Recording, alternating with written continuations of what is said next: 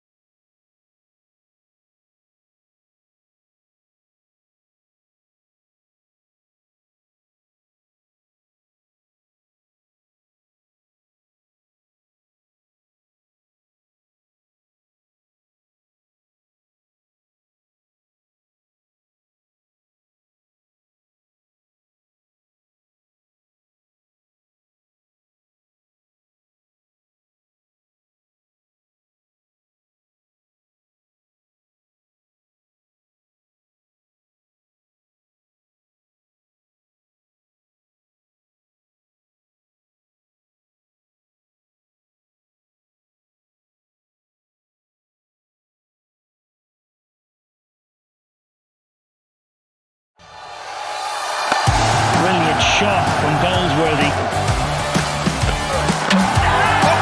Oh, what a comeback that is! Got him. And taken. They are very much in this, the Foxes. They are fighting hard.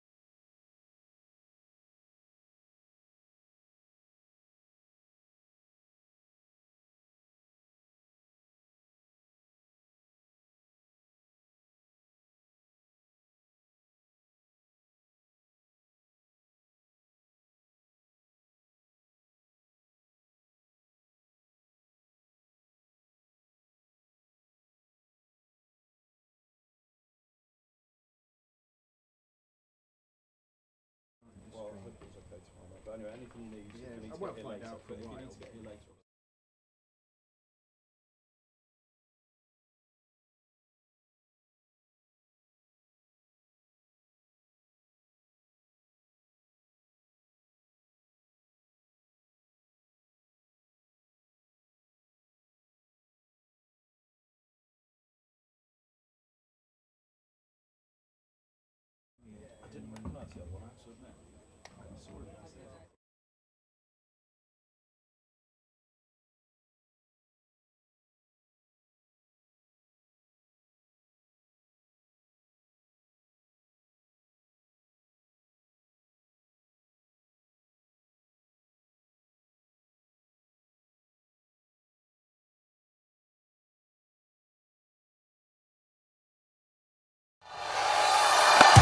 Brilliant shot from Goldsworthy. Oh, what a comeback that is! Got him. And taken. They are very much in this, the Foxes. They are fighting hard.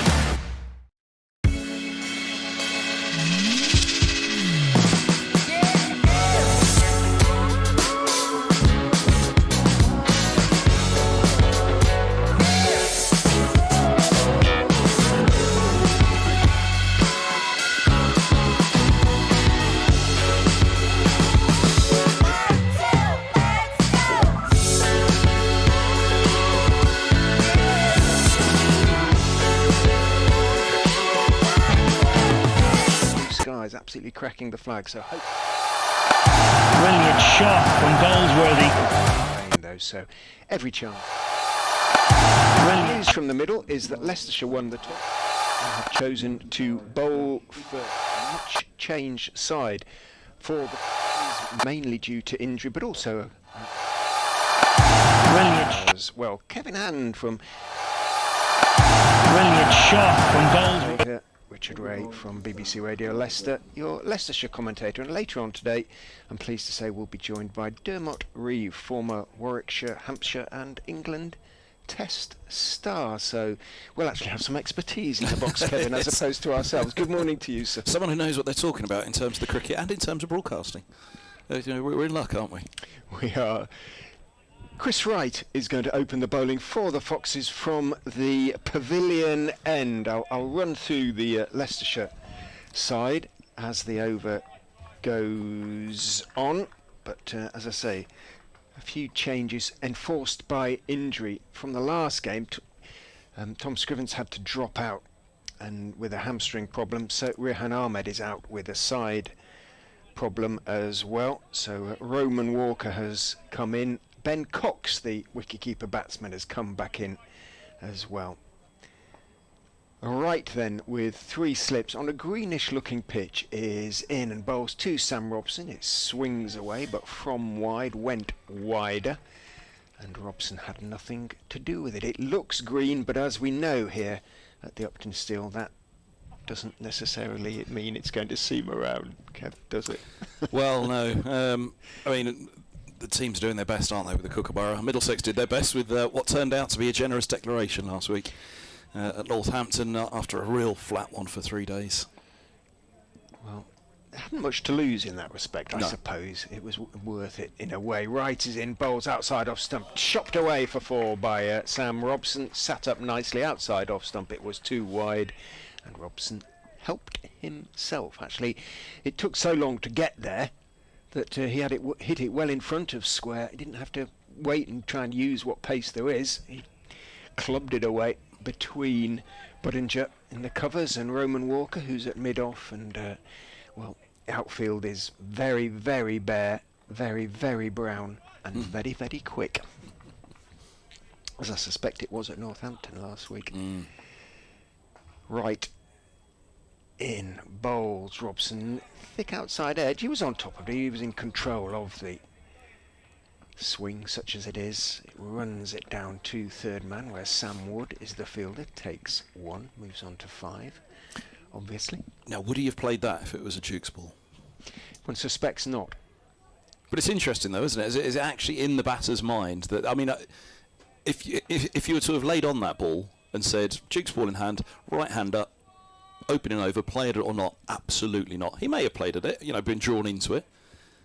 But he guided that, as you say, with so much time, which slightly ominous for the seamers and potentially the commentators as well.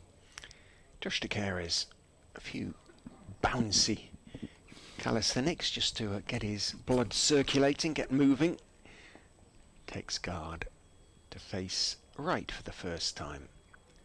Bowls, and that's a nice shape too, that one. Leant forward, thick outside part of the back, guided it behind square on the offside. Buttinger trots after it, his shirt rather loosely outside his trousers. A slightly scruffy look, quotes, unquote.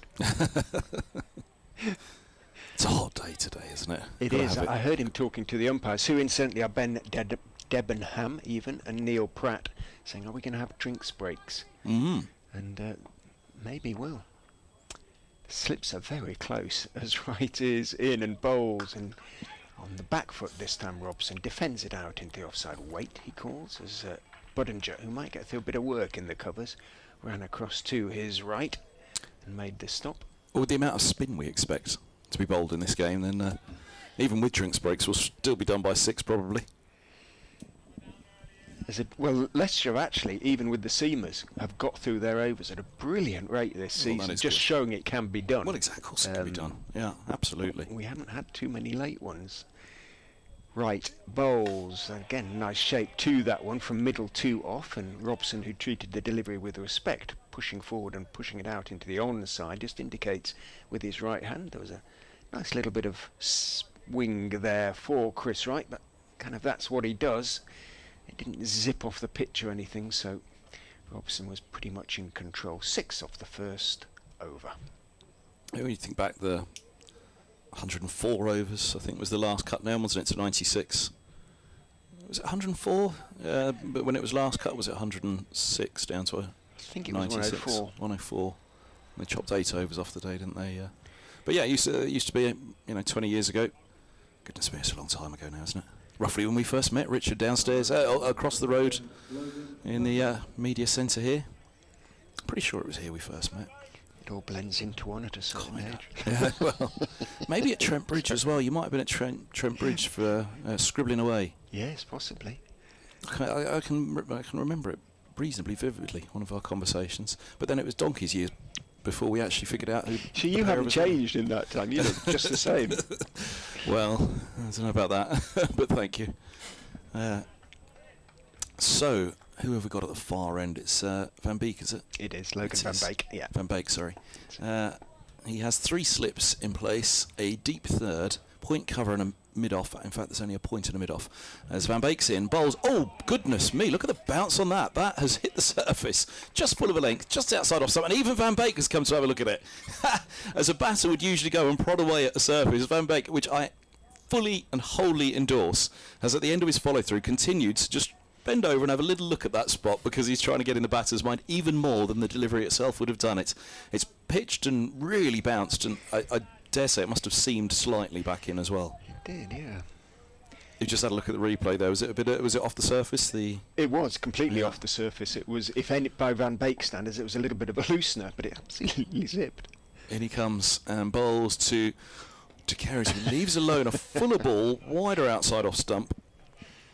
I think he was as much leaving that on length. He thrust across the front pad and spun in his crease, pirouetting even on that front foot, with his left shoulder coming around over the top of his right, just basically closing off any chance of that ball nipping back in and hitting the stumps, although he wasn't offering a shot, so if it had nipped back in, he'd been very exaggerated leave, wasn't it? It was.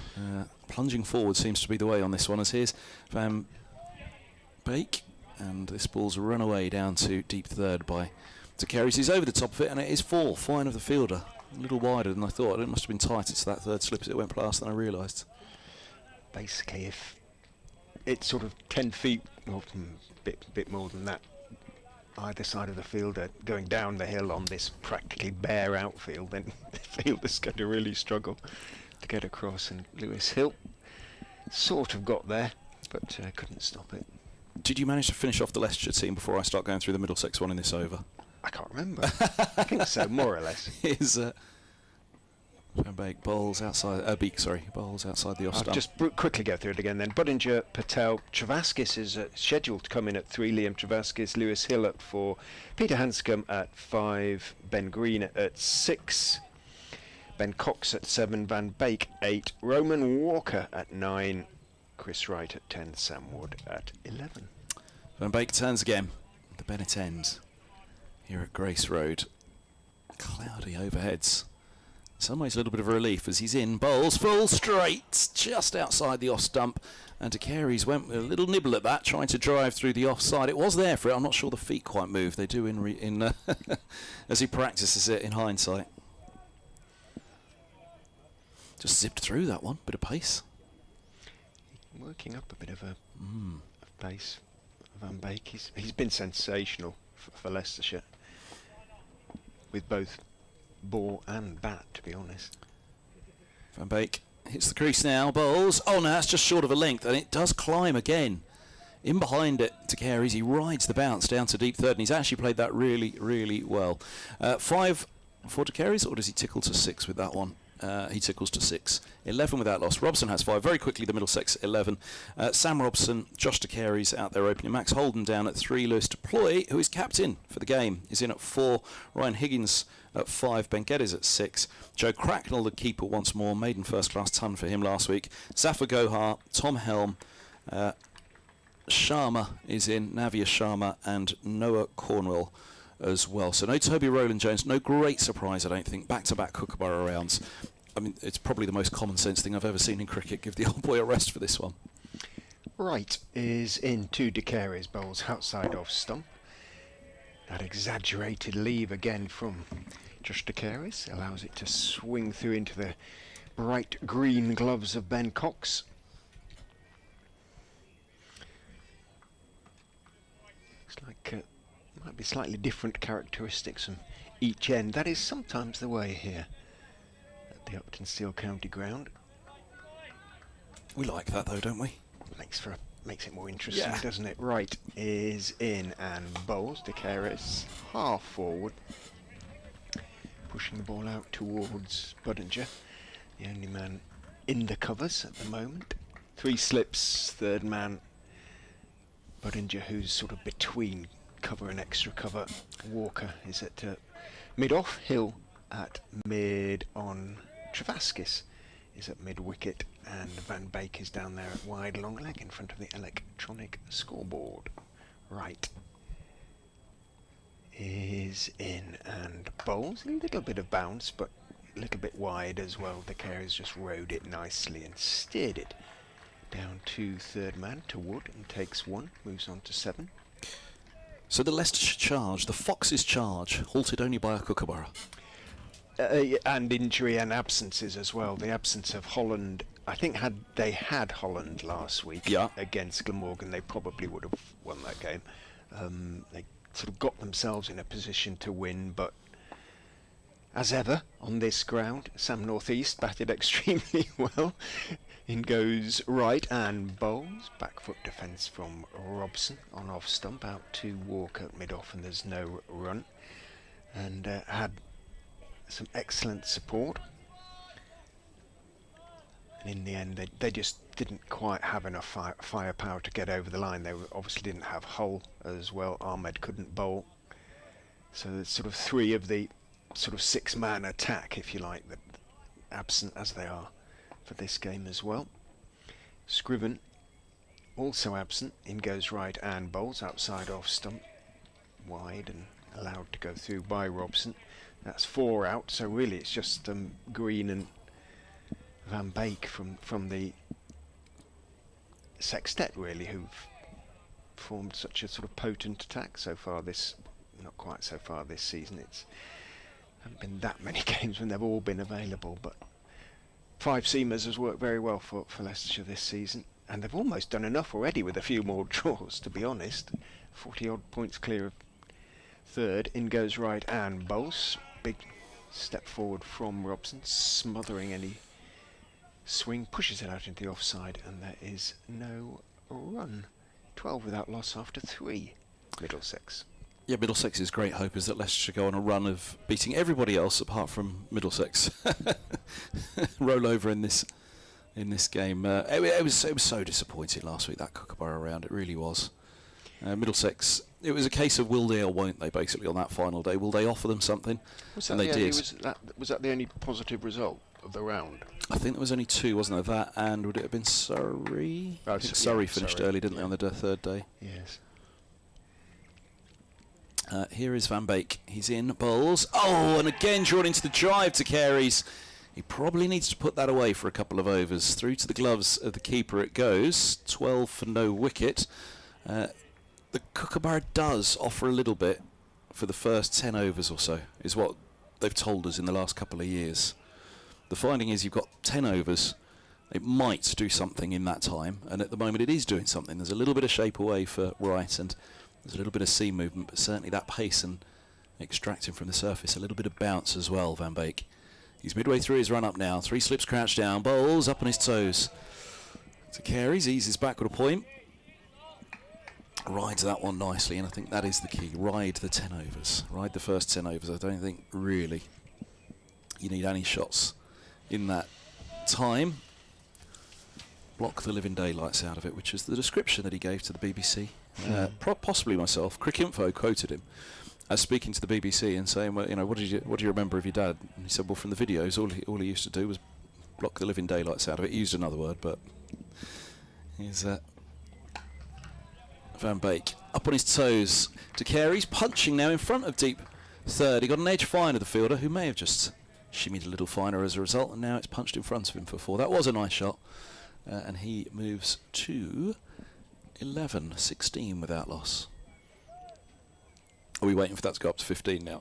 We're looking at it, seeing. Always worth glancing at the manual, which tends to be, a heartbeat ahead. Yeah. Strangely enough. Still 3 slips in place, and rightly so. Because certainly Van Beek has a little something going out there this morning. He's in now. Bowles full straight, and he beats the edge again with bounce. That was a full of a length ball, and it's lifted past the shoulder of the bat, I'd suggest, and Carey's just makes that little indication with his hand that the ball nipped away as well. 16 without loss it remains, but this is why Leicestershire have elected to bowl first. They just fancy this morning in these first 10 overs with the Kookaburra, but of course the first morning of any given game anywhere, fresher pitch. Is there just going to be something in it to try and get in amongst Middlesex? There's an indication there is.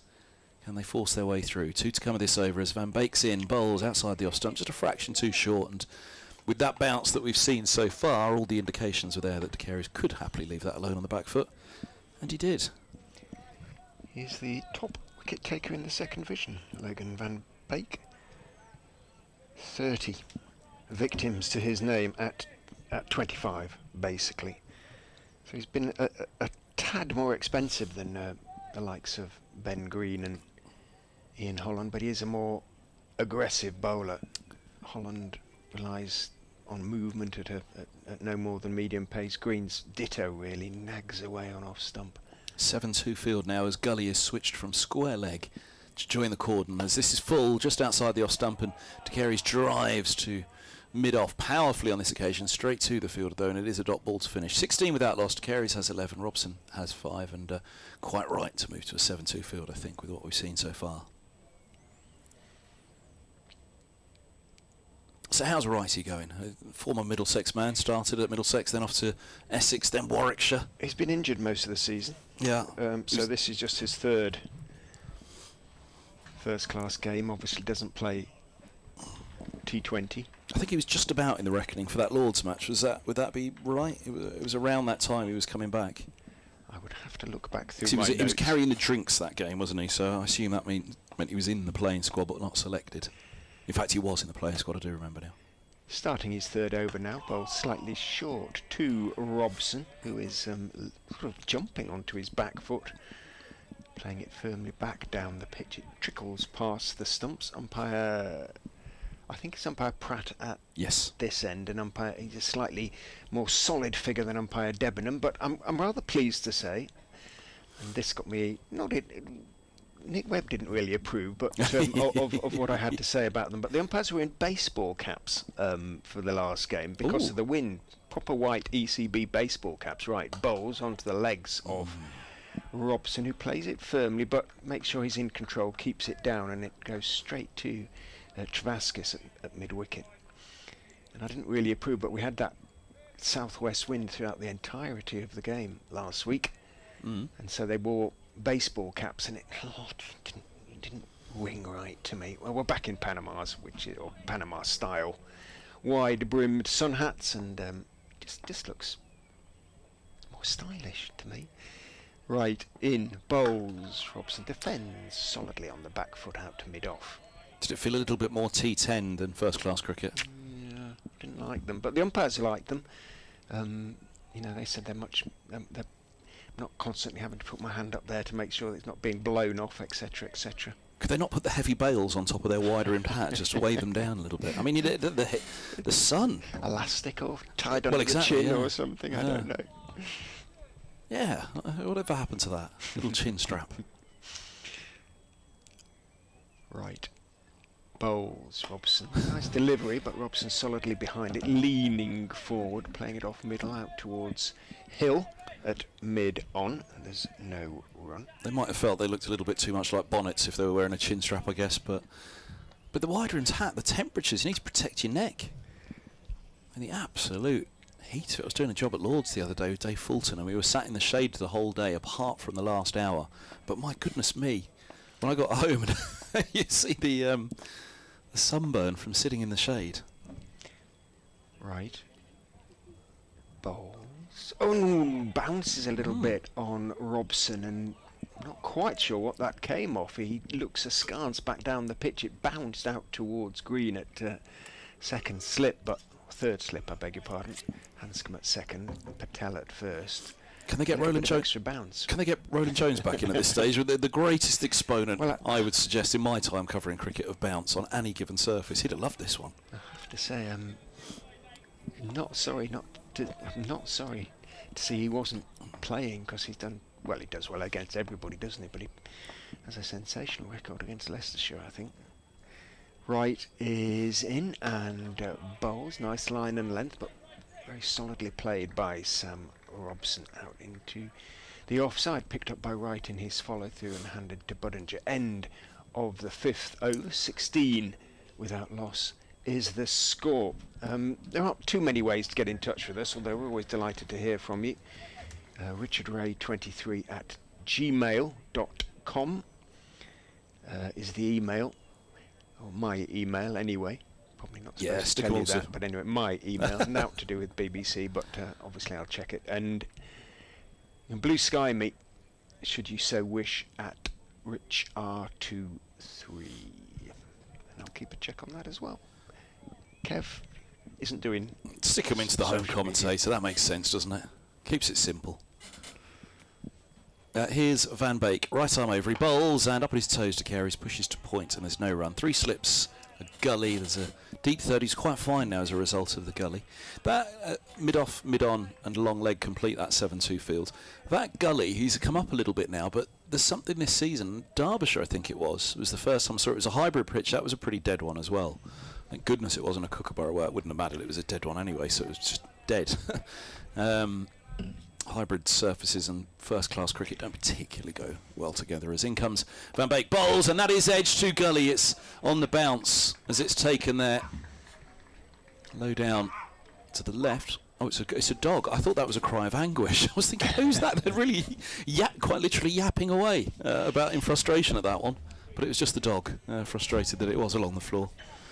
But stretching slightly for that, though, it felt to Carey's. And again, at this stage, I'd just say, dig in. He got his highest first-class score, 87, in the last round. It was the second innings of the match. As in comes Van Beek again, and on the back foot, that's eased to gully off the back foot now by De Carey's, and there's no run. Bounced quite high, didn't it? Taken well above his head by Travaskis. Well, there's pace out there, isn't there, it seems? Yeah. Travaskis, when Glamorgan were 30-odd for 3 in their second innings at around just before tea on day 3, dropped northeast in the second over after tea. Short ball again, and De tries to close the face into the onside. Again, there's a little bit of seam movement out there. There's an extra bit of bounce, and at the moment, it just feels like, you know, really, possibly, no, I don't want to say it actually, but really old school opening. Get in there and dig in for now. Forget about nudging a single or punching a. Well, you know it's going to get easier quite quickly. Yeah, exactly, yeah. With this ball. That's exactly it.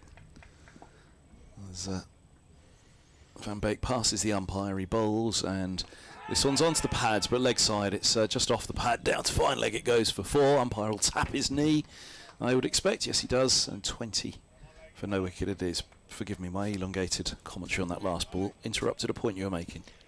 Can't quite remember. Sorry. So I've done you twice, I've interrupted it and then thrown it back to you, too late. Short-term memory.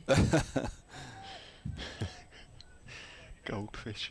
I'd started on something about the gully. Have you noticed? About Travaskis dropping northeast, and obviously that might have seen Leicestershire get across the line. Van Beek bowls just full of a length. Oh, now that hits a midship, and he's down on his haunches, down on one knee, and taking a thought. Hopefully, taking 2.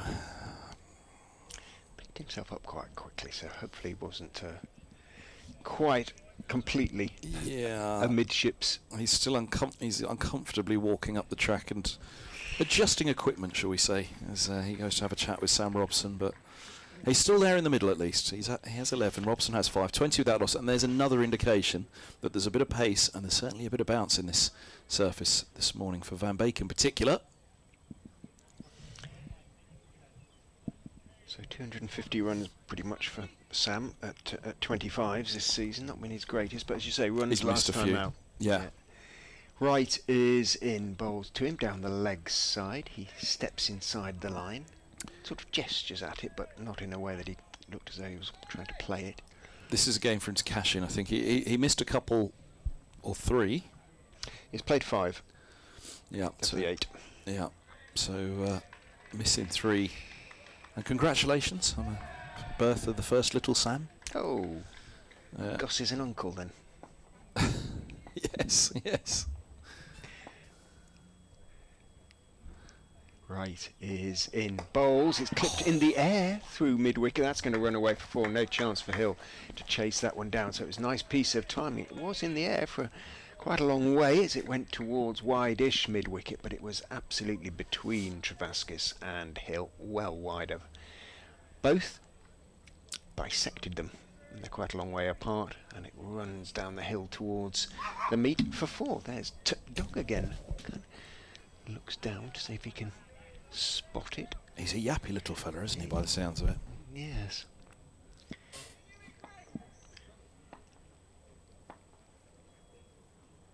Right. In. Bowls down the leg side. That was when he was looking perhaps to seam back in, but he got the direction all wrong. It went on down the leg side.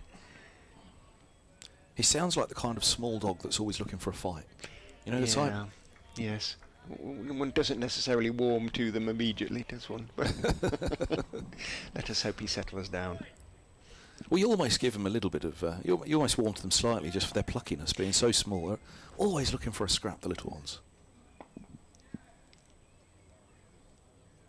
Right. Bowls a little bit short, and he probably feels he missed out a little bit there, Sam Robson. He rather stylishly stepped back and cut stroke drove it off the back foot out into the covers, but again he picked out the fielder, Budinger, and it didn't go that quickly to him, suggesting there isn't as much pace. It's often the way of it here. There isn't as much pace from the pavilion end. Obviously the bowler's going up the slope as opposed to down it. That makes a difference as well. But Van Beek obviously is the quicker of the 2 Leicestershire opening bowlers. He's had quite a sharp haircut, Chris Wright. Often flopping around, but it isn't at the moment. He bowls straight and squares up Robson a little bit there, and it's rather shovelled back down the pitch to him. He was looking initially, I think, to turn that into the leg side and had to adjust, and it got a little bit ugly, but he did manage to get enough bat on it to push it back down the pitch towards Wright. Funny to think, isn't it, that it happens every now and again, doesn't it? You watch a game like this where Chris Wright, by the time he left Middlesex, having had a reasonable start to his career, and looked a promising bowler. By the time he headed off to Essex, with a bit of disappointment, I'd say, for Middlesex. Sam Robson probably wasn't even in the academy. Well, it would have been academy, but Right bowls to him, a little bit squared up, and then immediately there's that gesture with the right hand. Managed to get plenty of bat on it again, keep it down, push it out towards point, and there was no run. So Wright's bowling some decent deliveries, and there's a little bit of shape to him, but not really threatening. Hanscom runs across to have a word already, took him off after 2 overs. Hanscom last time out, as I recall, and that may have been the word that 4 will do you for now, righty. None for 11 after 4. yeah, I say academy. He was never an academy graduate in that sense. I just meant in terms of age group. He's 5 years younger than Wright, so he might have just been on the staff. Might have made a few second 11 appearances as he came across from Australia and looked to make his name in England. Here's Van Beek to De Carey's, who is over the top of this one, pushing into the offside, and there's no run. Very much one of the Middlesex youth rank. Radlett Cricket Club making his way through. De Carey's back in the side. A change of coach, sadly. Richard Johnson done. So that Leicestershire game has Finished him off. yeah, championship wise. A couple of T20s where Middlesex were going nicely actually, as this ball's left alone outside the off stump by De Carey's. 24 without loss. Really went to Somerset and put it to the hosts at Taunton, who got over the line, but only with the help of 3 dropped dollies. There was 1 further drop and a missed stumping, as they chased the highest total that had been set by an opposition side at Taunton. So they really did drop the game, Middlesex, in that sense. And one night later, rain-affected game, they just about missed out the win as forward goes to Carey's, pushing back to Van Beek, and there's no run. They tied a 7-over chase at Hampshire. The reduced game. They needed something around 76 to win off the 7 overs.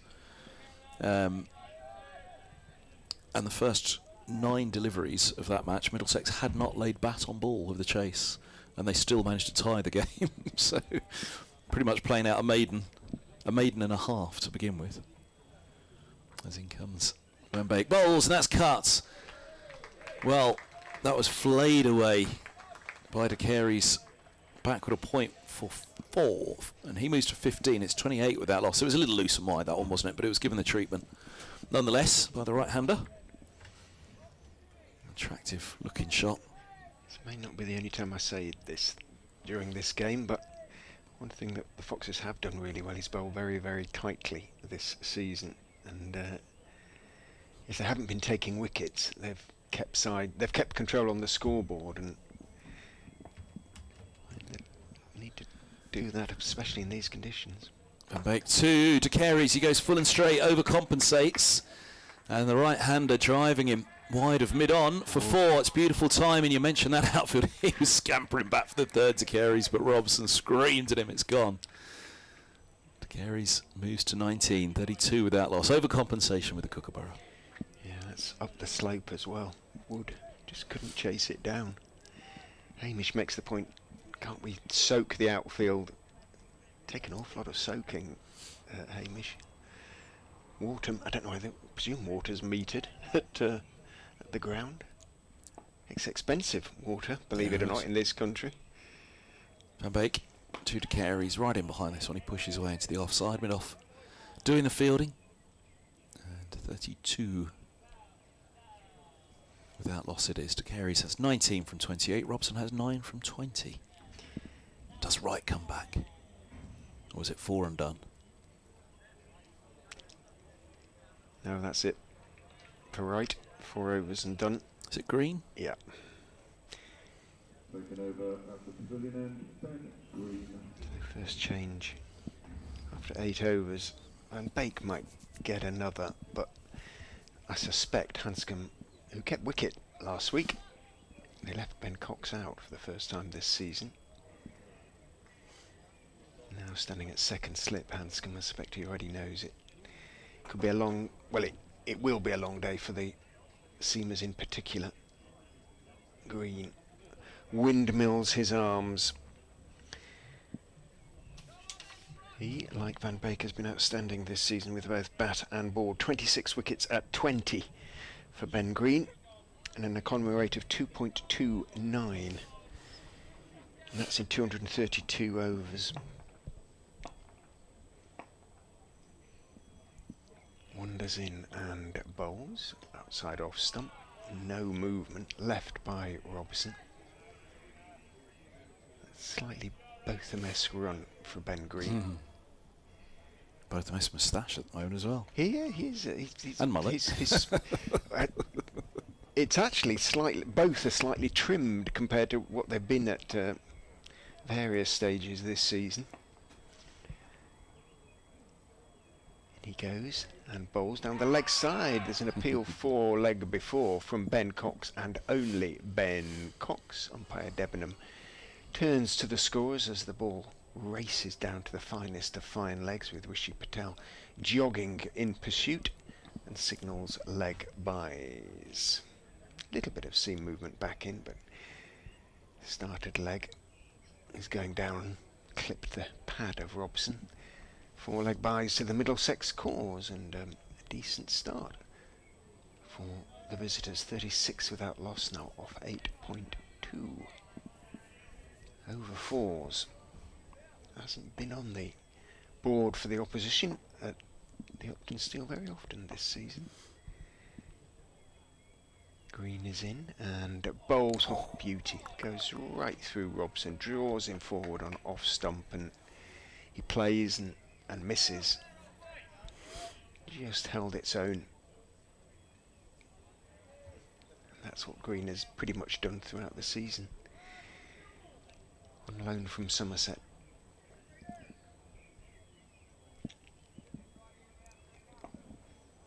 There's zero reaction from him whenever. It's a slight smile if he takes a wicket. In he goes and bowls. That's a shocker by his standard, down the leg side. A little bit short and down the leg side, and seams further. Robson on his back foot, of course, tried to help it on its way. Didn't get anything on it. That's the way to be, isn't it? Don't hit the highs and the lows. Just keep going at the same consistent level.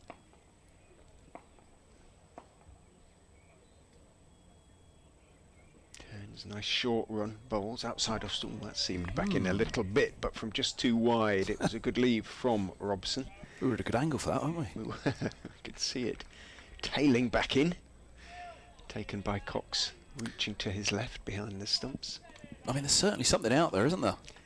Off the surface, it would seem. You would hope so, wouldn't you, on the first morning under cloud with a greenish-looking pitch and Kookaburra or not, it's a new one. There should still be some sort of seam for a while. Green and Harden, as Green is in, defended on the back foot by a cautious Robson, pushing it out into the offside. Budinger seizes on the ball in front of Walker, who runs behind him. And it's the end of Green's first over. It actually counts as a maiden, obviously, because the only runs were the 4 leg byes. How many maidens has Green and bowled this season? 61 now. So basically 1 in 4 of his overs have been maidens. Yeah, it's good. And that's what, you know, again, the theory with the Kookaburra is that, you know, to ask bowlers to be more consistent and prepare them better for test cricket. You've got to keep hitting the top of off stump relentlessly with the Kookaburra. But in this country, though, even doing that, your chances of taking a wicket are so limited. The ball just doesn't. Oh, it doesn't reverse is the key, isn't it? The reverse swing overseas of the Kookaburra is what helps in terms of seam bowlers. As in comes Van Beek, bowls, looking for top of off stump again, right in behind it. De Carey's easiest to the offside. No run, fielded at point. But yeah, it's a... this chair might be the death of me, you know. Have you tested it? I might have to change this one. It may be missing a screw or two. So what about the chair? There's a sort of higher chair behind you. I think if you stay balanced to your left, solid you're okay. unit. It's almost like a Pilates session. As you go to your right, you're really tested. Here's Full ball onto the pads now. He hasn't particularly got forward, but the umpire says not out. Height and potentially leg side, because neither did he get far forward. No, I didn't think from the angle we're at did he get a long way across either. My reaction initially was height. Must have just clipped the back hit, must it? It was the back pad. It wasn't Yeah. a bad shout, that. I thought it was the front, to be honest. With we're back to his back to us. We're at long leg, but yeah, a little bit of bounce. It hit the back one. As here's a length ball just short of, and it's punched off the back foot. Now he's riding this bounce well, although there's a bit of pace, a bit of bounce, and a little bit of seam movement out there. So every time a shot's engaged this early in the innings, you wait with bated breath for the ball to fly in the air. But along the floor once more to Gully. It's actually quite attractive the way he's playing this pace at the moment to Carey's, but he must be careful, not get carried away with it. He's had one or two little swishes outside off. As Van Beek's in again, bowls, and this is leg side, and look at that climb through to the nose of Cox. Takes it quite sharply in front of his face on the move down the leg side. Might really climb past the hip of De Carey's. He's replaying a little glance into the leg side, but yeah, the bounce did for him on that one. It's good to see. It's quite enjoyable, this bounce actually, and pace from the Bennett end. Sharma for Middlesex, and Helm will be the sharpest, I think, as up on his toes again. De Carey's riding the bounce this time, dropping a single into the onside, and that there, not really closing the face, just getting over the top of the bounce as it deflects away into the onside. Through they scamper for the single, 7-2 field, and there was one earlier, wasn't there, where he was closing the face to the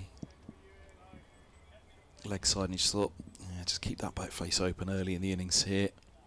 Plays it nicely on this occasion. 37 without loss. Robson 9 from 26. He's been a sideshow out there this morning, Sam Robson, hasn't he, to De Carey's 20 from 33. .37 without loss. Last ball of Van Beek's fifth over, done for 18, one maiden. Hits the crease now, bowls, full straight, and Robson on the front foot defends up to mid-on. There was an ooh and an ah as they were wondering, would they just beat the inside edge on that one. Robson give an inside chunk of the bat as it deflects to the onside. 37 without loss it is. That's the end of the 10th over, and from what they report back to us, the Seamers, that's pretty much the end of the Kookaburra. Yes. They say give us 10 overs with it, and then after that we're done. De Carey's towels himself down. It is sticky out there. Conditions that you would hope would lend themselves to swinging the ball, but don't seem to in the way that they used to. Although Green managed to get a little bit of movement in his first over for sure, and will continue from the pavilion end. Just the two slips, Rishi Patel and Peter Hanscom. Otherwise, a single saving field plus third man and long leg. Green waits. Sorry. If you were to snip a picture of this right now, come back to that after this ball. There's Green with that very short run is in. De Carey's slightly hesitant, nibbles it out to point. Off stump, no run. If you were to just take a snapshot now and send it to somebody, and it was April 5th, and we had these overheads, quite a green surface down below, and it was a Duke's ball in hand, you'd be saying, yeah, that's an 85 all-out job if ever I've seen one. But it is late June, and it is a Kookaburra in hand.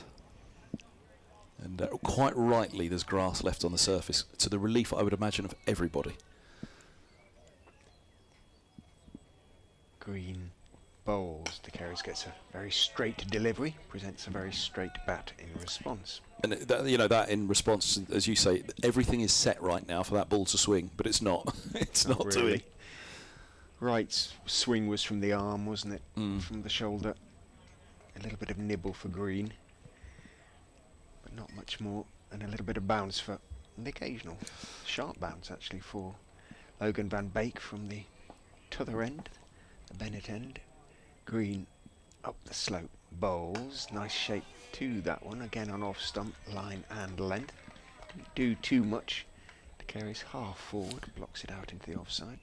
Stuart Law, when he was Middlesex coach, he always talks about how you get a bowler into their third spell, and then that's when you score runs against them. And I think at international level, you know, Kookaburra overseas, into their third spell, they're tired. At county level with Dukes, into their third spell, they're bowling with a very old Dukes ball, and it's finally stopped doing something. It'll do something for their first and second spells. Green is in again, very straight, pushed back past the stumps by De Caires. Again, a touch squared up. Doesn't want to miss these. They're all absolutely on the money from Ben Green. The difference with the Kookaburra at this level, and this is kind of the perfect example I feel looking at it here, is once they're through their first spells, the seamers, you can start to think about scoring runs. Van Beek in particular, just thinking this is a really crucial spell. How much longer he goes on for at the Bennett end. Green is in, outside off stump. De Caires not to be tempted. Does that full swivel, pulls the bat out of the way, ends up looking at the keeper and the slips. We've had 42 minutes of some pretty exciting Kookaburra bowling, as far as Kookaburra bowling goes. So they've done well. These things are relative, aren't they? Yes, yeah, but the number of chances in those 42 minutes, or moments that have made us sit up, 2, 3, yeah. Despite the conditions, despite the seeming to be a little bit in it out there. Green is in, bowls just short enough for De Caires to play him off the back foot, out into the offside, and again Green absolutely on the money. 2 overs, 2 maidens, keeping the batsman honest, as they say. Exactly that, and Robson's 9 from 27 probably tells the better story than De Caires' 20 from 39. There are a couple of edges from De Caires, aren't there, and there's just been a couple of looser moments from the younger of the opening pair, which is understandable. He's learning his game out there, and that's the point of giving youngsters the chance, isn't it? Get them out in the middle. There's only one place you'll learn, and it's out there in the middle at first 11 level, really.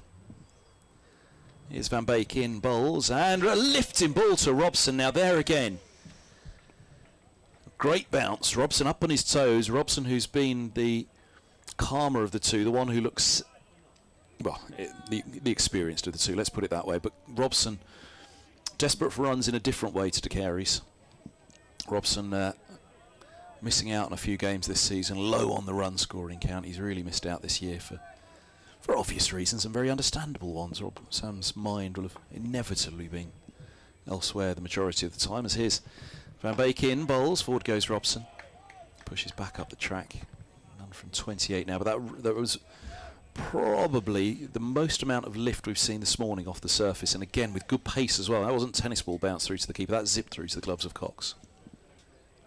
So encouraging signs for the seamers. It's just a matter of how long can they rely on the Kookaburra to aid that bounce, offer any seam movement, of which we have seen some. 3 slips. They've gone back to a 6-3 field for Robson. He'd had a long look at De Caires, hadn't he, Van Beek. Right the first time. He's in now, bowls, and this is turned in front of the mid-wicket fielder for a couple by Robson. Mid-on goes around with a slide, a slip and a slide indeed to collect. Oh, a little group of school children were much impressed by that. School children, do you think? I reckon they're his mates. Sunday. I reckon Not they're his on a mates. Sunday. They've got to be his mates, haven't they? They Who is it at mid-on, sorry? It's Sam Wood, young Sam Wood. It's got to be 20-year-old Leicester boy. Yeah, that's his mates, isn't it? That's the closest position to where he's fielding mid-on. He's gone and fielded the ball, and he's just got a rapturous applause.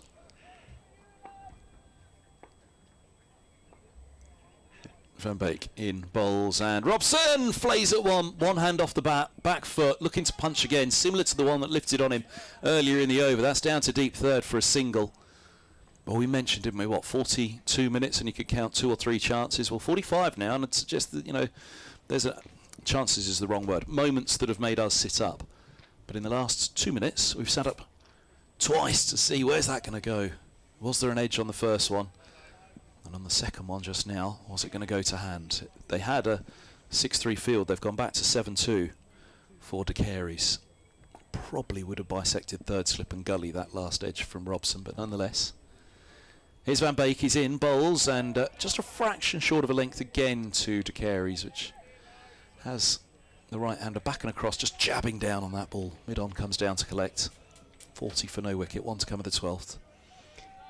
Do you think there's any chance of them reassessing in mid-season and saying, actually, we won't use it for those 2 other games.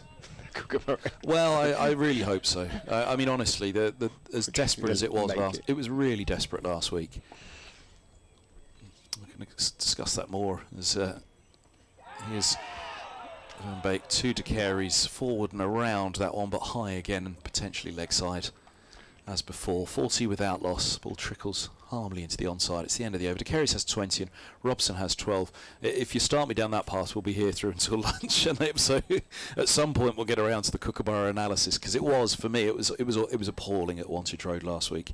The Kookaburra, it really was, and it's doing no good for the game whatsoever. So yes, in answer to your question, whether they could, whether they should, just yes. This experiment needs to stop. And I think everybody's saying it, but we're probably not, other than the commentators, saying it loudly enough. I think the players and coaches, who are also echoing our thoughts, and they're the ones that are having to operate with it, they probably need to shout it a little bit louder themselves, because it is becoming a bit of a nonsense. Green yet to concede a run in from the pavilion end. Bowls very straight and playing slightly across the line. Sam Robson there, that foolish delivery, clips it firmly enough, but only as far as mid-on, where Chris Wright is currently fielding. And goodness knows our beloved county game needs all the favours it can get and fewer problems put in its way. And it does feel like the Kookaburra's been a bit of a snore fest. I've not seen a good Kookaburra game. This is as close to an exciting Kookaburra game as I've seen so far. Green bowls. Oh, squares up Robson. He has now conceded a run. It came off a thickish outside edge, runs along the ground all the way through gully, down to Wood, who, as you correctly surmised, gets a huge cheer from the little 8, 9 spectators who are right behind Sam on the third man boundary, a long, long way from the action. You could imagine it being like an episode of The In-Betweeners down there, couldn't you, right now? Don't distract him, what might come in the air. Green is in, bowls on off stump. De Carey's forward, blocking it out into the offside. No run. I mean, I think probably the simplest thing as well, again, without going too deep into Kookaburra too early in this game, because we'll have a fair 4 days. Of we'll have a lot of time to talk about it. But when you see just how much grass is left on that surface out there, that's a good indication of everybody knows what's going to happen. So we're going to have to try and make some sort of adjustment. Now that can't help what they're trying to achieve by putting that much grass on the surface. Green bowls played off middle and leg really towards mid-wicket by Josh De Carey's, and it's wide enough of Travaskis, who slides back, slightly risky sliding on one side at the moment, the thigh area, but it seems to be okay. You're not going to get any grass on your whites at the moment, but you might get a friction burn or two. De Carey's picks up 1, moves on to 21.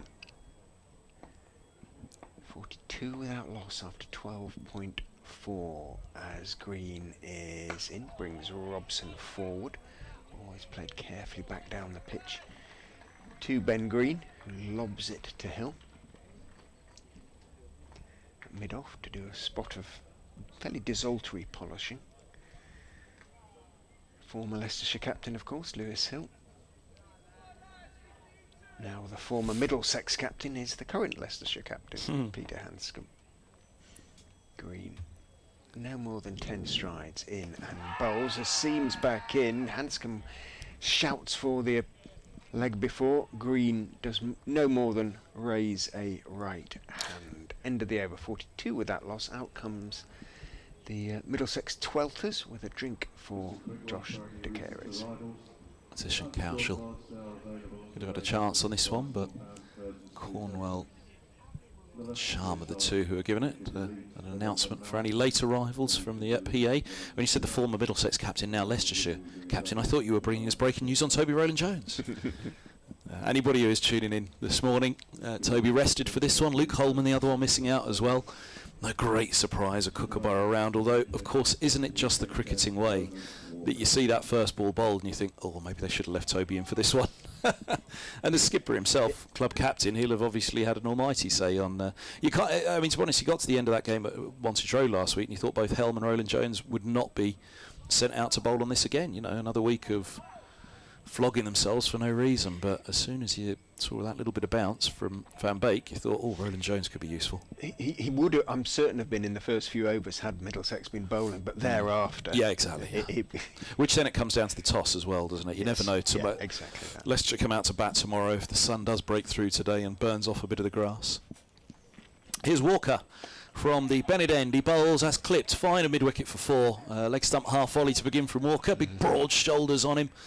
Rifled that on and in towards the stumps, but a little too straight. And De Carey's happily clipping through the onside. And he moves to 25 from 44. Middlesex are 46 without loss. We're into the 14th over. Fair few have come into the ground now, quite a few below us. Maybe 60, 70 in the green seats in front of the Turner Indoor Centre at the Bennett end and the Uptonsteel stand. Do you know, of all the things that I get wound well up about in county cricket and the things that they change and the things they do, as here's Walker in, bowls and carries his forward, just offering a drive to mid-off. There's no run.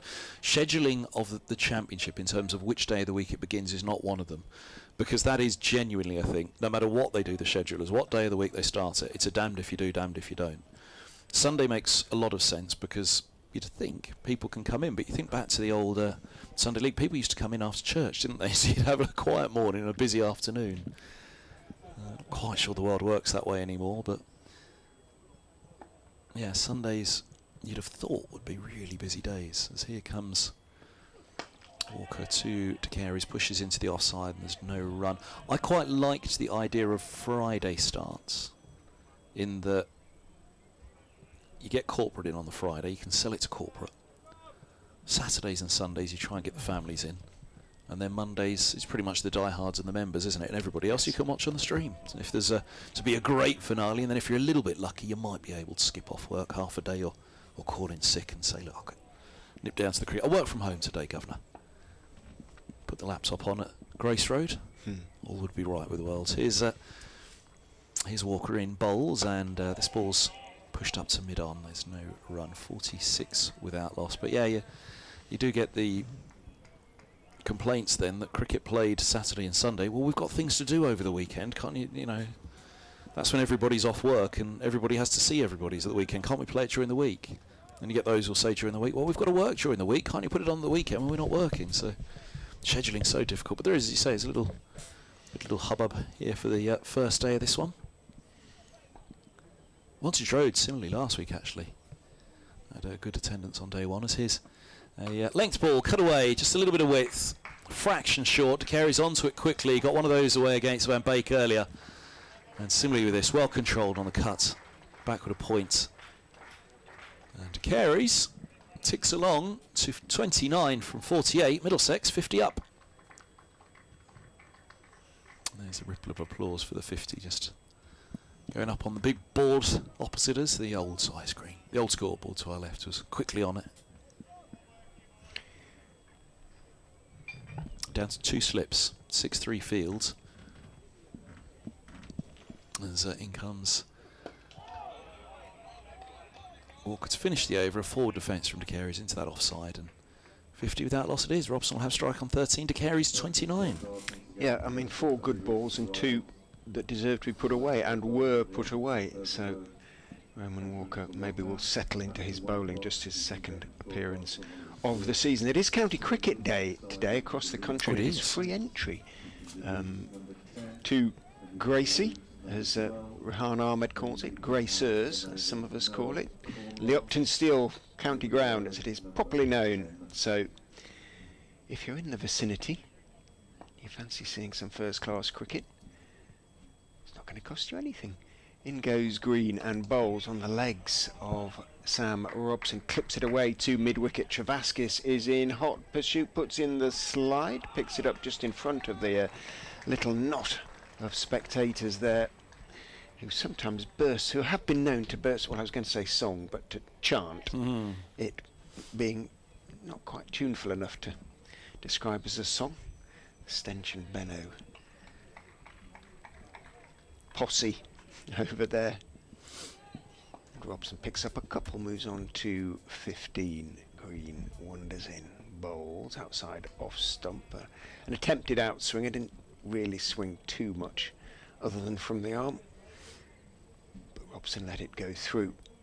If they can get in these two, and they're pretty much close to doing that now. De Care is 29 off 49, Robson 15 off 36. They know this is an opportunity to do their averages no harm.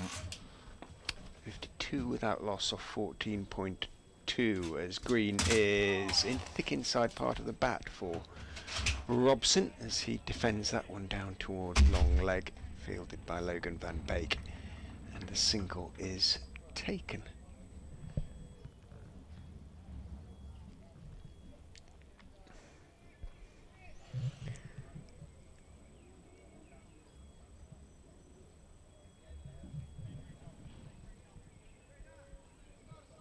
Coming up to the top of the hour, consensus on the stream, comments on the stream seem to be as Green is in, outside off stump and left by De Care as swings away, went wider from wide, so to speak. That you should have a look and usually bat first, and I suppose after an hour you have a reasonable idea, especially with this Kookaburra, and it's beginning to look at as though it was a bat first pitch, but you could just about understand what Leicestershire were hoping. Might get a little bit of movement, and as I say, although Glamorgan 300 for 5, 305 for 5 at the end of day one after being put in by Leicestershire last week, Leicestershire did have a big first innings lead come the tea time at day 3. In goes Green and bowls forward, half forward. De Care is thick outside part of the bat. Out to point goes the ball. So Leicestershire supporters won't be despairing after the first hour. Middlesex supporters will be comforted. 53 without loss. Little group of spectators around Logan van Beek down there at long leg as well. As in goes Green and bowls very straight. Nope, says De Care as he blocks that down the pitch on the front foot towards right at mid-on. End of the 15th over, 53 without loss. Green 4 overs for 5 runs, so Leicestershire have just dragged back the run rate, which was well over 4s, is now 3.5s. Other than that, not too much positive to be taken from the first hour as far as the home side are concerned. Kev's just had to pop out. So I will... Oh, he's popping back now, so he might just get back in time for the this over, delivered by Walker from the Bennett end. And he's in now. Bowls full of a length. That's driven away by Robson for 4. Lovely shot. Glorious shot, that one from Robson. It was over-pitched, it was a little bit wide, but just leaning into it and an effortless drive just wide of the mid-off fielder. He's on to 20, 57 without loss. Yeah, sorry, Richard. I won't give you too many details, but let's say you saw how much coffee I had this morning. Okay. Lunch wasn't looming quickly enough, for many reasons.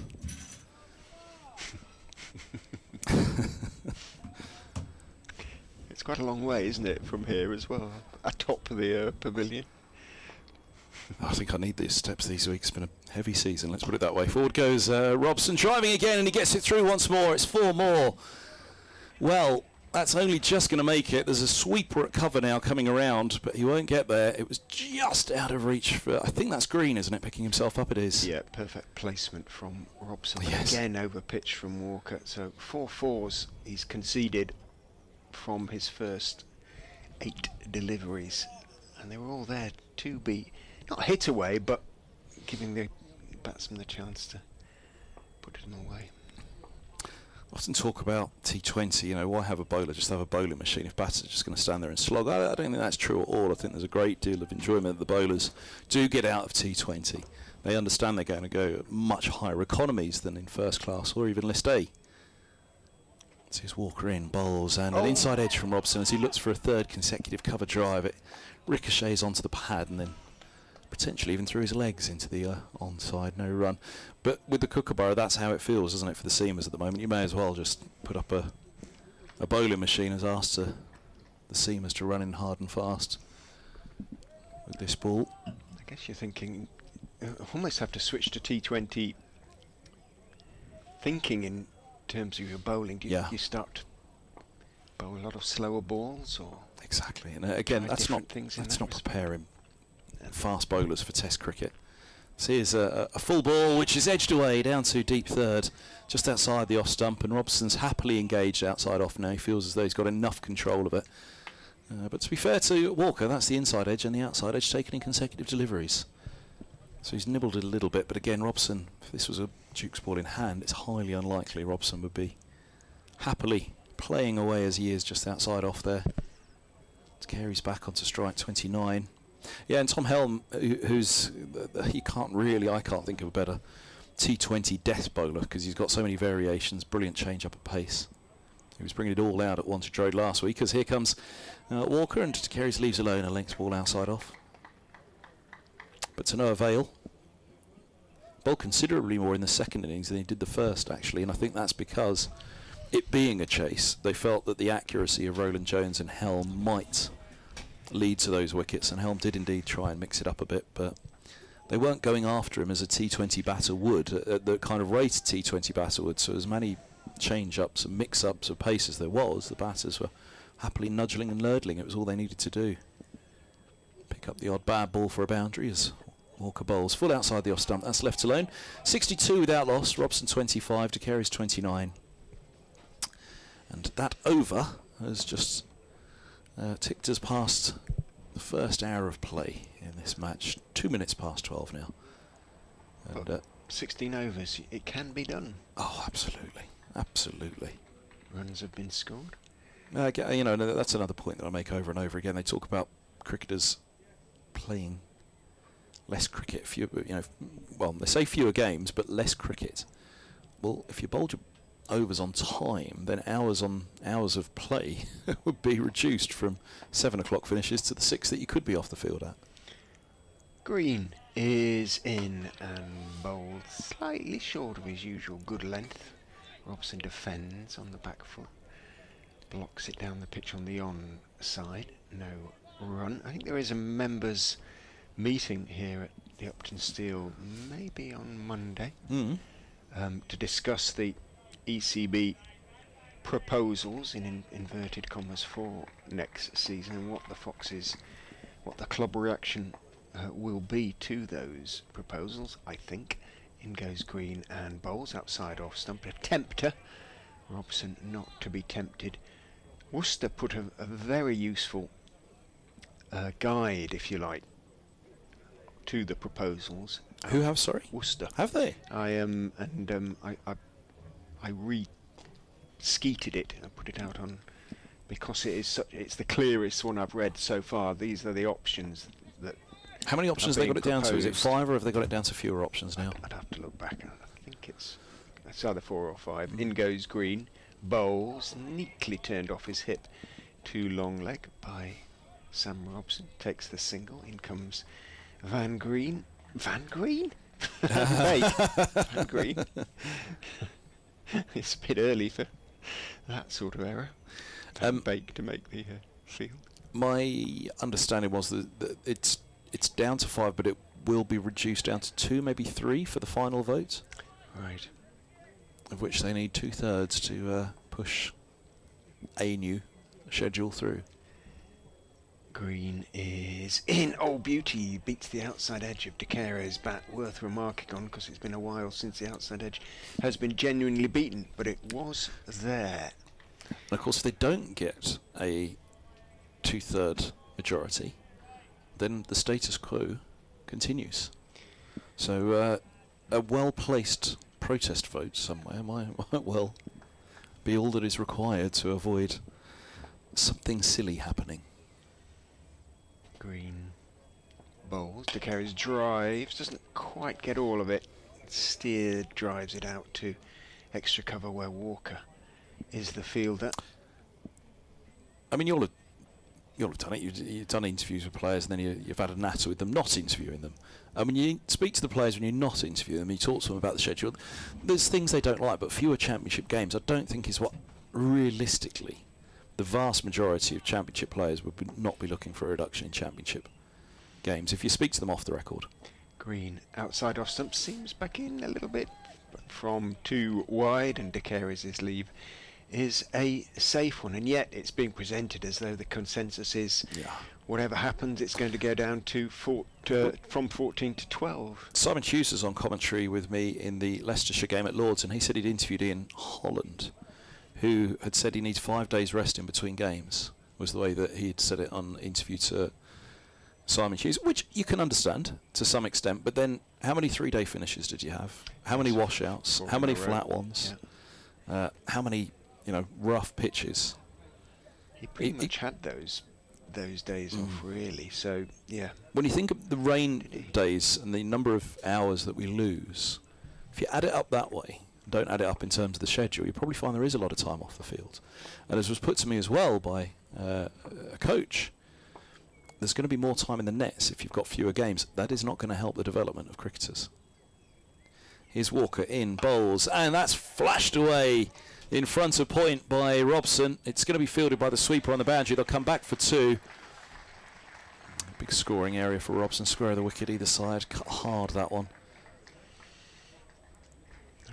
Nice work by Van Beek out there. Yeah. One-handed pick up and throw landed right next to the stumps. He's not quite grazing on the ropes at the moment, sweeping up at the cover boundary. He could be quite busy out there, Van Beek, after a long spell. There's not much grass to graze on, is there? Well, anymore, I'm afraid. I don't think they're doing any. He's not going to get much rest out there, though, is he? He's going to be back and forth on that rope, and he has been a couple of times already. As Walker's in, bowls, and Robson, full and straight, plays into the onside, thick inside part of the bat on that one. He is super fit, Van Beek. He runs like a real athlete. Well, he could be cooked by the time the day's out. Yeah, and they'll need it. They need him. He's been very key in the T20s, and I think, Hull is really not far away, and I suspect could possibly have played in this, but they really do want him for the second half of the T20s. Walker bowls, and forward goes Robson. There's no run. And there you go again. You're not going to risk a bowler in a Kookaburra round, are you? Exactly. What do you really want Hull on the field right now? Leicestershire weigh it up. Well, Kookaburra rounds, that probably is the deciding factor. If there's any thought whatsoever of bringing him in, it's a Kookaburra. Let's not pick Hull. Brilliant. Well done. Development of English cricket. We've got to cancel this, basically, haven't we? We do have to move on from this pretty quickly now. Robson awaits as Walker, midway through his 3rd over, he bowls, and forward goes Robson, pushing up to mid-off, no run. Yeah, Mr. Key is not noted for his readiness to change his mind. Well, I have a lot of time for Rob Key, and people are allowed to get things wrong. I really think he's got one wrong on the Kookaburra. I really think he has, and it does seem to be the consensus, doesn't it? That this one's wrong. I think Rob Key's probably one of the best things that's happened to English cricket in terms of commentary. He was brilliant when he went into the commentary box. He was an absolute revelation. And now gone into the admin side of the game, but yeah, this one's not quite working. Here's Walker in bowls. He's chopped away down to deep 3rd for a single by Robson, a little late cut. And he moves to 29.66 for no wicket. It'd be interesting to hear what Dermot has to say about the amount of cricket played, because it's a lot less already than he'll have played. Yeah. When basically they didn't stop, really. Well, again, it was put to me recently that bowlers kind of celebrate if they reach 300 overs a season, 300 overs a year now, whereas bowlers were regularly bowling 550 as his. A length ball outside of the off stump, 66 without loss. And how many stress fractures at the back were there back then? Seems to be an awful lot now, where bowlers are spending a lot more time in the gym, a lot less time on the field of play. Ben Green came into this game having bowled 232 overs. That's the most by any of the Leicestershire players. Van Beek 227. Holland, despite missing the Glamorgan game, had been the most. He was on 227 and Scriven 180, so those 4 have bowled the majority. The vast majority of the Leicestershire overs so far this season. Green has added 5 to his score, runs in and bowls, brings as Robson forward defends to mid-off. There's no run.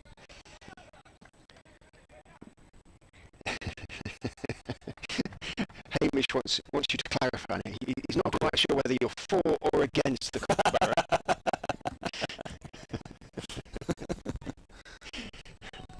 I haven't even started yet, to be honest. Just wait until I tell you about the game at Wantage Road. Green is in and bowls, and nice delivery. Robson indicates with his right hand might have just stayed a touch low. Not sure it did. Hopefully not yet. And he managed to get something behind it and rather shuffle it out into the offside. To be fair, for the purposes of balance on the BBC, I understand there have been some good Kookaburra matches, but Middlesex have not been involved in one of them.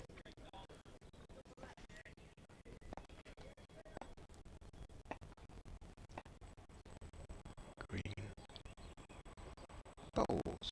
Ooh, thick inside edge. That seemed back in a little bit as Robson came forward, managed to cover it. Thick inside edge and pad, saw the ball rather loop out into the onside. I have to say that I thought that Gloucestershire had donated the game to Derby on day 4 at Bristol, but especially when they were 180 for none. But in the end, it turned out to have been a very decent declaration that almost brought off an extraordinary result. Forward to that one is Robson. The tumbling Budinger rolls to his right in making the stop. Doesn't pick up the ball cleanly, but does enough to keep Robson and De Keres at their respective ends. Well, in a way, it's a return to three-day cricket, isn't it? You know, there's not enough time for a result, or there wasn't enough time for a normal result in three-day cricket, so you'd have to conjure up Make one. something happen. But the consensus, I think, is that's not really the way that we want to play cricket, and nobody else does that around the world. Indeed. Green bowls, Robson forward defending. And I suppose, from Leicester's point of view, that there would be some Leicester supporters who will argue that it's up to Middlesex if they want to make the running. If the game, if this is, as whoever wrote the preview on the Middlesex website suggested, a must-win for them in terms of promotion prospects, then okay, as Green is in and Bolt seems back in. Nicely played by Robson, just came down on it late, squeezed it out to mid-wicket, and the single is taken. Travasky's having had to move to his right to make the stop. Green can't quite believe it. He managed to get it out there. He looks disbelieving back down the pitch, takes his cap from the umpire, having bowled 6 overs and able to boast still the figures of none for 7. A punchy preview on the Middlesex website. Well, I might have to have a read of that at lunch. Just said it was a must-win for them. It isn't necessarily a must-win for Leicester. It's a must-not-lose, given that it's 8 points for a draw, and if they can pick up 6, 7, 8 points, then 16 points is not a horrendous return for the Foxes in a Kookaburra round. Yeah. I mean, it felt to me last week as though when Middlesex to lose that one and not get the 8 points, as you say, that could really have spelt the end of a promotion charge. But who knows, if they could do something here, then just maybe. Is this a change into a right? It is. None for 11 from 4 at the pavilion end. He's back on from the Bennett. He has one maiden under his belt. He's right arm over and bowls to Robson, who late cuts, but bounce there for... Right, this is a good move, I think, actually, by Haskin. We saw him toil away down below us without much reward, whereas there's just a little bit more happening for Van Beek. So, well, have 4 overs at that end then. Right, you can see if you can get a little bit of reward from it. We're into the 20th over of this innings. Again, the Kookaburra round, we gauge all of this by the Kookaburra, don't we? The Kookaburra is 20 overs old now. Just a little bit more precise, isn't it? The notes as here's righty bowls up on his toes, and this is punched away in front of point for a single. De Keres moves to 30, 69 with that loss. Of course, he can have 30 odd overs of a Duke's ball doing nothing, and all of a sudden, 30 overs on the board, the ball just starts to come to life. The lacquer's come off, still nothing's happened. You get to 30 overs though on one side, it's not so much just the lacquer's come off, but it starts to get a little bit rougher on one side, isn't it? it's tough for the marketers, isn't it? There's, you know, it's a county cricket day, free entry, Yeah, etc., come on, watch etc. this.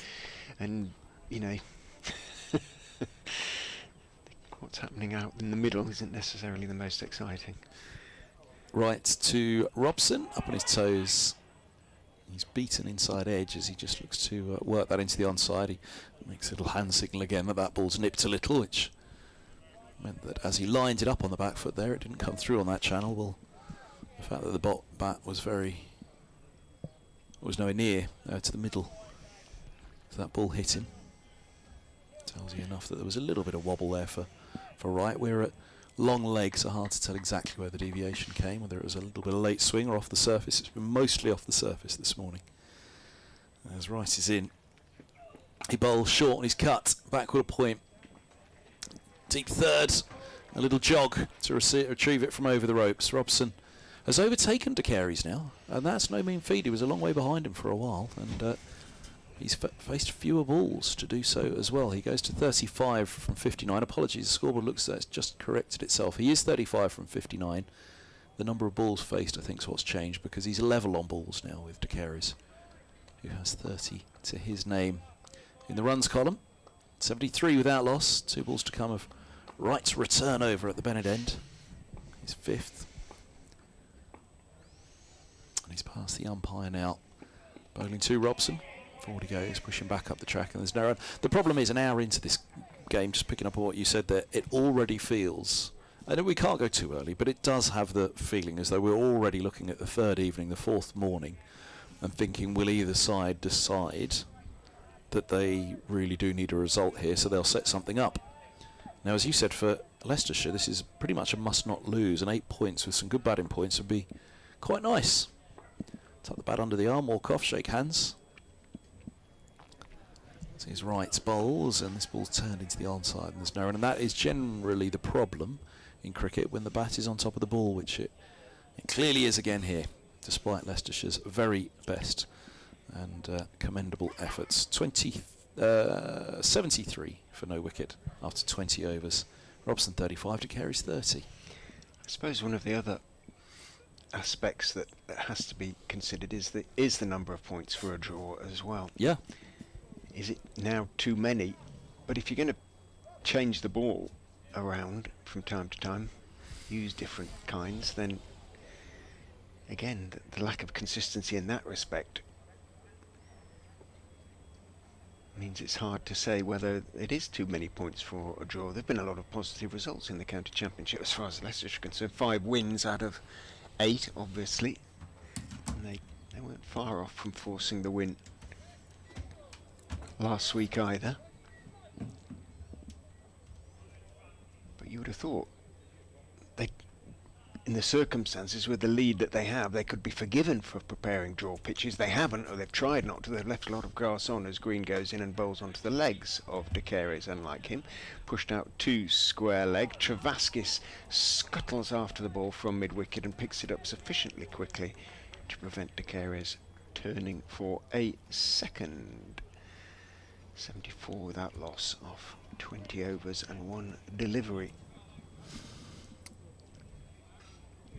Yeah, I mean that is certainly a factor that I've heard discussed early this season, away from even the Kookaburra, that with 8 points for the draw, there is a theory, well, set up for 5 batting points, 8 for the draw, and even if you only get a couple with the ball, but you'll probably get 3, then that's a pretty good return from the game. Green's posted a leg slip now as he bowls to Sam Robson. The ball is then bowled on off stump. Robson is forward, slightly angled bat, pushing it wide of point. There isn't a point now.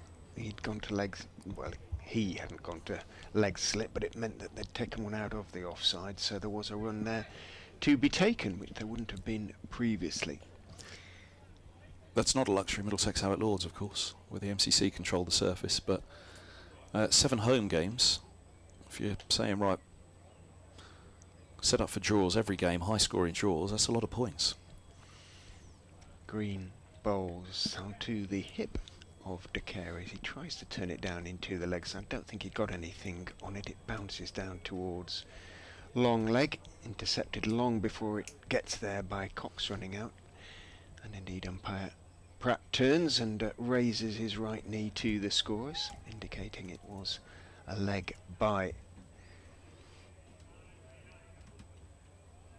Can the Middlesex captain of the day request a certain kind of pitch, or is it in goes Green and bowls, forward goes Robson, or is that considered lèse-majesté? Are they actually allowed to? Well, you can request. The glorious MCC. But Lords is Lords. It's their ground. Yeah. And yeah, I mean, it's been an age-old issue, really, isn't it? The poor old ground staff at Lords in particular. They've now got England men, England women, 100 men, 100 women, Middlesex men, occasionally Middlesex women. They don't get as many games as they'd like. Green bowls outside off stump, thick inside edge as Robson went to steer it away through the offside. Could easily have chopped that one on. We saw a few last week chopping on. Eton Harrow. Didn't it bounce down towards Eton Harrow? Oxford Cambridge. Sorry. Towards a leg slip and there's no run. Well, that's their fault. Well, I'm being mischievous. But if you think about the other ones that I've mentioned, yeah, you do have now 2 extra teams that play at Lords as their home ground. Green in again to Robson, who's forward, head right over the ball, closes the bat faced on it again, slightly inside part of the bat. Green sort of settling for the most part now for cutters. 7 overs, none for 9, his exemplary figures. Well, they nearly always are exemplary from Ben Green. Nags away. But at the moment, all the nagging is falling on deaf ears. 76 without loss. What are you going to say? It's from my colleague about the Kookaburra. After 21. Nag as we must. But yeah, it's just a shame because you almost drive up to this game with a little bit of trepidation that you think, oh no, it's going to be another one of those Kookaburra rounds. He's right, he's in, bowls, and forward goes to Carey. He's in backward of point. There's a single taken. The interesting thing in the team selection, we've obviously talked a lot about Toby Rowan-Jones, but Luke Holman. So they've gone with 2 spinners in this game, Middlesex. Now, whether that was a late decision, looking at the greenness of the surface, but Holman, who's a fabulous batter and has got his maiden first-class ton this season at 4 when he was in for the injured Leas Deploy. Then he was elevated to 3 when Deploy returned, back down to 8 last week, and now out of the side. And he did get a 50 at 8 last week, so he's a little unlucky, Holman, but it's obviously based on bowling, how they feel they need to go.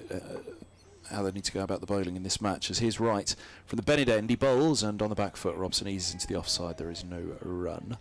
The only other option would have been to drop to Carey's and push everybody up one, but he's just got his first-class best on 87, so to some extent, and he's a finger spinner as well. So he's the backup to Zafar Gohar in this game. Sam Wood finally starting to warm up at mid-on.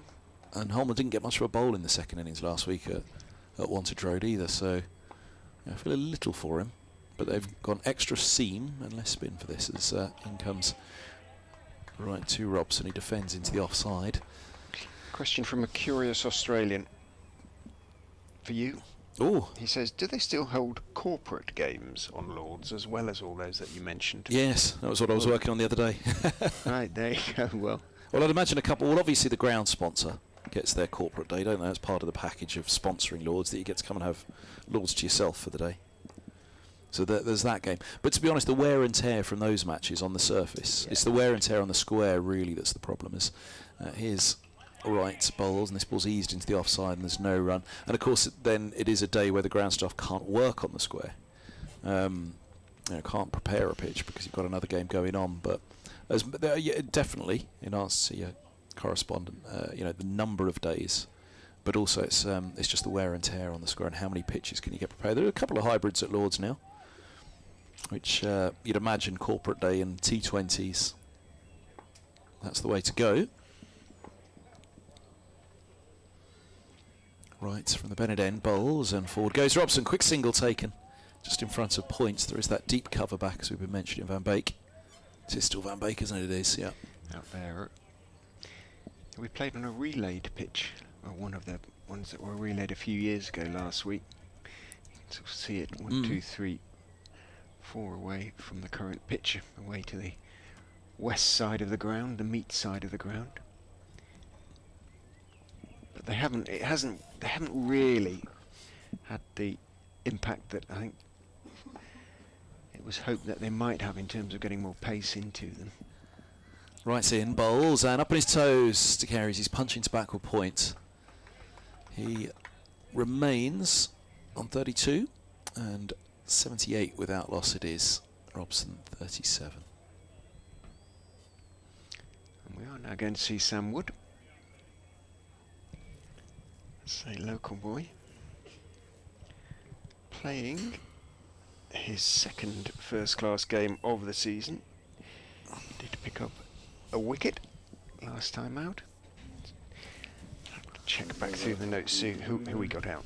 Is that was it Wood that was at deep third? Because look at all his mates running around down there. What have they? They've all got something white in their hand. They've all run off and come running back with something white in their hand. It was a... What are they up to? Who knows? They're up to something, aren't they? So this is Woody's mates, right? Well, you think so. They've I've gotta be, no haven't they? idea. They They've weren't gotta here be. for the last game, whether they were at school or something like that. He's not... He's just past school age now. I mean, they look like cousins and younger brothers and sisters, and they're Yes, it either could that be. or they're Could be family. not quite as tall as Wood. And so they've all stood up. Like I say, at first it seemed like an episode of The In-Betweeners, but they seem a little younger than that. In fact, he got North East out in the first innings, Sam Wood. But although North East will tell you to this day he was called off the helmet. Wood is in from the... Is it me or you? You. Beg your pardon. From the pavilion end, and he bowls full-ish to Robson, who waits for it, clips it firmly, but only as far as right at mid-on, and there's no run. I suspect it's something to do with comestibles, because they look as though they're all looking down now, aren't they, at whatever those white things were. Yeah. I think probably something like chips. Wood is in and bowled. Slightly slow delivery. He's on driven for 4. Floated up a little bit from Sam Wood. It was over pitched, and Robson helped himself. Moves into the 40s. He's the first of the 2 Middlesex openers to do that. He's on to 41, 82 without loss.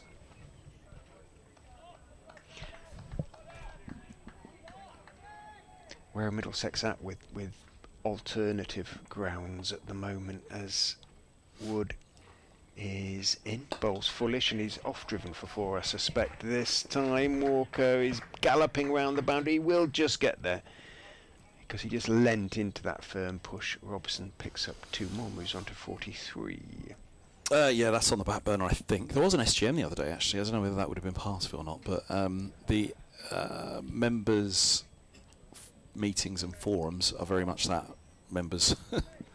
It's not something that some counties do. Well, some have even live streamed them over the years. BBC Radio Solent, I remember, used to take them live. Wood in, bowls, a little bit of bounce, and see Robson went forward and took his bottom hand off the bat as it bounced a little bit more than he expected. Had everything covered, Sam Robson, but slightly uncomfortable. Probably going about 20 years or so ago now, but I remember I got an email from a member who'd been at a meeting the night before and was discussing a couple of the topics that was discussed. I was quickly told by Middlesex that's a private members' meeting. That was 20 odd years ago now, so I think it's still the same stance. I don't think there's been a change in policy there. So. But no, I don't know whether that would have been discussed the other evening, but last I've heard it's on the back burner. Wood bowls, goes past the outside edge, drew Robson forward, a little bit of movement perhaps, and Robson is beaten on the outside edge. Sufficiently rare to be remarked upon. 84 without loss.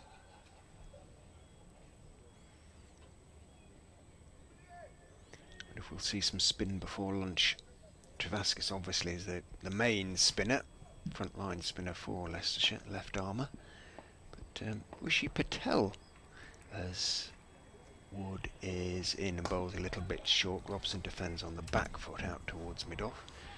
Picked up his maiden first-class wicket last week. Last knockings of the game against Glamorgan. and may get a few overs in this game. 84 without loss off 23. Middlesex, Robson 43, DeCaries 32. Want to look at any of the games elsewhere just yet? Hour and a Yes, half. we in. haven't, have we? Yes, go. Tells you how good it's been here. Let's see what's. Wickets tumbling everywhere. Possibly not, but go on. What do you want me to get? Yeah, how you Oh, doing? you go ahead. Yeah, if you want. Yep. How are you diddling? Here comes Wright, beginning his 7th over. 84 without loss. And up on his toes to carry as he punches out to deep cover. And there is no run. There's one run. Oh, my apologies. There's one run. We're both distracted now. We've turned our attention to us. Has anyone else got any wickets? Oh, there have been a few. Second division. Well, yes, I was going to say Derbyshire are going nicely. They've got Lancashire at 58 for 4. What's going on with Lancashire? The Lankies. It's a shame, isn't it? The curse of Scott Reed strikes says a again. Yorkshireman. Right. To Robson, cutting hard. And that's 4 more to deep backward point. Robson's on to 47. He's had a little bit more of the strike of late than DeCaries. 76 balls compared to 64 for DeCaries, and he's raced ahead of him as well, 47 compared to 33. Oh, it's Chesterfield, isn't it, of course? Ah. So, wicket might be slightly Spicier, livelier than yeah. otherwise. Glamorgan, Gloucestershire. Gloucestershire 67 without loss. Right, to Robson. Oh, up on his toes. That hits the hip and then falls down. Robson was worried that it was falling down towards the off stump, but it's well wide of it. Top ball. And Kent have made a decent start against Northamptonshire. They're 89 for 1 off 20.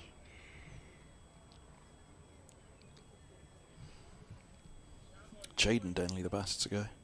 Is Joe playing in that one? Still gets a championship game every now and again, doesn't he? Joe Denley. Right. In bowls outside the off stump, left alone. 47 for Robson, 89 without loss. DeCaries 33. You're telling me Joe's son is... The nephew, sorry. Nephew, thank Lord for that. I've been feeling very old of late, but that would have really been... I do. I remember we mentioned Rob Key earlier. I do remember seeing a very young Joe Denley at Beckenham, thinking, looks fresh out of school, that lad.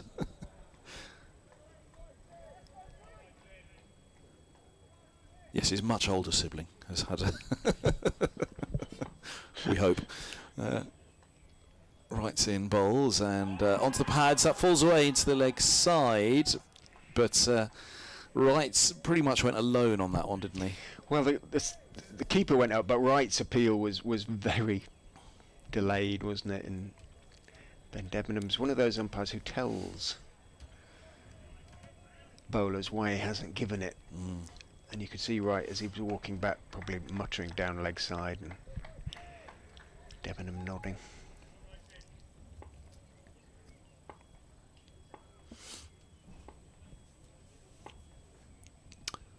Right, midway through his run up. Bowls now, and Robson's forward, defending to the offside. Wait there. It's the call. Sorry, go ahead. No, go on. I was going to say, end of the 89 without loss. DeCaries 33, Robson 47. I was quickly just going to mention that it made me think to have a look and see how Middlesex women got on, because they're flying high in their T20 group. And I hadn't checked the recent scores, actually, to see if they've put one foot in into the final. I believe at Wantage Road this year. Sorry, go on, Richard. No, I was going to say, Foxy Phil's been in touch to point out that Leicester have managed to pick up maximum bowling bonus points in every game so far this season.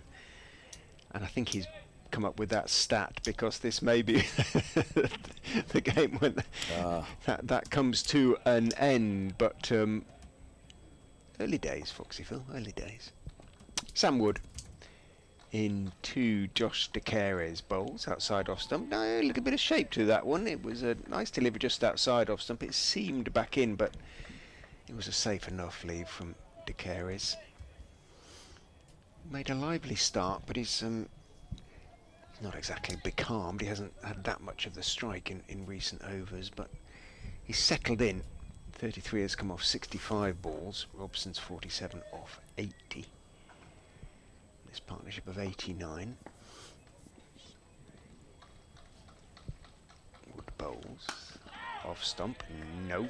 Shouts De Carey's. Raps out De Carey's, having blocked the ball out to Rishi Patel at extra cover. No, they haven't got a game this weekend, Middlesex women, but I am glad I've looked it up though, because as things stand in the table, Middlesex women are to play Leicestershire Foxes women in one semi-final on finals day, if it were to end at this stage, and Yorkshire women would play Glamorgan women in the other semi-final on finals day.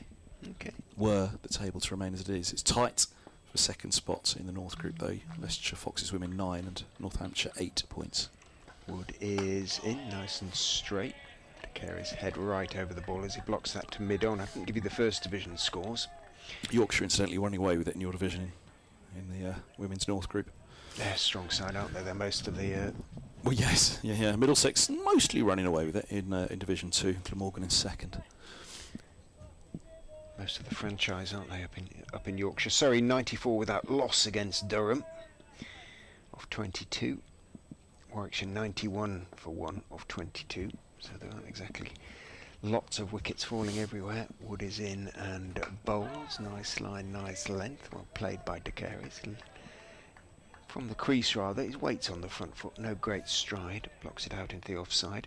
Essex 62 making slower progress against Yorkshire, they're 62 for 1 off 24.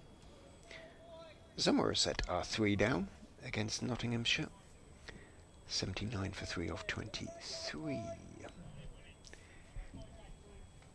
Just the one slip now for Wood, as Hanscom has sweepers on both sides of the boundary, as in goes Wood, and a little bit of bounce and lift. This is a decent spell, a good start to his bowling from Sam Wood, and it beats De Carey's on the outside edge, so he's beaten both batsmen now. Sam Wood, fair hair, strapping young chap. Nice little bit of lift there.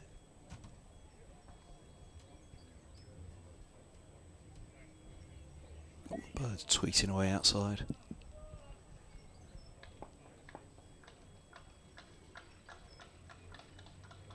Bowled, a little bit short and on the legs of De Carey as he tries to work it away off his legs. Didn't get anything on it. It will be a leg by as Cox runs out to field. End of the Wood over, 2 overs, none for 6, 90 without loss. Yeah, there were a few in the trees around. It helps that it's a Sunday and there's not too much traffic on Milligan Road, the Outlaws, and we might hear them come back about 4 o'clock. They usually go out a bit earlier and they're on their Harleys. I was out on my bike the other day, push bike, and I was passed by about 30 of them. I don't know if it was the Outlaws, but Harley after Harley after Harley. Were they tweeting away at you as they went past? No, they just kind of ignored me. Not much chirping on the field at the moment, is there? And the spinners get on, you'd imagine the chirping will increase when there's a few more in close proximity around the bat, but they're well spread at the moment as Wright runs in, just one slip in place. He bowls to De Carey's, who shuffles back and across to leave alone. That was on one of the... Ooh. The Void has been in touch on email, and it's if I tell you that his email is headlined the Kookaburra, B-O-R-E-R, you guess what his subject is. It's a good name for it, actually. Oh, the Kookaburra.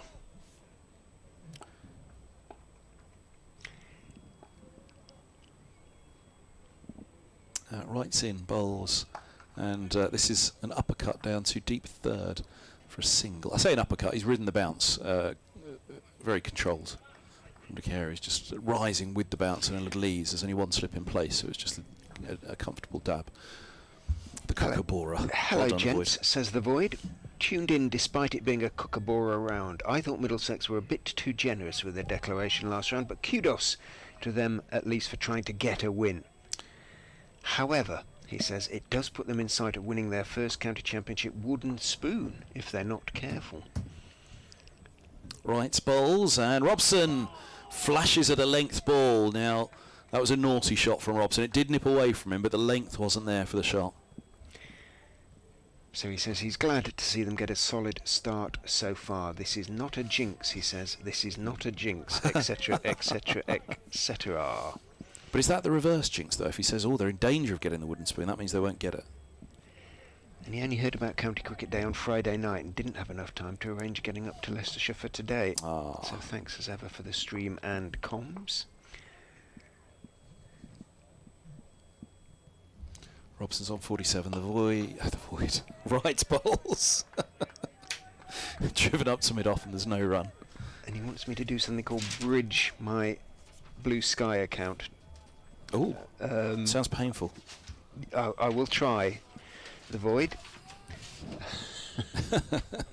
I've never even heard of it. But You he's haven't left bridged me your Blue Sky yet, Richard. he's left me careful instructions, Uh-huh. so we'll give it a go.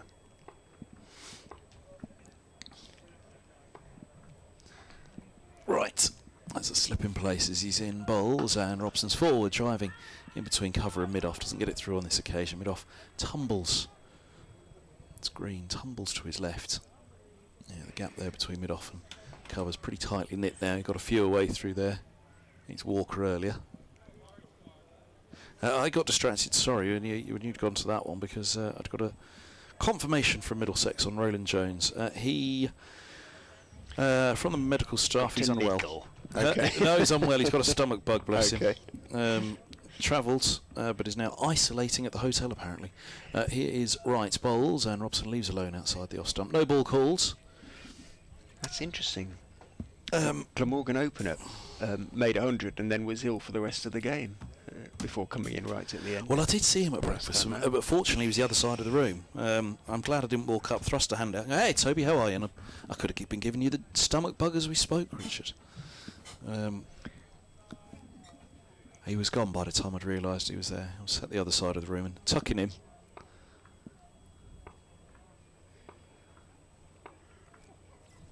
.93 without loss. Robson leaving alone outside of the off stump. I was deep, quickly eating the breakfast, ready to depart and scamper away. So I was tucking in quickly and reading the Middlesex preview of the game as well. The must win. Well, it is. I mean, it certainly is a must win. Obviously, being mischievous about me not reading the Middlesex preview, which will have Stephen Fletcher rolling his eyes wherever he's tuned in this morning. But Morning, Fletch, or afternoon now.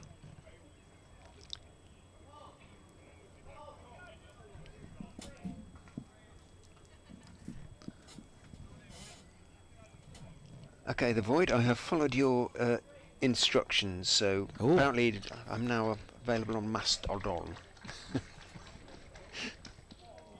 Wood bowls and is guided, and he was guided, I think, by De Carey's down to find third man for 4. It was a little bit uncertain. It was nicely bowled from Wood. De Carey's played it very, very late, and it was fine enough for there to be 1 or 2 oohs and ahs out there, but I think he just about knew what he was doing. He moves on to 38, and Middlesex on to 97 without loss.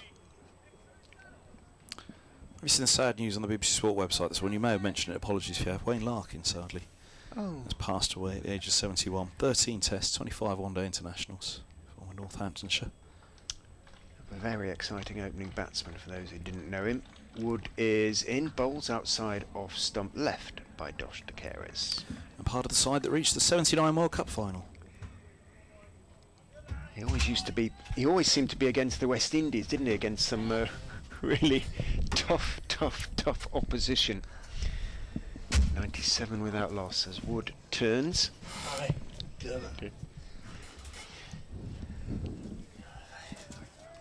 We finally have some expertise in the box as well. Thermot has arrived, bless him, as in goes Wood, and bowls very full, almost too full to Josh De Carey, too full in that he wasn't able to drive. He was staying on the back foot and rather jammed it out to mid-off.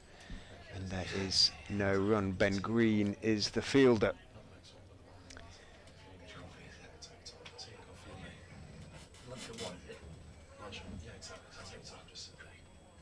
Wood.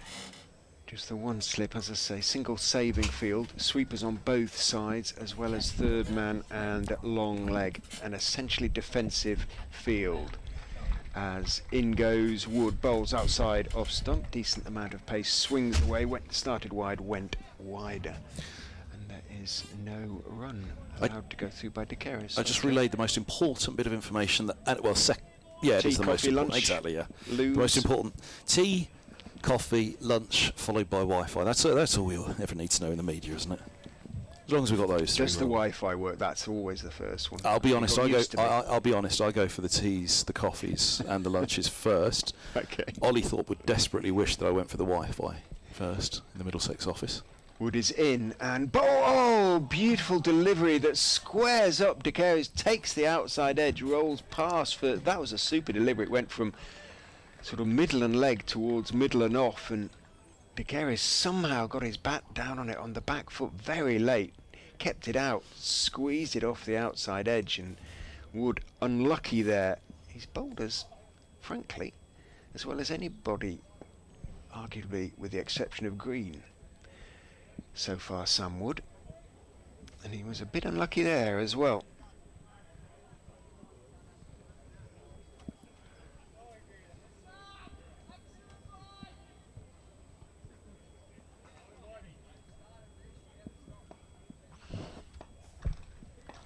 On his back, he's getting a round of applause as he goes in and bowls a little bit short, short-armed pull that bounces past the outside edge of Robson's bat and is taken by keeper Cox, and a deserved. We haven't heard many rounds of applause at the ends of an over so far today, but Wood got one there. It could be his little posse, but I don't think it is. It's down below us. That was a really decent over from Sam Wood, encouraging. 3 overs, none for 11 for him, but he's bowled a bit better than those figures suggest.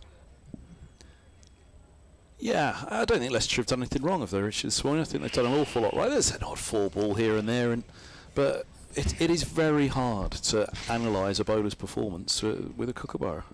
By their standards, they haven't been. Some haven't been as accurate as they would have hoped to have been. As I say, what they've done so well this season is when they haven't taken wickets, they'd not gone at more than 2.5 and over, but they've gone at 3.5 to 4s this morning, and it's been unlike them.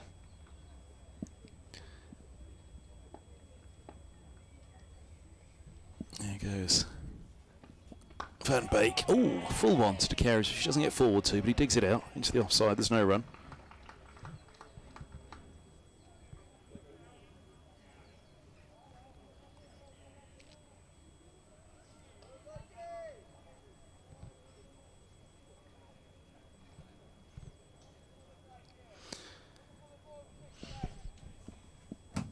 Got the reply from Ollie Thorpe, 100%. I should check the Wi-Fi before the teas, coffees and lunches when I get to a ground. To Carey's 39, Robson 47, and Van Beek. Oh, bowls a bouncer, which just swaying underneath it, ducking underneath it. Kind of duck into his neck from De Keris, but it flies over Cox as well. He gets fingertips to it, maybe. and yeah, what's he get? He is. He's giving 4 wides. I think Van Beek has a double teapot on. I think understandably so. It was a ball that took off isn't quite the right description, but we have seen that additional bounce from the Bennett end today, haven't we? Where the bowler will feel, well, where I've pitched that. And also the keeper's probably made it look worse than it is because he's only 5 foot. Sorry, Coxie. He did get his glove to it. He did great job. It over the bar. Well, more than that, really. Knocked it over the bar, but didn't quite slow it enough for long leg to get round and complete the fielding. Van Beek to Keris up on his toes to ride the bounce of a length ball into the offside, and there's no run. You know me, not want to miss a cheap gag, but also it was helping Van Beek's cause by just saying he's not the tallest, the keeper, and he did get fingertips to it. But it also illustrative of the bounce and the carry, which is good. Debenham did turn to Pratt at square leg and ask, was it wide? And Pratt nodded and extended his arms. Van Beek to De Keris. It's left alone outside the off stump. 103 without loss.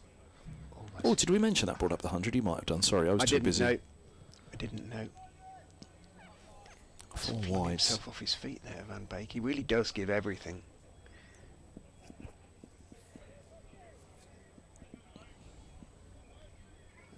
afford to lose him for the T20s, though, as I say. So you would imagine that the spells will be relatively short. And I think Hull's injury, which has been a bruised heel, might have been one of the... Van Beek to De Carey's right the bounce again. Down to deep third, a single taken. And with the ground as hard as it is as well, that just might have been a factor. We watched him during the intervals in the game against Glamorgan, bowling pretty much at full steam on the outfield. Not having too many obvious issues, but as I say, they just want him to be fit and firing for the last 6 T20s. They're 5-3 in the T20s as well, actually, so it's so important financially. Van Beek, short of length, up on the toes. Robson eases into the offside. Robson, 47 from 86, 104 for no wickets. 8 and a bit minutes to tea. Well, lunch anyway. Lunch, indeed.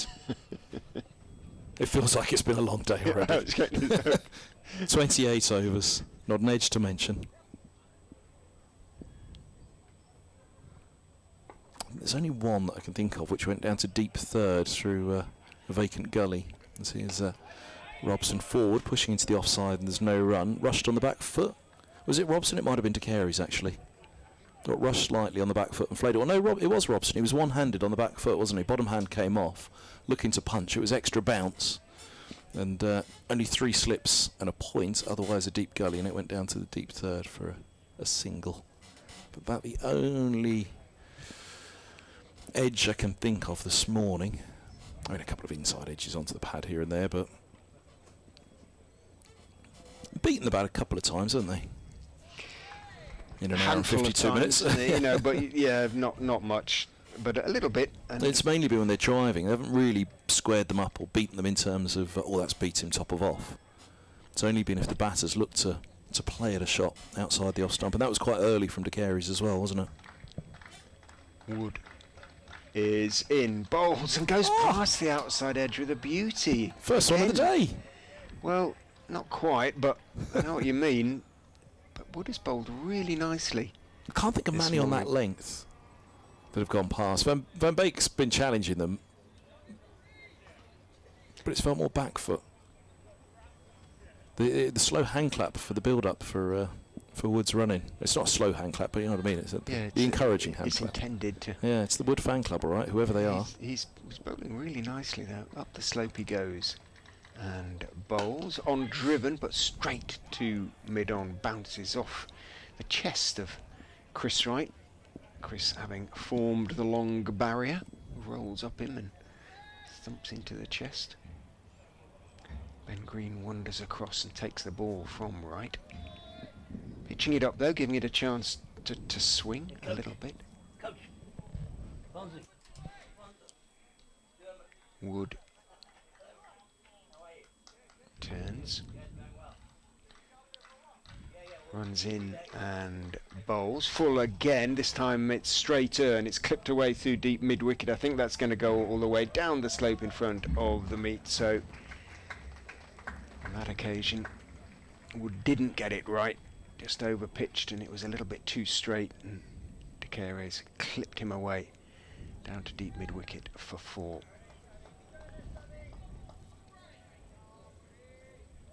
108 without loss. Coming up to the end of the 29th over. Should get 2 more before lunch.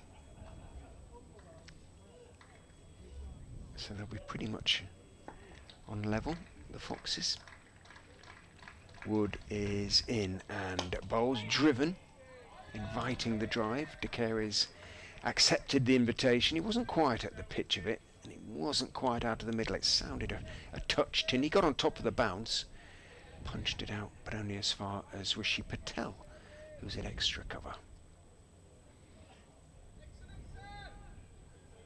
Excellent, Sam says. Sounded like Ben Cox, but I'm not sure.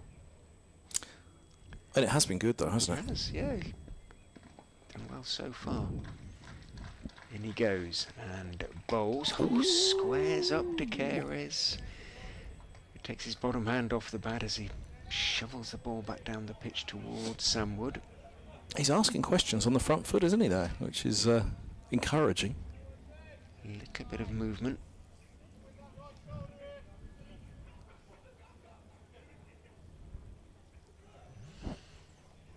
Would have been a very loud shout for leg before had he not got his bat to that one.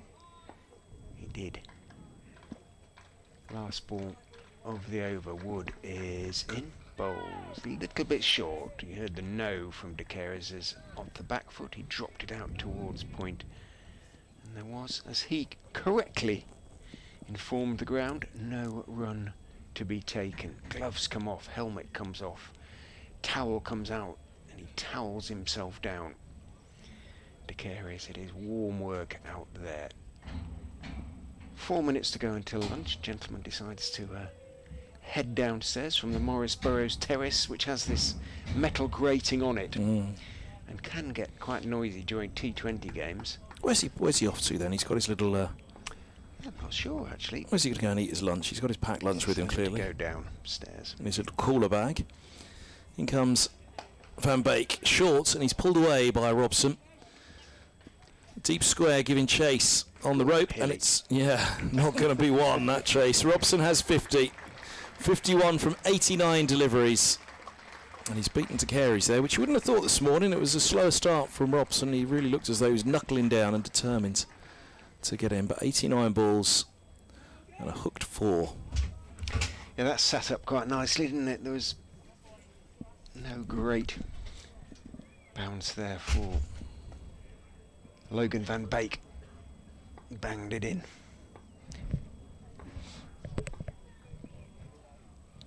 And again, Van Beek bowls and back of length once more. Robson right in behind that one. This will be where the interesting part is, because he has bowled a beautiful length and challenging length this morning, but if it's been one side or t'other, it's been slightly back of, and he's found that additional bounce, hasn't he, which has got us sitting up. But now into his second spell, and this ball 30 overs old, will he get that same bounce? It's going to be a really interesting question and quite fascinating for the match as a whole, not just for Van Beek in this spell, but will he get that similar response on that kind of length now as he's in bowls? And that's a little fuller, and Robson's forward, pushing back up the track. 8 fours, by the way, for Sam Robson in that 50, which, as you said, came off 89 deliveries.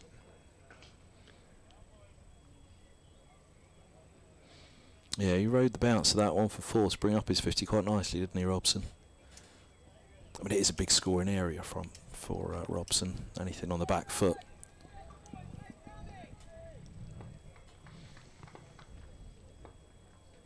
Van Beek, little skip gets him going before quite a solid sprint. He's in bowls, and this is worked down to deep backward square off the hit by Robson. Moves to 52. He skips himself off, and then the sprint. It's not a slow build-up or a steady approach. He's sprinting. As soon as he's had that little skip to get him going, it's a rapid and not particularly lengthy stride to his approach. Just really gets a sprint going and swoops in quickly. Van Beek, he's fun to watch. He's got a little bit of life out of this surface as well with the Kookaburra. 2 slips go down behind De Keres on 44, full onto the pads and just worked through mid-wicket. They'll look for 2 with the sweeper back, and 2 they have. He's on to 46. And we have 1 ball to lunch with De Keres on 46. Does he give him a tempter outside off? Just full of a length, just outside off. 2 slips. Cover set back.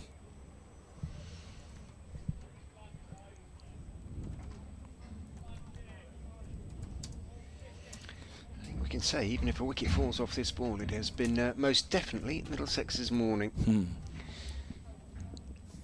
Van Beek in bowls. De Keres forward, driving through the covers. Well, was it to be the tempter? It turned out to be a juicy half volley, and there's another 50 for Josh De Keres, 23 years of age. 89 balls, exactly the same number that it took Robson, I do believe, who's now on 52 from 92. But De Keres, his 6th first-class 50, And coming off the back of his first-class best in his last innings, which was the second innings against Northamptonshire. So very, very well batted from this opening pair, and both getting 50s on the first morning. He hit 9 fours, so not quite a mirror image, but not far off. 119 without loss, off 30. As I say, very much Middlesex's morning. Leicestershire winning the toss and choosing to bat first. Sam Robson and De Caires absolutely drenched in sweat as they walk off here. Robson looks utterly washed out, bless him. It is hot work out there for the Foxes. Pete Hanscom has got his sweater on, interestingly. His short-sleeved sweater on, so a little bit cooler standing at slip than running up and down the pitch. But much to ponder for Hanscom and for Leicestershire. And, well, Logan Van Beek sort of shrugs as Hanscom waits for him to leave the field. Van Beek, Green and Wood, very much the pick of the Leicestershire attack, but well, they need some breakthroughs and they need them fairly soon after the break. Kevin and I and Dermot will be back with you after the interval. We'll go and get some lunch and as I say, back with you on the stream and all other parts to which the BBC broadcast in around about 35 minutes time.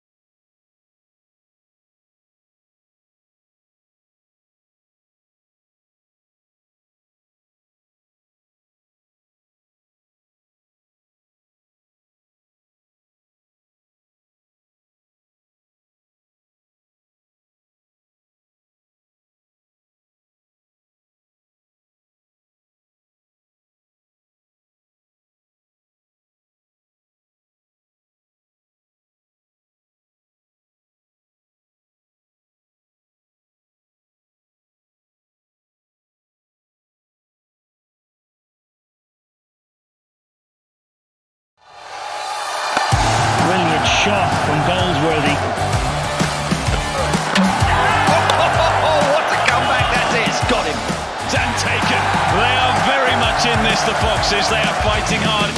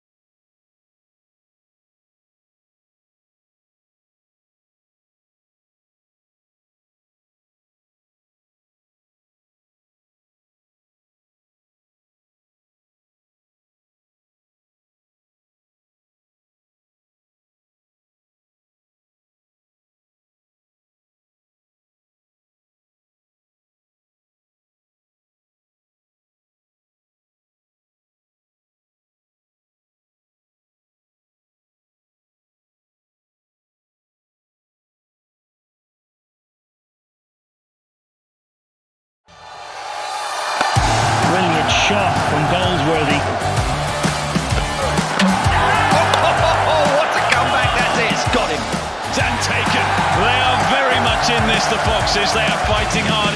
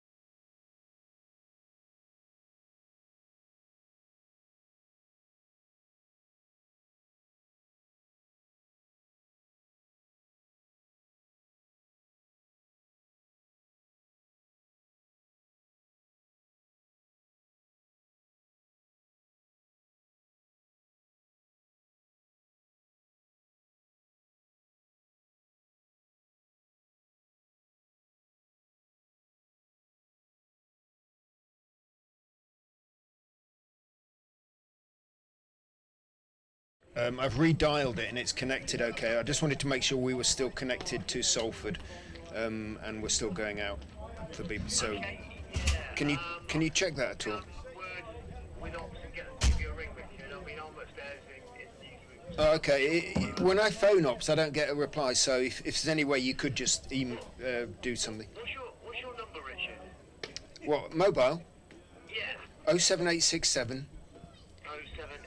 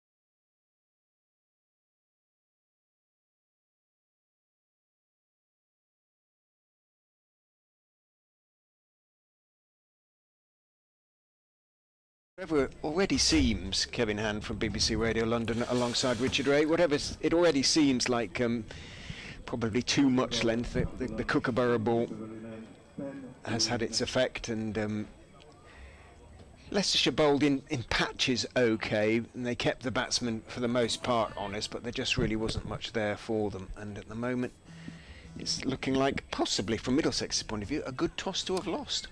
Yeah, quite possibly so. You wonder, that little bit that's out there. Of course, you go and ask a question, don't you? Have time at lunch. What did you make? There's a wonder, are there any cracks underneath this grassy surface He out said there? it was very dry,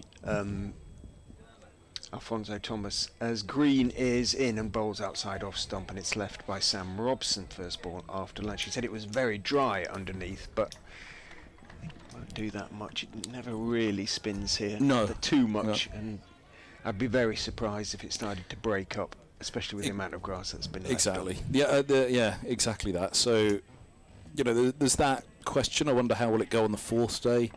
And the bounce, if there were any cracks, if they were to open a little, whether the heat plays a part. Green is in, forward Robson, defends, no run. Then again, we've seen bounce this morning where that ball's really lifted, hasn't it? But it is a quick scoring outfield, and the ball has raced. As soon as you're off your spot, off your length slightly, it's 4 runs. That was pretty much the summary of this morning. So, one or two little chats that you just try and have quickly at lunch. Green bowls. Oh, that stayed low, but it was well kept out by Robson on the back foot. It was outside off stump and jabbed, if you like. Don't think that's a cricketing term, but he did have to come down on it from on high, pushed down towards Wood, the impressive Wood, who's at third man with that little knot of... Kevin is convinced it's his little posse out there. Yes. But he got some good support when he was bowling pre-lunch from this pavilion end. Sort of little build-up rounds of applause, wasn't there? And I don't know what you call those. Encouraging him to the crease, and he got as much movement as anybody. Green is in and bowls outside off stump. That too rather dies into the gloves of Ben Cox behind the stumps. We've got Dermot Reeves to join us this afternoon as well. He was keen to get on. He said, "Oh, my first hour after lunch." I said, "Go on, take the half hour after lunch. Sit down, have your half hour after lunch. You've just got it. Have your lunch. Enjoy the cricket. Say hello to a few people. Then you come and join us after half an hour." Because it's the Leicestershire CCC former players' day, so there's probably a fair few he'll have played against, I would think, out there. In goes Green and bowls outside off stump, little bit of shape back in, and it is left safely by De Caires, and there's no run. And George DeBell from the Cricketer said he'd pop up and have a little bit of time on the mic as Beautiful. well. Post lunch at some stage. Is he here on day 4? We might really need him by then. We can ask him. There was a certain amount of surprise being expressed at his presence. In goes Green and bowls straight, and De Caires is solidly behind it, pushing it out into the off side, including James Taylor. Sniffing a story, George. See you after now. Poor George. Why do everybody keep asking me that? Leicestershire are going very nicely at the top of the second division. So well, it is. We never really got onto that, 'cause it has been one of the big talking points this year. Lancashire struggling. Middlesex, they've replaced their coach after not having as quick a start as they'd have liked out of the blocks this year. Nicely. Northants winning a few But here and there. Leicestershire top of the pile. So the question's been how, why. I guess that's why George is here. Yeah. Well, he's picked the wrong match, really. Well, with Holland missing, Holland, Ahmed, all unable to bowl. Here is Van Beek. Bowls Sue Robson, a gentle defence, straight back past the bowler for a single. Mid-off and mid-on converge. And 54 for Robson, 1-2-1 without loss. Well, they didn't pick a spinner for a lot of those games. There was no frontline spinner in the Leicester, unless you count Ahmed. But he was... it almost felt as though Rahan was being picked primarily for his batting, and 3 centuries. He more than justified his place, purely as a batsman towards the top of the order. But then he would come on, and it worked out that he picked up wickets at the end of innings. Van Beek to De Caires, who's beaten just full of a length, just outside the off stump. And again, that's a particular spot that they didn't. They beat the bat on a few occasions this morning, but that particular spot, just full of a length, drawn forward and beaten. That's not something, certainly in the spells, or at the ends that I had, maybe I had my head down a couple on yours, but I can only really think of 2 or 3 occasions in the day that they've been beaten on the front foot.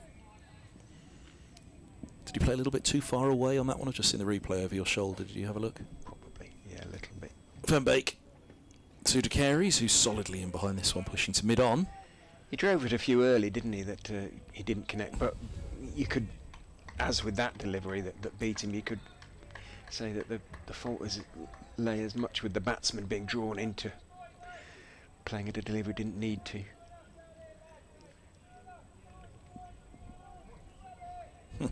Interesting to talk to a few of the former players during the lunch interval. Had a chat to Hassan Azad. Good to see Hass. Oh, this is short and off the back foot. De Caires looks to punch high up the outside edge. A single down to deep third. We've seen a couple of those today, haven't we? That's been where the edge has mostly been taken, on the back foot with the batters looking to punch. Can't think of a front foot edge. Tim Boone had a chat to Tim with his poorly knee. One, they've been rushed slightly, haven't they, with the ball on the back foot. And 2, there's just been that extra little bit of bounce. So there is certainly something there on that length as Van Beek's in bowls, and on the back foot, Robson back and across, pushes into the onside. But it's finding something on that fuller length, though, I think, is where a greater challenge will be laid down for the batters. Who did you see? Sorry, you're having a chat with? Hassan Azad, Tim Boone, some of the older players. I was keeping an eye out for Charlie Dagnall, but I don't think he's here. I haven't seen him.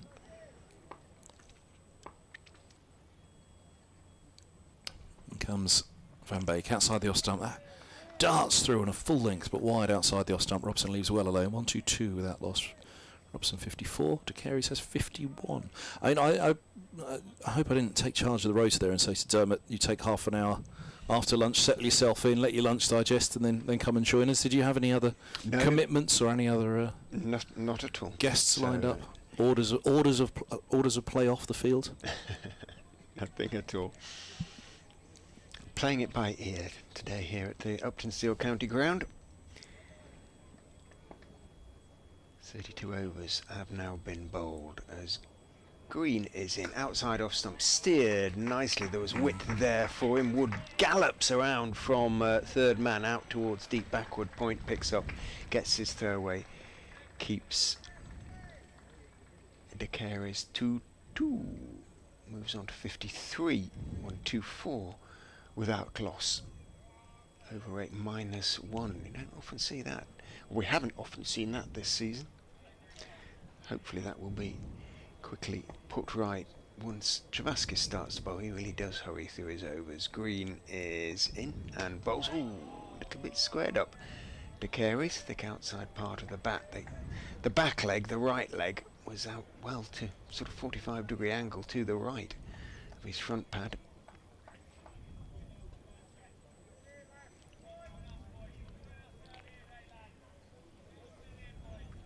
The run rate is good from Middlesex's point of view. It's only just back up, just under 4s. And this is a really useful foundation being laid by these two. Green is in. De Carey leans forward, much nearer the middle of the bat there. It did run out into the offside, but very solidly behind that. Does plenty of stretches. They both look absolutely drenched when they came off the field, but actually having gone out there into the middle to talk to some of their former players who were being lined up for photographs, wasn't too bad actually. It's not too muggy, is it? As Green is in, bowls Fuller, driven back to him on the bounce. Wait there, says De Carey, as Green put down a big meaty right hand and stopped it in his follow through. Paul on the stream. Why the heck, except that's not the word he uses, have the ECB combined County Cricket Day with the Kookaburra? Free entry to get people into cricket, then give them the worst experience of it. And you think we want to grow the game. Green in, bowls, line and length, solidly forward. Goes Josh De Carey's. Green has been as economical as ever, coming up to the end of come towards the end of his 9th over, none for 12 for him. Bat beaten a couple of times. Been one or two shouts for leg before, but nothing that has really convinced us. Green bowls forward on off stump. This time goes De Carey's. He sends his orders in terms of running very loudly. Josh De Carey's a bit like Lewis Hill. A scream of weight as that bounced towards backward point, and Roman Walker ran across the field. End of the over, the 33rd, and Middlesex. Their progress continues to be serene. 1-2-4 without loss. Dermot's looking at it's a bit angsty. We'll get him on before too long. Is he? Well, I think he's looking for a nass with everybody and anybody. He'll have a nass with. He wants to have a nass with us. Here's Van Beek bowls to Robson. This ball's turned into the onside. Robson 54, 1-2-4 without loss. You're the boss though. You go and grab him. Have a chat if you want. See if he wants to come on. We don't have to do the half hours. We never know who will have in and out today at any point. So 1-2-4. Very solid start here for Middlesex, and again in a Kookaburra round it feels in some ways as though that is what you need. Try and get some sort of grip on the game from the off. This is turned to mid-wicket, and there is no run. 1, 2, 4 for no wicket. I'm glad I haven't given Dermot too much of a bad steer, because he sat down alongside me, even though I said, you put your feet up for half an hour, Dermot. No, all good. How are you? Good to see you. Dying to get in the chair and have a chat. Well, I'm not surprised. It's cricket. What would you... Cricket chat's the best in the world, isn't it? Yeah, it's fantastic, fascinating sport, which has absorbed me for so long. It's a full ball from Van Beek, inside edge from Robson. It rolls around in the crease, but safely enough dies just outside the off stump. 1, 2, 4 for no wicket. Robson 54 to Carey's 53, and it's taken you all over the world. And now to Grace Road. Yes, and it did take me out to India at one point with the IPL, and my first signing was I encouraged them to sign Alfonso Thomas as one of our overseas players at the Pune Warriors, and obviously he's now coach here at Leicester. Van Beek to Robson, turns into the onside, and there's no run. Yeah, I saw you catching up with him at lunch. Yeah, he pointed out that actually they've left more grass on this wicket than normal.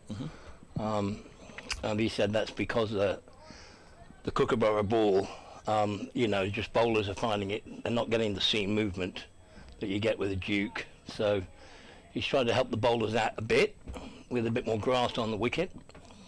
Robson on strike. He eases Van Beek down to deep third for a single. He's on to 55. 1, 2, 5 without loss. Yeah, I managed to have a couple of conversations at lunch just to see, what did you think? What did it do then, the grass? Did Alfonso give you anything on that? I don't know if you had the time to have a chat with him about that, what the response was off the surface for the ball. Well, I've seen it, even since I've been here, I have seen the odd one when they got it in the right spot. The odd one has moved a little, either a bit of late swing and then carrying on, or a little bit of movement off the seam. But, he just admitted that they didn't have a good session. They said, we've been bowling really well all year, but we were just off that session. Van Beek bowls, and this is punched away by De Carey's out to deep cover. The sweeper's back, so just a single. Yeah, we weren't too harsh on them this morning. We didn't think that they bowled too badly, but Middlesex had said the same. They said, yeah, they didn't think they quite got it right this morning, Leicestershire. The one thing that I probably would say would be that the number of times they beat the bat on the back foot, and there is pace and there is bounce out there. Maybe that might be the one. But equally, Middlesex were softer perhaps on Leicestershire than they were on themselves, in that if you're off your mark here, it's going to go for 4. It's a quick scoring ground. There is pace on. And you get those days as a bowler where when it does a bit, they play and miss.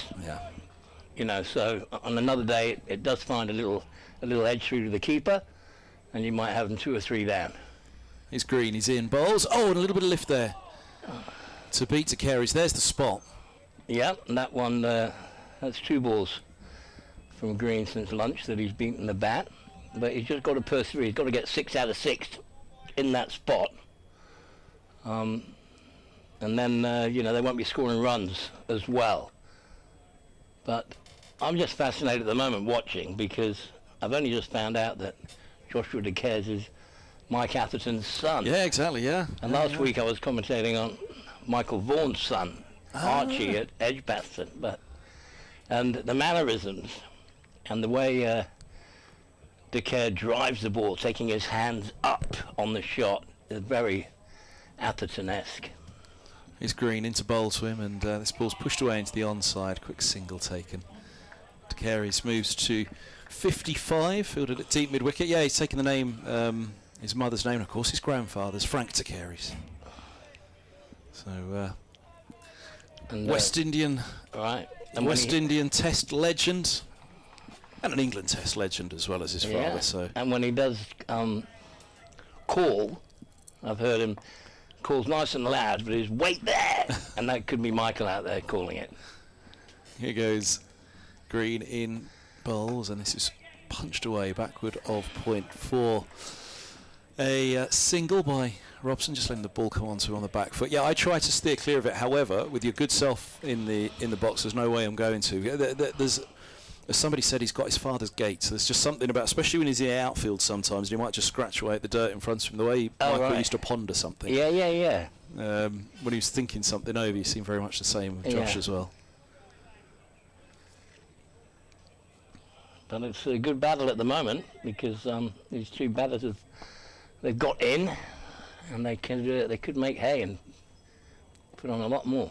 Green, bowls, that's a good leave. There's that little bit of shape into the right-hander. And there is something out there, and it does feel as though they have put it on a slightly fuller length after lunch. Just look to test that off stump a little bit more. Well, it's time immemorial. People have said it, but it's that fuller length that brings the results. Yes, you might get driven a bit, but that's the one that's going to find the edge. Green bowls, and it's punched to point. And that's exactly what you're talking about there. You know, you can see on the front foot, Happy, he's got that one to point. He's missed out on the runs, but if you're off slightly, you might go, but equally it's where the reward is to be had, and it looks as though this is certainly a surface for it at the moment. Winning the toss, electing to field first against a Kookaburra. I mean, he's still got, with the field, you know, a good ball could still go through the gully down the third man for one, so... This one's on a length, and it played as though it didn't get up. There was one after lunch as well from Green. I think it was to Robson that was very much off the toe end of the bat. This one goes to point. There's no run. 128 for no wicket. Carey's 55. Robson 56. How did you find? I mean, obviously they tried the Tiflex. Your old mate Mike Gassing tried I think he was behind having the Tiflex ball tried in Division 2 a few years back. Right. I say a few years back. It's probably a good few years back now. Right. They go, but time goes by quickly, doesn't it? But yeah, it's just an interesting format, isn't it? That, you know, they've had the Duke for the first few games of the season, and now they've got the Kookaburra in for. And I think today, as opposed to last week still there were quite a few wickets that fell. Here's Van Beek bowls, and forward goes Robson, pushing back, and there's no run. Today looks pretty bat dominant and run scoring. You know, a lot of the counties there's only one down or two down at lunch. Yeah. So, you know, it just is. It's a flatter seam. It's a machine-made ball, and the seam is not as prominent. So it also goes soft quite quick, but the Kookaburra does reverse swing. If you know what you're doing and you're keeping one side dry, you will get some reverse swing later. Length ball. Robson gets in behind it to Van Beek. Eases to point. Yeah, and that's going to be key. Already in this game, you feel who's going to be able to find that little bit extra. Yeah. And whether it is the reverse, which we haven't seen much of in the last couple of years. That's been what's been relayed back to me. You know, the key to a Kookaburra is reverse, and if it's not reversing, then what's it doing? Yeah, and it hasn't reversed much, but. Yeah, just saying the last game I did, which was Warwickshire Somerset, the Somerset players got it reversing after about 55 overs, and you know the game changed. This one's just short of a length and pushed back up the track by Robson. It was a very flat wicket, was no movement off the seam, but suddenly with a little bit of reverse swing and guys bowling at a good pace, you know, Henry, Pretorius, Overton, and they were getting it to tail in, and they were also getting it to tail out, and also the ball soft. So when there was one to drive, it wasn't getting punished to the boundary. And the scoring really dried up, and Somerset really got a good control for a while on the game. Van Beek bowls. Robson has a little dabble on the back foot outside the off stump. Wasn't really in position to play that. Just followed the ball slightly. And they didn't take the second new ball when it became available. They didn't take it till I think the 92nd over. Well, there you go. And actually, as soon as they did, nothing happened. Boundaries are plenty. Yeah. Sam Hain goes from 40 to 70 in no time at all. Yeah. And it, you know, they would have been better off to just keep with the old soft one. Yeah. There's Van Beek to Robson. Chops down on this one on the back foot. Inside edge onto the pads. Rolls down the pad. Now, I haven't seen this guy play, Logan Van Beek, since he was in Wellington colours out in New Zealand when I was out there coaching Central Districts. Yeah. And, yeah, he's a good performer. Really good performer. Pushing up at times into that Wellington breeze, but yeah, he's a very fine cricketer. He's in now, bowls just full of length. Robson's over the top of this one. You can see, even just on the last couple of deliveries, Robson more tentative on that, just allowing the ball to come onto the bat a little bit more. Got some luscious drives away through the covers today. Earlier on, but easing for a single down to deep third. 129 without loss. And we've got a plethora of New Zealand cricketers over here at the minute, haven't we? playing county cricket. So Kane Williamson not in this game though for Middlesex. He's missing these 2 rounds, but he'll be back in for the Blasts next week, and then some championship games thereafter. But yeah, he couldn't have any better than Williamson, really. no. Yeah, it's wonderful to see. It was always a great part of the game, wasn't it? I mean, growing up as I did watching the game, the overseas players were a great fascination, really, when you get a game on BBC One or BBC Two. Watch it, and Garner and Richards, Marshall and Greenwich. Green in bowls, and forward goes Robson defending into the offside, and there's no run. So when you do now, it's something to marvel at, isn't it? Sussex had Pajara a couple of years ago, which was a fantastic grab for them. Well, when I started playing, all the counties had 2, and they literally were probably the best sort of 22 international players on, for say 10 teams would have. You had the best players in the world playing. Green play bowls, and this is easy into the offside. Go on. Who was the best you played against then? Who was the best overseas on the county circuit? I mean, I guess Hadley and Rice as a pair were, and they would play at Trent Bridge on wickets with, I remember nicking Hadley, and I was so lucky it didn't break my thumb. Yeah. It hit just below my thumb, right at the top of the bat, and I turned around and Clive Rice took it. It was still going up on its way to him at green bowls. This is driven up to mid-off by Robson, no run. So I remember that, back when I started playing, I remember I was quite excited that I got out, stumped, not bowled Underwood, and I thought, ooh, that's something to dream of as a kid in Hong Kong. And then you get a bit more. Well, it's not good that I'm out. I need to get some runs against them. But I was caught Rice bowl Hadley. I was lucky. I got this out a few times. That was. Here's that green bowls, and Robson turns back with a square on the leg side, 130 without loss. Have you ever forgiven Gat for not picking you up at Middlesex? I have to admit, totally forgiven. But I'll tell listeners. I'll be honest. I spoke to Dermot, having watched him all my life. I never knew that you started, in the Middlesex League. Yeah, at Bronsbury. I remember playing one of my first games, Sussex against Middlesex, and Gat just shouted down the wicket to Will Slack. He went, "Wilfie, he can't bowl. Come on, hit him. He can't bowl. He's hopeless." He just sledged me. His green bowls, and forward goes to Carey. He's beaten through to the keeper. And I was going, we played a couple of games for Bronsbury, or I watched him probably. He could bowl a bit, Gat, in the Middlesex League. He was a good bowler, hell of a cricketer. But I got him LBW in the NatWest final, and Dickie didn't give it out. Yeah, but I was lucky. I was probably LBW off Cumbley, and Dickie gave me not out. Heard Dickie last week on Test Match Special, actually. As his green bowls now.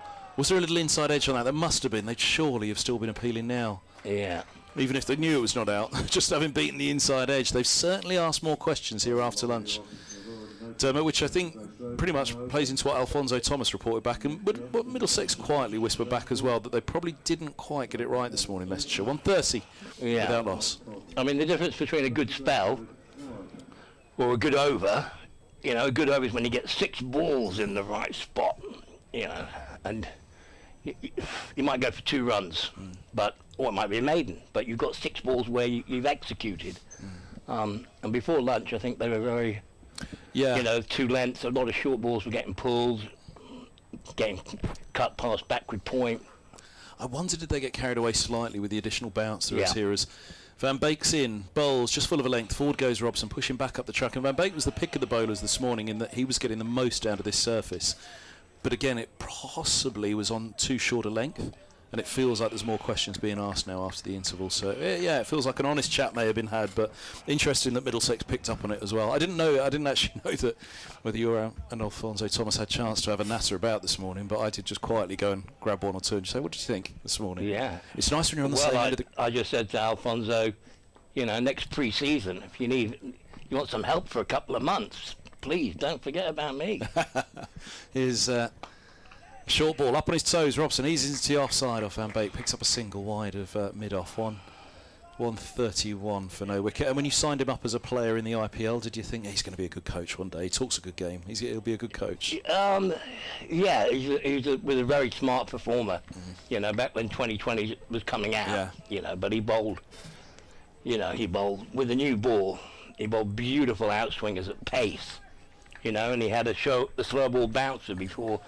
You know, it was sort of on the scene, and he had a great record. Van Beek bowls and up on his toes to carry his punches back at a point and will pick up 4. Lovely shot. Deep thirds just moved a little bit finer down there, and he's played that beautifully to move to 59, level with Robson. And the other thing in an IPL auction is you're wanting to get a couple of say the best players that you believe in the world, but that perhaps aren't the names. You're not going to break the bank and spend millions on someone who's going to bowl you 24 balls. So, Alfonso, we got him relatively cheaply, and I think we got Wayne Parnell relatively cheaply. And comes Van Beek bowls up on his toes to Carey's punching this one only as far as point. And then I remember the first game of that IPL, and we got a good score, and our Parnell and Alfonso went for a few with the new ball. But my plan as a bowling coach was that they'll come back and bowl 2 each at the end. Yeah. And you've never bowled them back on. He bowled himself the 19th over, and one of those situations, just because you bowled a couple of good overs in the middle. Van Beek, a little wider on the crease it felt there, but on the back foot, De Carey stands up tall, he punches him away backward a point. It's another boundary, and again, he just missed your spot here. Yeah, it's a really good shot, but definitely a bit of width, and on the short side that you can just, as a batsman, get up on your toes. As long as you wait for it and meet it late and hit it in the ground, you've checked out how much it's going to move, if it is going to move at all. But, it's a very modern day cricketers, it's like you see it Joe Root all the time. If they just miss that length, a yard on the short side, he's set up to play a back foot drive. Van Beek in bowls. Oh, now goes for one too many, perhaps. Really went hard at that one on the back foot, looking to punch. 139 without loss. Robson 59, De Carey's 63. It felt like there was a little bit more in that from Van Beek as well, though. Yeah, it was a great comeback from the ball before. Induced the error. Another day it would have just been a little nick through to the keeper. And you're thinking all your hard work of charging in and, and let me tell you, it is hard work. People think, cricket, you don't do that, you're standing out there not doing much. Yeah. But, to run in and charge in and bang your front foot down and all the forces going through your body, and, you might do it 120 times in the day. It is hard work, being a bowler. Green. He's past the umpire. Balls and Robson in behind this one. And of course, I've followed Middlesex for the entire career of Angus Fraser as managing director of cricket at Middlesex, and there wasn't a day gone by when it wasn't a batter's game. Whenever you spoke to us. Yeah, we had some battles against each other. It was actually Gus getting injured or having an injury that got me on the full England tour, not the A tour. Was it really? Yeah, when he had a bit of hip. Yeah. Here's Green. Trouble. Bowls to Robson, a forward defence into the offside, no run. That kept him out for a couple of years, didn't it? He really had to force his way back in after that. Was that the same one that kept him out? Because he was out for two years or so. I think Ray Linworth was... I wouldn't have surprised if he'd picked up a little stress fracture or something. A lot of us did with bowling in the indoor school at Middlesex without shock pads. Everyone was picking up, little... Really? Yeah. I don't love it that happens to you, but Lewis from the year before. Yeah. And bless his Green bowls. That's driven hard, swiftly along the floor. Bless his heart. He's no longer with us. But Sid Lawrence, we were all at Middlesex, all in the changing room, having had a net on the Tuesday. On the Thursday, we were all like old men. Everything's aching. Yeah. And Sid was complaining of his left knee the whole time, and he was having a brace. Yeah. That's such a fascinating point. I'd never thought of that, actually. Because funnily enough, we were discussing it this morning about stress fractures. As here comes Green, bowls outside the off stump through to the keeper. 139 without loss. There seems to be more of them around than ever, but bowlers bowl less than ever. Well, and perhaps more in indoor schools than they do out in the middle. Yeah, and in those days at Illishaw without shock pads, bowlers were brought in to bowl at the England team. You know, they bring in some bowlers from Nottingham, and you know, you go back and look at the data. Yeah.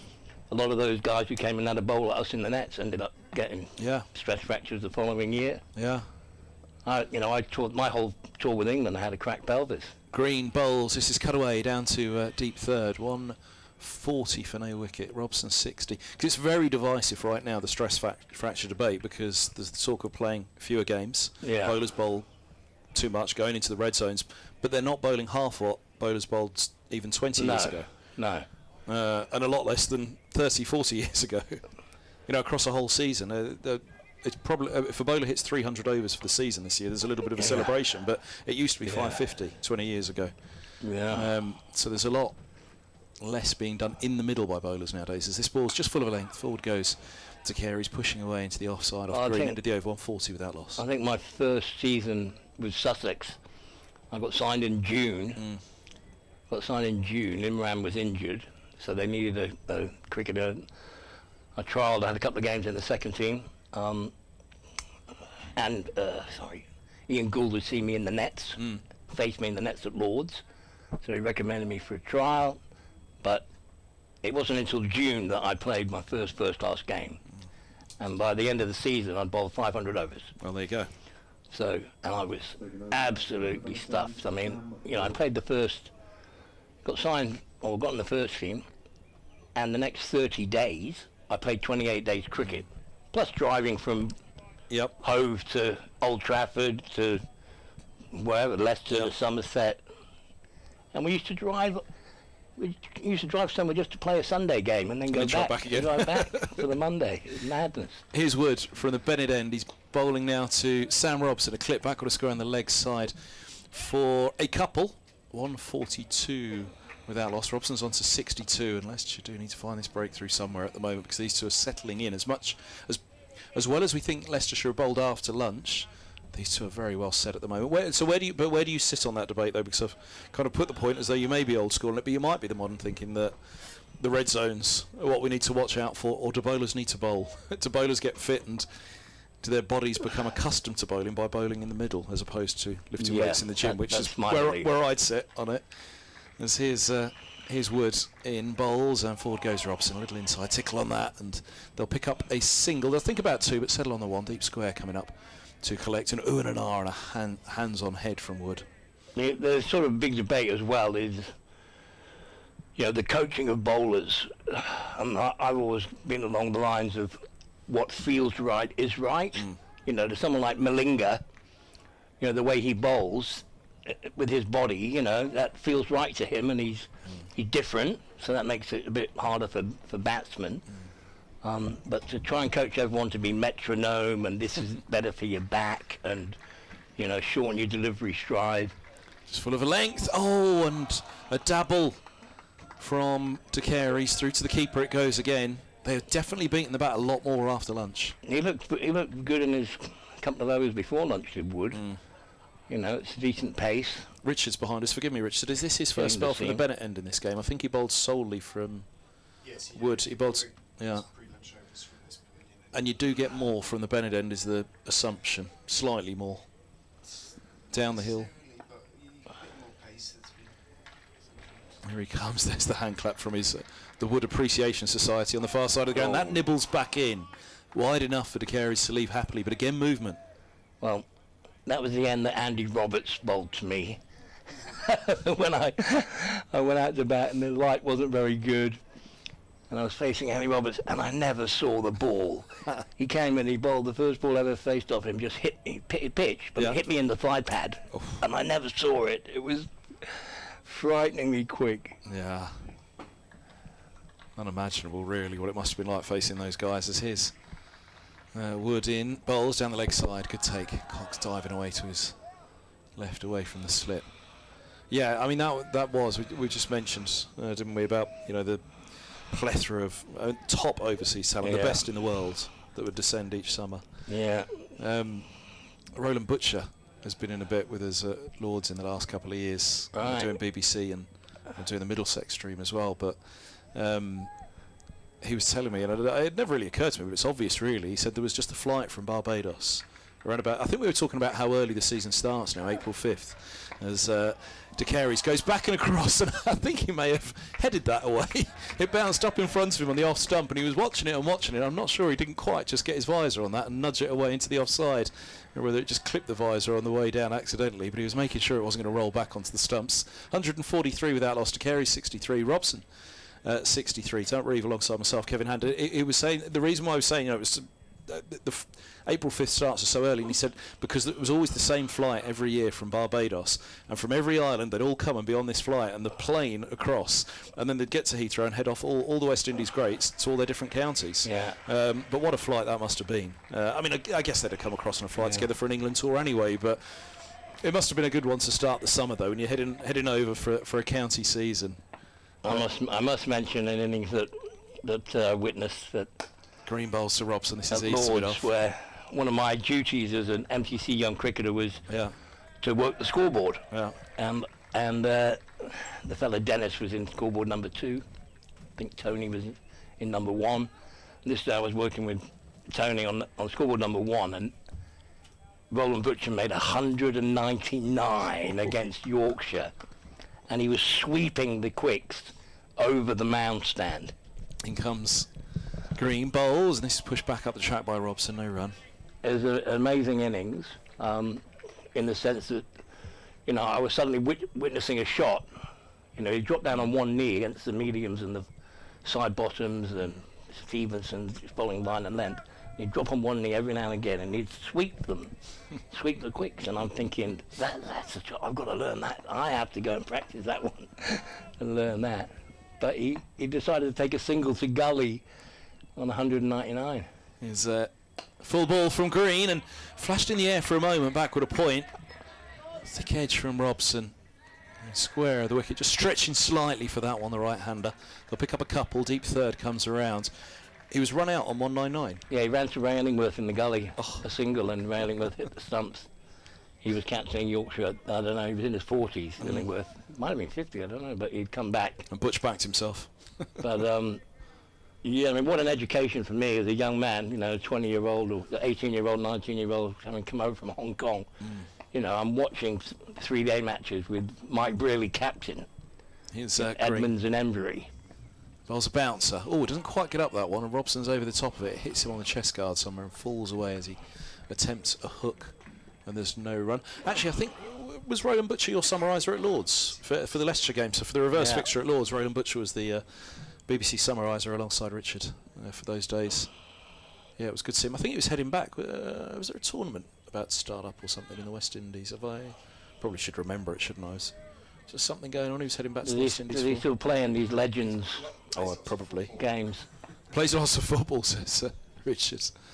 Here's Green in, bowls, a bouncer, and through to the keeper it goes. 145 for no wicket. A 3-day win, of course, that was for Leicestershire at Lords. And the last time Leicestershire won at Lords, Roland Butcher was playing in 1980. Wow. So a 45-year wait for a Lords win. Although I must admit, did Leicestershire win at Uxbridge or Southgate or in the interim? I don't know if it was their last away win against Middlesex or just last win at Lords, which is still 45 years nonetheless. Here's a full ball to Robson, eased away into the offside. Robson on 65, 145 without loss. To Carey 63. BBC's Radio Leicester, Radio London, live on the BBC Sport website and app. Richard Ray, myself, Kevin Hand, Dermot Reeve, delighted to say, bringing you this game today, which we have had, 40 minutes now since lunch? And the pressure is pushing on to the Foxes here at the moment, who are top of the table. Relative amount of pressure. It is a Kookaburra round. I'm going to make way for Richard. Dermot, I'll be back with you in a little while. Lovely chatting with you for half an I'm going to hour. go and snooze off some of that Sunday roast. Richard Ray's replacing me. And it's 145 without loss of 41 overs. And it's Wood continuing. Bowls full outside off stump. Little bit of bounce for the young man. But it is a little bit too wide to persuade De Carey's to play. What do you do as captain here, Dermot? Do Do you go to your golden arm? Do you or try a bit of spin? They haven't tried spin Well, so I far. still feel everyone that, else I've been impressed with what I've seen with Wood. I mean, Yeah, he's yeah. a big, strong fellow, isn't he? He looks about Yeah, 6'3", strapping kid, yeah. strapping kid, charging in. There's been, since lunch, there's been enough movement, and Leicestershire had gone past the bat, enough to have perhaps, picked up a couple of wickets. In he comes and bowls. De Caires works that one away off middle and leg, but again he was not exactly comfortable as he pushed that one out towards mid-on. Sam Wood getting plenty of encouragement from his supporters in the crowd. They bowled better post-lunch than they did this morning, when they weren't consistent enough by their standards. That's what they've done so well this season, but not this morning, and as a consequence Middlesex have got off to a bit of a flyer. As Wood, with just the one slip now, Peter Hanscom alongside Ben Cox, getting plenty, as I say, of encouragement, charges in and bowls, brings Josh De Caires forwards, thick outside part of the bat, squeezes the ball down to third man and takes one. I was trying to remember, Dermot, the first time that I watched you in the flesh, so to speak, as a young Yorkshire supporter in that fine Warwickshire side. It was a semi-final in one of the one-day cups. I think it was just the Benson Hedges in those days at Headingley. Does that?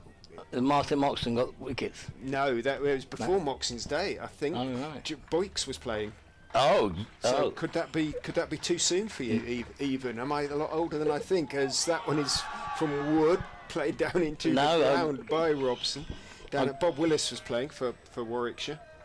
No, I played against Boycott at He got 50. at Headingley for Sussex. Okay, so it was at your time at Sussex. It was so my that- time that- at Sussex. I played It against was Boyks. and okay.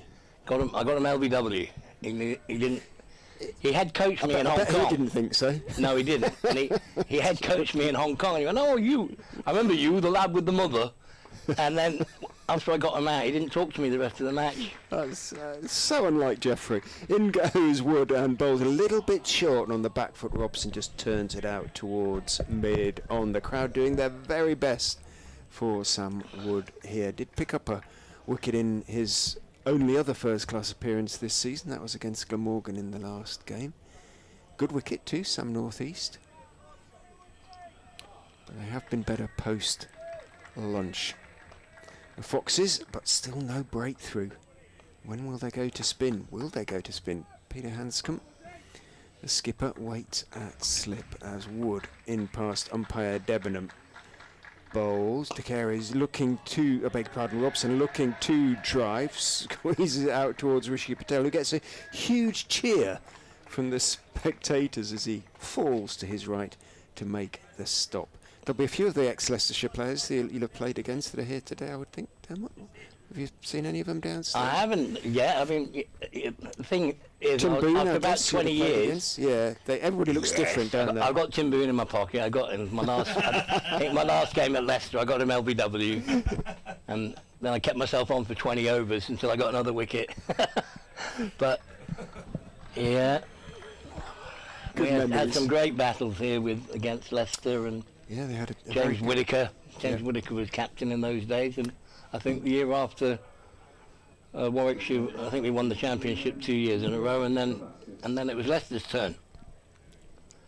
And they are now turning to spin, and possibly there'll be those who say not before time, but as I say, they bowl well post lunch. They've kept it tight. Run rate has dropped back to 3.5s, but that will not worry Middlesex. It's all about runs and no wickets at the moment. Travaskis then, left arm spinner, former Durham man, didn't play in the win at Lord's. In fact, I think the Glamorgan game was his first class appearance of the season. Rehan Ahmed has been Leicestershires spinner really so far this season. He's got a side issue at the moment when they've turned to spin, but it's all been about seam for the Foxes this season. He just keeps getting hundreds, doesn't he, though? 300s, yeah. He's a very fine young cricketer. Travaskis then steps in round the wicket and bowls. Flattish delivery to De Caires, who on the back foot blocks it out into the offside. He's got just the one slip, and then we've got a backward point, offside sweeper, just in front of square on the boundary. Extra cover and a mid-off. 5. Gives that a bit more air. There's a shout for leg before. It is not going to be answered in the affirmative, despite echoing around the crowd. Foolish. He was forward. Might just have. I think he might have slipped just got down. an inside edge. You reckon? Yeah, well, he was looking at his bat, which sometimes batsmen do that anyway.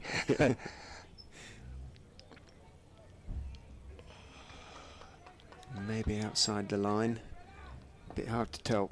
The replay, we're looking from behind the batter for the replay. Travaskis goes in, he goes back to Carey's, works it out to backward point. No run.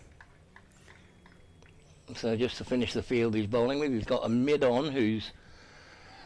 Ooh, he's quite straight and he's fairly deep. There probably is a single to him, a quick single, unless it's hit really hard. Travaskis in, De Carey's goes back and defends. Are they looking for the miss-hit lofted drive, something like that on the catch for Green? Yeah, in well, that halfway back position.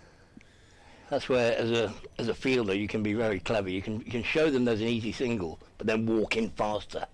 Travaskis in, forward goes De Carey's. Would you?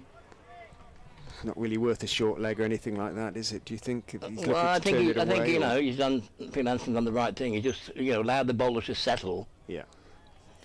Travaskis in, De Carey's forward. Decent over from Liam Travaskis to start with. Accurate, made the batsman play it pretty much. Well, it was everything. Yeah, it was a really good to over. start with. I mean, as a left-arm spinner, with the angle that you've got into the right-handers, you don't have to spin the ball, Okay. and it'll just keep coming in at the stumps. Yeah. And as a batsman facing a left-arm orthodox, you're expecting a bit of spin. So, you can beat the batsman on the inside edge and get an LBW just off a straight ball. So, left-arm orthodoxes at times against right-handers, they do have that advantage. Do you want to talk us through this over then, Dermot? From All right, Sam Wood? and that's a short ball, and it's pulled away, and he's found the gap between deep fine leg and deep backward, and that's a really good shot from Robson. He's in control of the pull, kept it down, and Wood's attempted bouncer hasn't worked on that occasion. Yeah. But So quick the outfield, isn't it? If you this is where we see the follow-up now, because unless it's a real ploy to go, okay, I'm going to bowl short, try and get him out hooking. He was finding a bit of movement off a length, so maybe we should just keep that going. And he comes in past the umpire bowls now, and that's down the leg side, and that's a poor delivery, just hits the pad, and they pick up a leg bye. I guess with a young bowler, consistency is almost the last thing you get, isn't it? Unless they're that sort from the start, so to speak. But if you're trying to push it through, and it's hard for them. They're always thinking aggressively, hopefully, from the captain's point of view. Well, you get young quicks who you would go, well, this fella's a strike bowler. Okay. You don't mind him going at 4 and over, but he's going to hopefully, pick a wicket up every 8 overs. And he comes in now, and bowls, and that's outside off, and that's left by Joshua De Carey's. We had Andy Roberts sitting in this chair last season. He came over to promote the tournament in the West Indies. Bless him, he was freezing for but it was really interesting to hear him talk about fast bowling on this ground, but also his critiques of some of the young fast bowlers who were out there, or young pace bowlers who were out there. And, this boy never bowled fast, and this sort of, this, but explaining why as well. It wasn't just sort of they're not as quick as my day, but. There weren't many as quick as Andy. Comes in now and driven straight. Good shot. Straight back past the bowler. Lovely on drive from De Carey's, and that'll take him up to 68. And up to 68. Sometimes the scoreboard is quicker than my commentary. But they're going along sort of neck by neck. Robson 69, De Carey's is 68. And that was the half volley that was given the treatment. So 2 boundaries in the over, and he's just gone away from hitting the right spot, hitting that line and length, that channel, corridor of uncertainty, as Jeffrey would we'd call it. He comes in now, and that's short. That's quite quick. That's a decent bouncer, left alone by Ducaires. But a little bit too quick for him to hook. He thought about, got in a good position if he wanted to play a hook or a little paddle to leg, but just dropped his hands and let it go over his right shoulder. And there was good carry and pace on that ball. We were talking about Roland Butcher, and at Lord's, some of the batsmen were shuffling down the pitch to the pace bowlers. It was so slow. Come back to that in a second. Because on strike, and that is a good line of length. And Ducaires just defends it on the front foot, a little bit of a half forward, and defended it nice and late under his nose, and that was the last ball of the over. Takes us up to 155 without loss off 43 overs. So run rate 3.5, pushing up towards 4. You'd take it as a start, wouldn't you, if you were captain of the Middlesex side? Oh, absolutely. You'd Delighted with this. You'd take this as a start. I mean, when you get sides in the field, one of the things is if you keep them out there all day, and then keep them out there till lunch the next day, then hopefully you got some tired minds and bodies when they come to bat. Travaskis is in, tosses it up, very full, almost oversteps the mark there. Robson just blocks it back down the pitch to Travaskis, bowling in shades. You ever bowl in shades? No. Wasn't a thing in the end. It wasn't a thing, really, was it? No. Travaskis steps in and again tosses it up. Nice flight to it, no real turn for him. I remember Graham Gooch saying that he never had a pair of shades. Yeah, no, I've got about 8 pairs in my cricket case. Everyone's giving me sunglasses. Travaskis is in, bowls flatter, forward goes Robson, blocks it out towards mid-off, and there's no run. But we asked Roland if he'd ever tried walking down the wicket at a fast bowler, and he just looked at me as Travaskis about to step in and bowls, and forward goes Robson, looking too dry. There is a run there to be taken to Walker, who is a bit deep at mid-off and had to move to his left, and he said, why would I want to be anywhere near a Sylvester Clark? Yeah. Yeah, I think that's probably a fair comment. I did it to Jonathan Agnew at Edgbaston, and he said, do that again and I'm going to bowl it straight at your head. Did You use your feet at me again, I'll beam you. In goes Travaskis, forward goes Ducaires. And that was Aggers. Yeah, he was. He's Mr. Amenable now, but he had his day on the He could days get on angry the pitch, on the didn't he? field. Yeah, absolutely. But I think the beaming was left to Winston Benjamin and George Ferris. They beamed me. Travaskis is in. Back goes Ducaires and defends to mid-wicket deliberately. Yeah. Otis Gibson as well. I mean, he ended up as England bowling coach. He beamed me out in Australia. Kirtley was one. He beat me 3 times in the space of 5 balls at Northampton. But yeah, I think I had a habit of I was going to say, upsetting the opposition. What possible reason could there have been? Did you get under their skin a bit? I think there was a little era where if someone played the short ball well and hooked them and got the runs off it, well, we'll bowl you a flat one. So and in those days, of course, you weren't taken off if there was no warnings or. Yeah. I remember the umpire in Australia said to me, "Well, it's just a full toss. You're a professional cricketer. Sure you can hit it."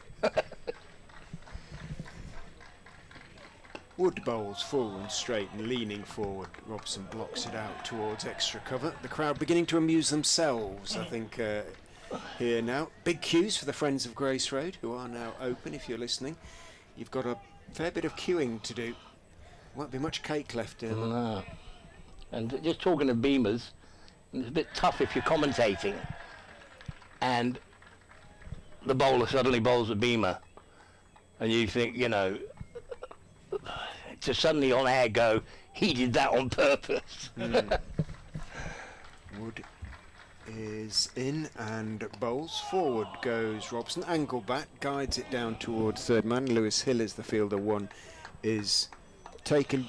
Did you ever see anybody hurt though? Genuine. I mean, because it's a dangerous delivery. I was commentating at the Wacker, comes out of the whacker, and there was a couple of little misfields off Glenn McGrath, and you could see him getting heated. And he came in, and his foot didn't slip; it was perfectly planted, and he let it go, and it just went straight into Mark Ramprakash's grill without bouncing. And thank goodness he had a grill on. yeah, absolutely. Wood bowls clipped away in the air through mid-wicket. That could go all the way for De Keres. Sprinting up the ropes goes Travaskis, puts in the dive and drags it back, to the delight of those in the crowd who are really getting involved here. I think you have to say that County Cricket Day, as that one is dragged back, is, it's free entry obviously today. Right. Is having an effect. I was wondering if it was a free bar as well. Is that the...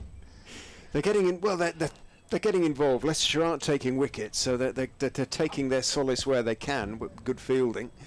And well, it's unfortunate though. One or two have pointed out to us on the stream that why it would be County Cricket Day when it's a Kookaburra Day as well. In goes Wood and bowls short and lifted off the top edge down towards fine third man for 4 by Robson. Do we give him the credit of saying that was deliberate? Yeah, we do, but also give the credit to the bowler that he hurried him up. He was banged in short outside off, and Robson went up and played it on his toes, but at the last minute just angled the bat and guided it through the vacant slip area. There's no slips now, so slip's gone to sort of just sort of square leg. Wood is in, bowls, and that's going to be 4 as well, off the hip, and it could have been purely off the... No, it wasn't. It was a little bit of bat as well, so consecutive boundaries down fine, one on the offside, one on the leg side for Sam Robson, off Sam Wood. Wood, who bowled really nicely pre-lunch, and in his first 2 overs of his post-lunch spell, he's just starting to bowl a little bit more loosely now. He's coming, and I think Peter Hanscom will take him off after this over unless he picks up a wicket. 8 overs, none for 39. He hasn't brought the stumps into play at all the last 2 overs. Wood is in, bowls. That's a better delivery, and it is rather shovelled by Robson out towards mid-off. But I suspect the young man's second spell will be just those 4 overs. Drinks time here at the Uptonsteel, with Middlesex continuing to go very nicely. Dermot's going to have a break, and Kevin is going to come back alongside. So we'll do some shuffling in the commentary box.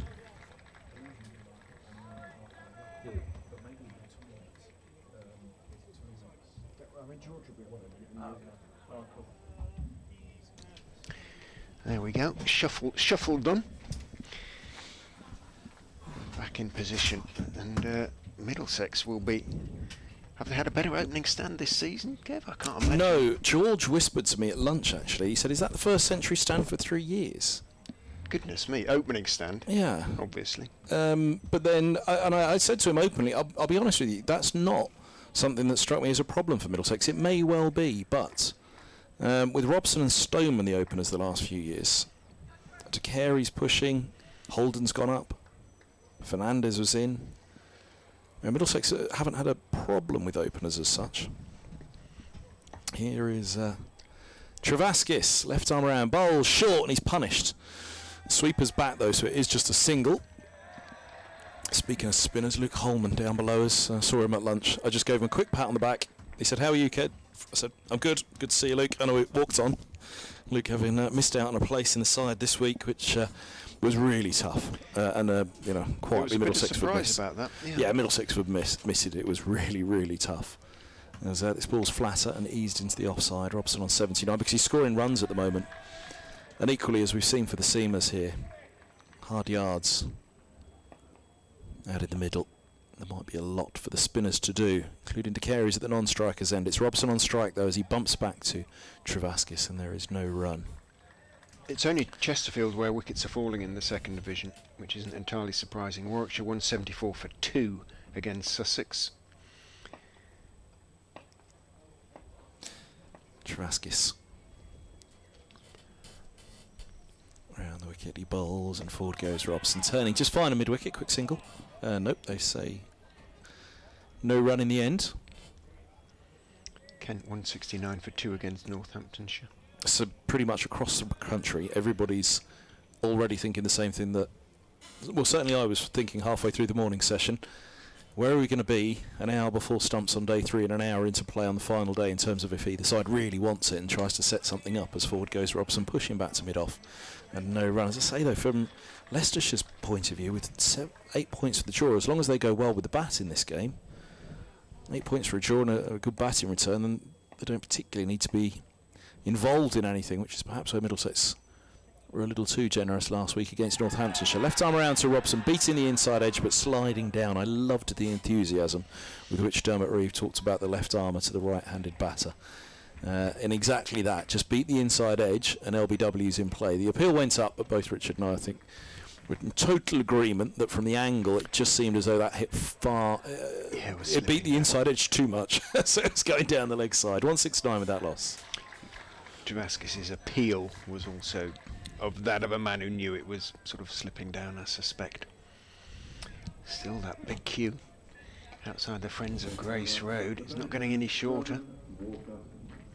So can Roman Walker, who bowled 3 overs, none for 20 this morning and wasn't at his best, can he redeem himself? Can he break the game open for the Foxes? They're in desperate need of a wicket. Hanscom very much on the defensive. Sweepers on both sides. Well, it's a funny one, isn't it? Because I don't think you particularly look at it and say good toss to lose just yet for Middlesex. Walker is in, bowls outside off stump, room for De Caires to chop it away, and chop it away effectively as well. Wide, well wide of Hill to the meet and pick up 4. He moves on to 76. Robson 79. And the reason I say that is because there was a bit out there this morning, and it would appear as though those quiet little whispers you just have when you walk past somebody at lunch, both camps were of agreement that Leicestershire got it a little bit wrong this morning, which neither you nor I were particularly critical of, but they do seem to have beaten the bat a little bit more in that first 40 minutes, particularly after lunch. Walker is in, and that's a great delivery. He's caught behind. Yes, they have a wicket. Walker has his man. It bounced, seamed back in. May even have taken the inside edge of De Caires' bat, and the breakthrough to the delight of Walker, who punches the air, possibly in as much of relief as anything, but also of the crowd, is evident. Let's have a look. Did it seem? But it was an odd shot from De Caires. May not have got up too much on him, but there was a little bit of seam movement, and Roman Walker has his first wicket of the season. Yeah, a little bit of a send-off, but as you say, it might have been as much relief, to have finally got that wicket. Yeah, he just dabbed at it really, didn't he? From the angle we were at, it looked as though it nipped back slightly, but it didn't seem to do so as much when we saw it straight on from behind the arm. We're down at long leg. Applauded off to Caires. 87 is his first class best. He got that in his last innings, and he's got 76 here, so he'll be disappointed because consecutive innings now he's missed out on a maiden century. Max Holden, who certainly for the start of the summer was Middlesex's batter of the year and arguably still is. He's had a wonderful season. Did he not open at Lord's? He did. Yes. He did. He went up and did Luke Holman go up to 3 for that game, and Leicestershire returned. It was the Kent match the round before, I think, where Holman was at 4 when he scored his century. So Holman going up to 3, so Holden went up to open. Fernandez had been opening up with Robson, and Robson of course had been out as side as well due to injury. Stephen Eskenazi's had a go also. But yeah, that's why the opener stat from George didn't particularly, it wasn't, sometimes there is a stat like that and you go, yep, it is good they've finally got one of those again, but the opening slot hasn't particularly been the problem, I don't think, for Middlesex. Walker round the wicket to Max Holden, who works it off Midland leg out towards mid-on. Yes, it was Robson and Holden at the top of the order. Yeah, Robson was on paternity leave, as memory serves. Holman was 4th out, but I don't know whether he went in 3 or 4. Deploy was third out then. Holman. Yes, because Deploy's return at 4 pushed Holman from 4, where he'd scored the century in Deploy's absence, up to 3. Walker bowls, full and straight, again from around the wicket, pushed back down the wicket to him by Max Holden. I think he's the top run scorer in the second division, isn't he, Holden? Max. By a distance, as I recall. He scored back-to-back centuries at Lords, consecutive innings, and wasn't out below 50 in his first 3 innings of the season at Lords. And then only the 4th innings, he had to go out in the dark against Glamorgan and try and knock off some runs before bad light calls a close to the game. Shuffling down as Walker bowls to him from round the wicket. He then leaves as it goes through outside off stump.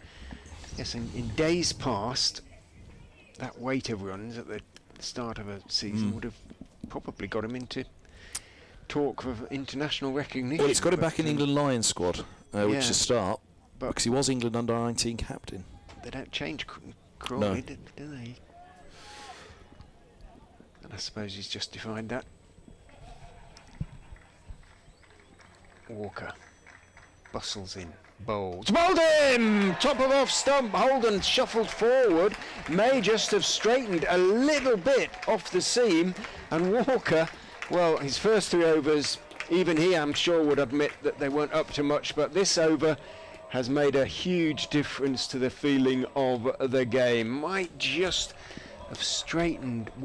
Holden stepped forward and did straighten on him a little bit, hit the seam, and pretty much the perfect delivery to a left-hander from around the wicket who's just come in. Couldn't put it better myself, because you look at the replay there and you think that Max has got himself into a good position to play that. He's covered everything up. It's just beaten the outside edge and it's flicked the top of the off stump, outside of the off stump. And that was kind of what we were talking about just after lunch there, that they've beaten the bat on the front foot more after lunch, and they've put it up there and given it a chance. And the feeling for Middlesex is there is a little bit of nibble out there, but you've got to be a little bit fuller in length. You know, Middlesex have been heavily accused of this over the years, and quite rightly so, I think, of bowling pretty lengths. You know, many years gone by now, they're not anymore, but you know, bowling pretty lengths, which are just that little bit shorter. Just too short, yeah. Yeah, and it might be this morning that if Leicestershire could rewind back, they'd have gone a little bit fuller than they did. But we were all excited by it, I think. Well, certainly I was. Up here, the bounce that they were getting and the pace it was going through, particularly from the Benedict. Well, they just got slightly carried away with that and could have gone a little bit fuller. But they've certainly beaten the edge considerably more after lunch, which again, with the Kookaburra in hand, we didn't think we'd be saying that. So, no, they're bowling well. And it's going well. They've got a couple of breakthroughs. They really did need one to turn into 2 quickly, but now it is Leicestershire to some extent playing the catch-up role here. Deploy has been short of runs this year. And they'll have a chance to go at him. That was the end of the over. 173 for 2. Robson 79. Travaskis left arm around to the Middlesex opener. He's in now. Bowls a bit of flight, and Robson bumps it away to cover. No run. Players deploy 396 runs at 30, 14 innings. Yeah. Flatter ball from Travaskis, forward defence from Robson. And this is a batter who averages, it's dipped down a little bit now to 46, but he was averaging up towards 50 in first class cricket. Travaskis bowls, lots of flight, eased into the offside by Robson, who'll know he'll need to knuckle down again now. His job is to make sure that he's there as the set batter and steady things and calm matters. Flies on this one from Travaskis, just challenges the inside edge, but good enough chunk on the bat that it goes back down the track. I love that we've gone for the healthy options. We've gone for banana after lunch. I'm saving mine for tea. Might need a energy boost for the evening session. Oh, very flat ball, dragged down really from Travaskis, and Robson happily just rocks back and takes a single on that one. I'd suggest had 2 wickets not have just fallen, he might have been giving that the treatment. Backward square was up inside the circle, and there was a sweeper at deep mid-wicket who was able to come in to take the single. We need to get this wood. Oh, the wood fan club's grown in number after lunch. I'm not completely convinced. Most of the cheers have been coming from below for Sam. Well, that's true. Yeah. I think so. Well, I think we saw a scampering of them come around here just Right. before lunch and up Okay. onto the top tier next to us, and they kind of took a seat up there, decided they didn't like it, and then went off again. I'm sure it was the Took same one bunch. look at us and Oh yeah, yeah. Here's a bit of flight from over the wicket from Travaskis to deploy. Ball's eased into the onside. He squares up to it, plays it late, so as such on the back foot, and works a dot ball away through the onside, fielded at mid-wicket. 174 for 2. Deploy his first delivery. Robson has 80 and will have the strike. And it's back to Walker, who picked up the wicket of Holden with the last ball of the last over. Louis Kimber's been out there. Ben Green has been off. Kimber is jogging off now. What was Walker's over? Was it He a was woo or a wow? To in between wickets, and just trying to work out how many. 4 balls Holden faced. 4 balls. It was his 4th ball. He was bowled So it was a woo. on, and I think his first went for 4. Walker's first ball of the over, so it was wickets off the 2nd and 6th ball. Thank you. There you go. Of the over. Figures look a bit better now. 2 for 24 from 4. Over the wicket he goes and bowls to Robson, who is forcing it away off the back foot, slightly short of a length ball. Walker flings himself off his feet, just loses his footing there, and he's just holding. What's he holding? He's rubbing his left knee. He's hurt himself a little bit there. Picks himself up. He's a big, strong fellow, and limps back alongside Ben Green. Hopefully he's all right. Leicestershire can ill afford to lose a bowler on day 1, and he's bent over at the moment. Walks back towards the top of his mark. Looks to be moving a little more easily already, so hopefully he's all right. He's going to go round the wicket to another left-hander in Leo's deploy. Slightly open stance deploy. As Walker is in and bowls, brings deploy forward very solidly, playing it out towards deep extra cover. The sweeper Wood gets to the ball quickly, and so it is just the single for deploy. He does have a little bit of an open stance, Deploy. He's a very distinctive batter.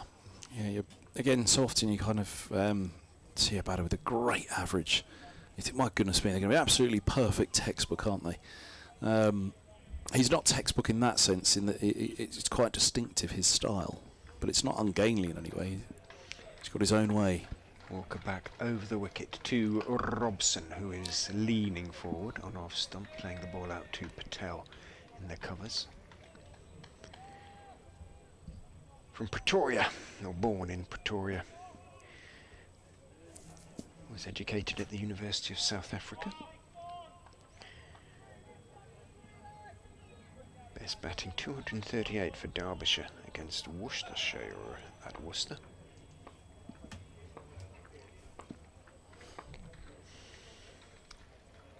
Walker bowls. Robson clips him nicely off his feet down towards deep backward square. Wood is quickly on to the ball. Good throw. Big. You'd expect, hopefully expect from a young fast bowler. He's got broad shoulders on him. Leos Deploy once toured the UK when he was at school. Not anything to do with cricket, but he was a member of a choir, and they went to compete at the Eisteddfod in Llangollen. So Mr. Deploy has a nice singing voice, it would appear. Round the wicket goes Walker. Bowls to him, and that just held its own off the seam and beat the outside edge. Walker finding something that others haven't, especially when going round the wicket. In fairness, it's the first time we've had somebody going round the wicket to a left-hander, and it does look a touch more green on, perhaps. No, just No, I take your point. No, I take your point. Not sure. It does. It's quite green all over the pitch, but there's clearly a little something there that Walker is finding.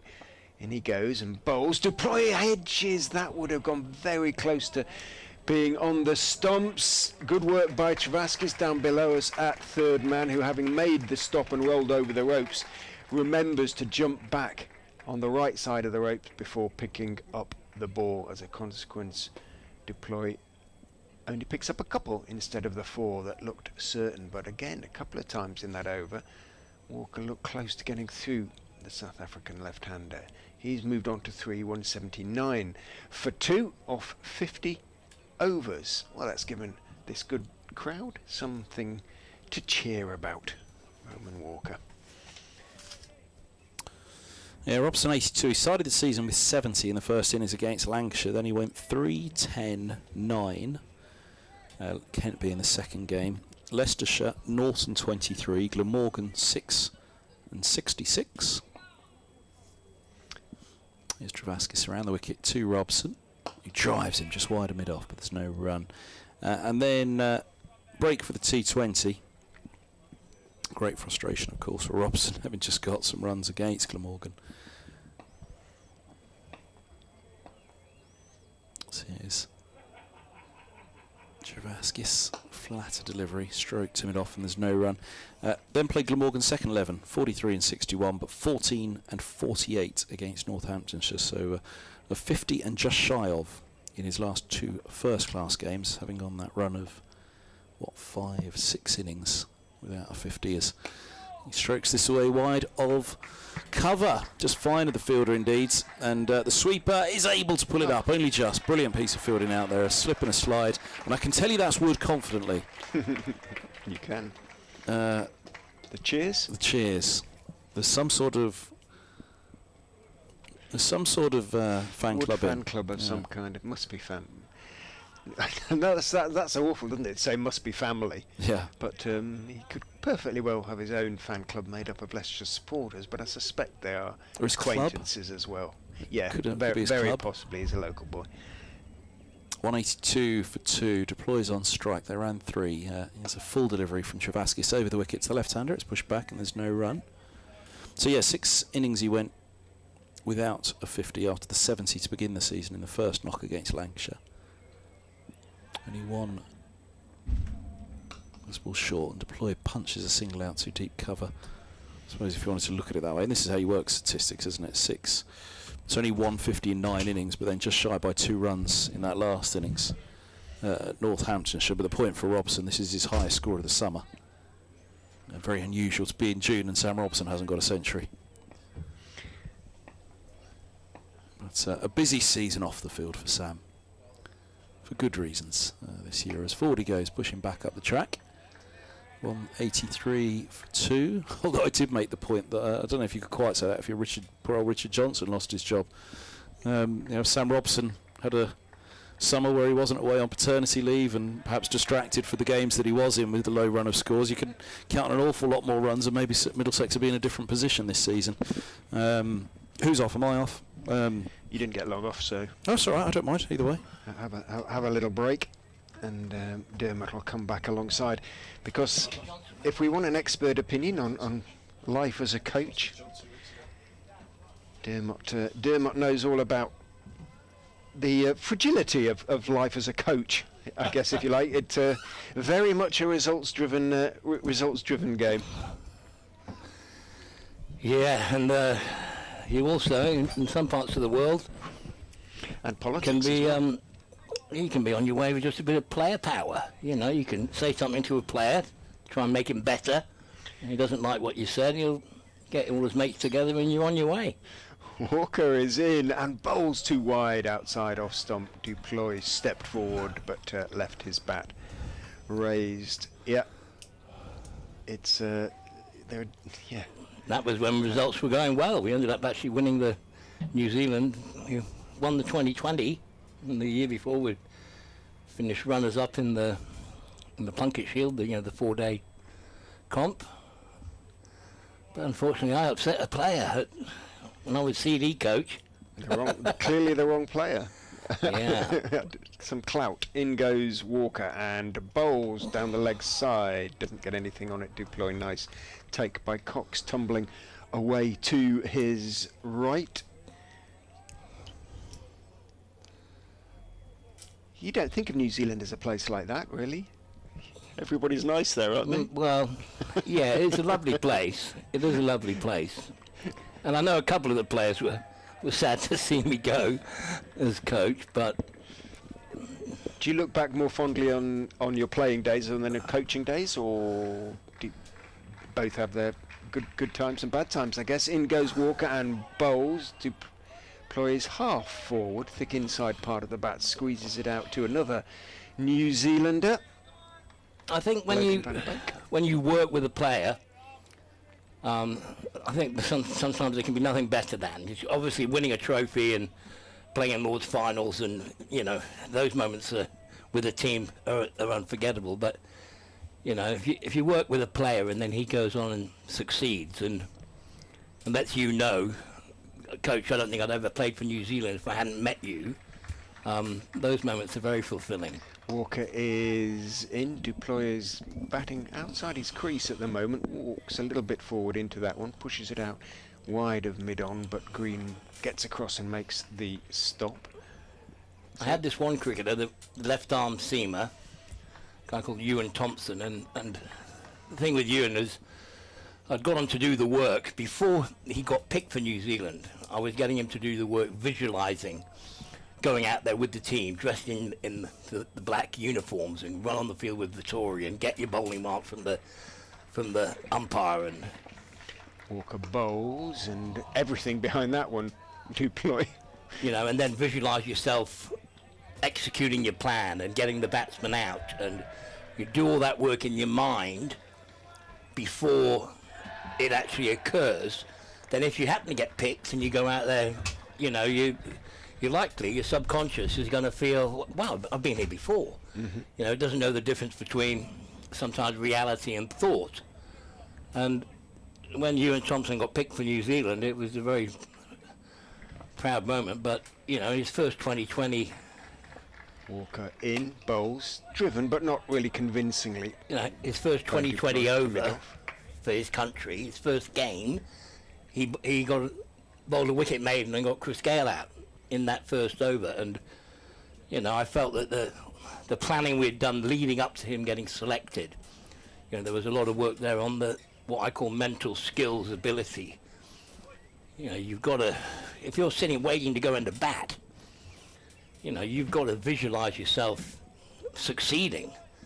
You might never have played at Grace Road, but you could tell yourself, the night before and leading up to this, you could go, this is going to tell your subconscious, I love batting at Grace Road. I always score runs at Grace Road. And you program this subconscious, which is very dumb, but hugely powerful, that you love playing here and you belong. And then when you go out there and take guard, your subconscious keeps taking over now and again with your movements. Travaskis round the wicket, tosses it up. Well, foolish delivery anyway. He never really gets it too high above the eye line. And it's jammed out by Robson to Rishi Patel, who's gone in at a shortish, straight-ish extra cover. He's got some cover behind him in Budinger as Travaskis is in. Robson is forward. We had another great New Zealand seamer, Ian O'Brien, was Derbyshire commentator for a while, and obviously had quite a few interesting chats to him about sort of bowling and the mental side of bowling. In goes Travaskis, a little bit loose there from Sam Robson, who's been a bit tied down and took his bottom hand off the bat as he went for the drive there, and it rather skewed out into the offside. That will perhaps encourage Travaskis a little bit, who's keeping things tight from this pavilion end. Steps in and bowls. That's a little bit short, having said he's keeping it tight, and he goes back. Robson steers it wide of Budinger and takes one. But I was talking about bowling with Ian and saying, as a club bowler, sometimes towards the end, I only played Yorkshire Leagues, but towards the end you're starting to really think, I'm not going to get this guy out, whereas when I was younger you think you're going to get every guy out with every ball. Yeah. And I said to Ian, but you'll have never have felt that. And he looked at me as if I was mad. Said, of course he felt that. In goes Travaskis. It's worked back to him by Duploy. Said he quite often used to think, I'm never going to get this guy out. And a dot is a win. Yeah. A dot ball. Exactly that. And it is a win in the field if you bowl a dot ball. So you've got to break the game down to make it. Travaskis is in. Duploy's using his feet, working it past Travaskis, but only as far as Walker at mid-on. End of the over, 184 for 2. people get far too wrapped up and complicated at times with the future, and how the game's going to go, and what's going to occur in 20 overs time, etc. Instead of thinking that all that actually exists is the now, is the present. And with cricket, it's quite simple. All that exists is the next ball, and all you can do is make sure you're in the right emotional place for that ball if you're in the field. If you're the bowler, all you can do is execute and believe you're going to execute this next delivery the right way. But if you're telling yourself, for example, if you're running in and going, I'm going to bowl a Yorker, right, I'm going to York in this ball, what should have happened is your brain should have just played a little movie of you bowling a Yorker. But if you're during your run-up, you suddenly say to yourself, don't bowl a full toss, your subconscious just hears the main word, full toss. Walker is in, outside off stump, width, steered away, wide of third man, should be 4, Hill can't get there, it is 4. Robson moves into the 90s. And you probably will bowl a full toss. You've just told yourself don't, but your subconscious didn't hear don't, it just heard full toss, because that's when I say your subconscious is dumb, but it's very powerful. It's, you put a man in the gully and a batsman might go, oh, don't hit it there. And the next ball he hits the ball exactly where he's just told himself not to hit it. That's why you, as a batsman, you go, I'm going to hit that gap. I'm going to hit the ball into that gap. Walker to Robson down the leg side. It's a flick. Is it a catch? Because Walker's hands have gone up to his head. Now, did Cox put down a catch? It's almost impossible to tell, but it sounded like a little noise, and Walker's hands went to his head when he saw that go down. We can only check afterwards. Yeah, quite often you get the fielders as well. If they've heard like a bit of a woody, you get the fielders start to put their arms up, hands off their hips and up in the air, and they didn't on that occasion, so it's probably trouser. Walker bowls. A little bit short, just outside off stump, worked off the back foot by Robson as far as Patel at extra cover.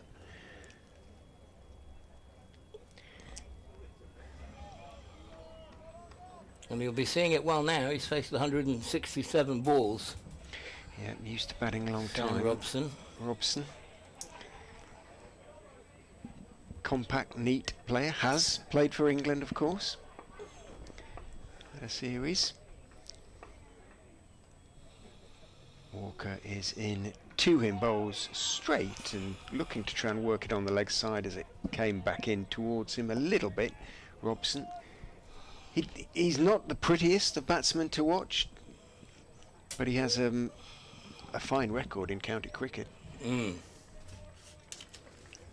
that last delivery, the way he played it, would have suggested that it did move. So it was either a little bit of late swing in that carried on and struck him on the pad, and this is the time that they may get a bit of reverse swing now the ball's 50 odd overs old.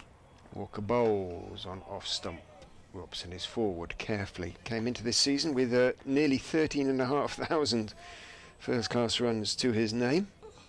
A best of 253. Made at Hove, lovely Hove. A Sydney sider. And of course we had his brother, younger brother, Angus Robson, here at Leicestershire for a few seasons. A while ago now. He's now teaching in Sydney. As Walker is in, bowls, leg side, worked by Robson nicely away through square leg. Going to take a single comfortably there and move on to 91. And keep the strike. Indeed. 189 for 2 off 54. Been better post-lunch, as I say, by Leicestershire, but it is still, what's that, 70 for 2 off 24 overs. Better, but they'll still be disappointed, the Foxes. That's how they've got to the top of the second division. They have picked up maximum bowling bonus points in every game, and they may yet in this, but so it's just been a little bit inconsistent. Travaskis has been good though. left arm around the wicket, and that's played by Robson off his pads out to deep square leg. Just a single, as Van Beek, I think that is, does the fielding. He's bowling with now, to the right-hander anyway. He's bowling Travaskis with a 6-3 offside field. And here's to the left-hander to deploy his left arm over the wicket. There's only 4 on the offside. And deploys forward and just blocks it back to the bowler. Not a full defensive, soft-handed block, but just a little push back to the bowler. Can sometimes induce an edge that may carry. Travaskis over the wicket again, and that's good line of length. And Deploy just plays it to the leg side, but well fielded by short leg, and there's no run. He gets through his overs very quickly. He's turned, and it's a very short run up, just 3 steps, and then and another dot ball. Yeah, just 3 steps and a little sort of last try to get him slightly in the air, and he drops it quite nicely on a length. There's not much flight. You'd say you describe it sometimes as the bowler's bowling darts. And again, he's over the wicket, and that's a half volley, which is driven and finds the fielder at extra cover. And he's raced through this over, only 1 ball left. Comes in, he bowls now, and Deploy plays that out to deep square leg for a single. So he'll pinch the strike, and he'll be on strike for the first ball of the next over, and he's gone on to 5 cautiously off 19 deliveries, and Robson is 92 off 171. So Middlesex very well placed at 191 for 2 off 55 overs. George Curtis on the stream. Is that the great Dermot Reeve on commentary? Yes, it is. No, so if you've got any questions for Dermot, and Nice you're listening as well as watching on the stream, nice ones. Best of the great. I will. We will make sure he hears the questions. Whether we'll choose to answer them is entirely up to him. We're getting fairly close to Robson's century, so I'll get Kevin back on in probably at the end of this over, something like that. Round the wicket goes Walker to Duploy, who is forward on off stump, defending the full length delivery out into the offside. And there's no run. And Walker find another wicket before tea. Plenty of time before tea, although I think they've probably improved their overhead a little bit. 9 overs until tea. Walker looks around him. Green's still got the ball. Tosses it to the North Welshman from Wrexham. Roman Walker very pleased with the progress being made by his football club. Bowls to Duploy, who's forward again. Plays the ball back up the pitch towards Roman Walker. Puts down a left hand. Stops the ball, not cleanly, but does stop it. He's another strapping young quick. Yeah, they all spend a lot of time in gyms, these boys, don't they? Yeah. They're all strong boys these days. Well, it is hugely important, your fitness levels and your strength. Runs in and bowls. Deploy gets a delivery. He can turn off his sort of thigh area. Middle and leg delivery comfortably round the corner. There's nearly a 2. They could have probably got in had they gone for it, but being 4-day cricket, no, you know, those 50-50s or 60-40s even, you tend to turn down just in case the fielder suddenly has an amazing arm and throws and hits direct or trims the bails flat. So just a single, which brings Robson on to strike. He's on 92. Walker in, bowls. Robson works it nicely through mid-wicket. Should be 2 at least as Wood runs up to field the ball. They jog the second. It is indeed a comfortable couple. Well, that's just where you want them to bowl at you when you're going through the 90s. Possibly start to think of your 100, which you shouldn't do. You should just think 1 ball at a time and forget that sort of personal milestone or statistic, because You know, many a batsman has run a suicide single on 99 to get to his 100 and run his partner out, but that's the kind of delivery you want. It was just fullish, middle and leg, and he turned it away easily as you like for 2. Walker is in, and Robson is going to pick up at least 1 as Hill fields at third man. Slightly wide of a length delivery that he guided past the leaping Budinger, who's at a sort of deepish gully stroke backward point position. Almost there for that wide delivery. I'm not necessarily sure that that is a valid fielding position, but I mean, most place. wickets fall, don't they? Either caught behind, bowled, or LBW. So, you know, you could just have a wicket keeper. And obviously you've got your fielders, but they're all mainly now in defensive positions. Walk around the wicket and beats the outside edge of Deploy's bat just occasionally from round the wicket to the left-hander. Walker has straightened one. One was a perfect delivery to Holden that trimmed his off bail, and that one just held its own off the seam and beat the outside edge of Deploy's bat. Still there though, 56 overs have been bowled. Middlesex 195 for 2, and I'll give way to Kevin Hand alongside Dermot Reeve. And just a thought for all those out there who do love their cricket and can picture it and remember, for example, Ben Stokes and his partnership with Jack Leach up at Headingley. You know, there was a situation there where the Australians could have put 9 on the boundary, all stopping 2 to Ben Stokes, and you could have still got him out, bowled LBW or caught behind, and you would have protected the boundaries. But Tim Payne didn't do that. He kept leaving a few gaps. It's Travaskis bowls to Robson, push back, and there's no run. I mean, it looks a very unusual field, but there's times, I mean, for me, Tim Payne won England that test match by having the wrong field set. And he goes Travaskis again.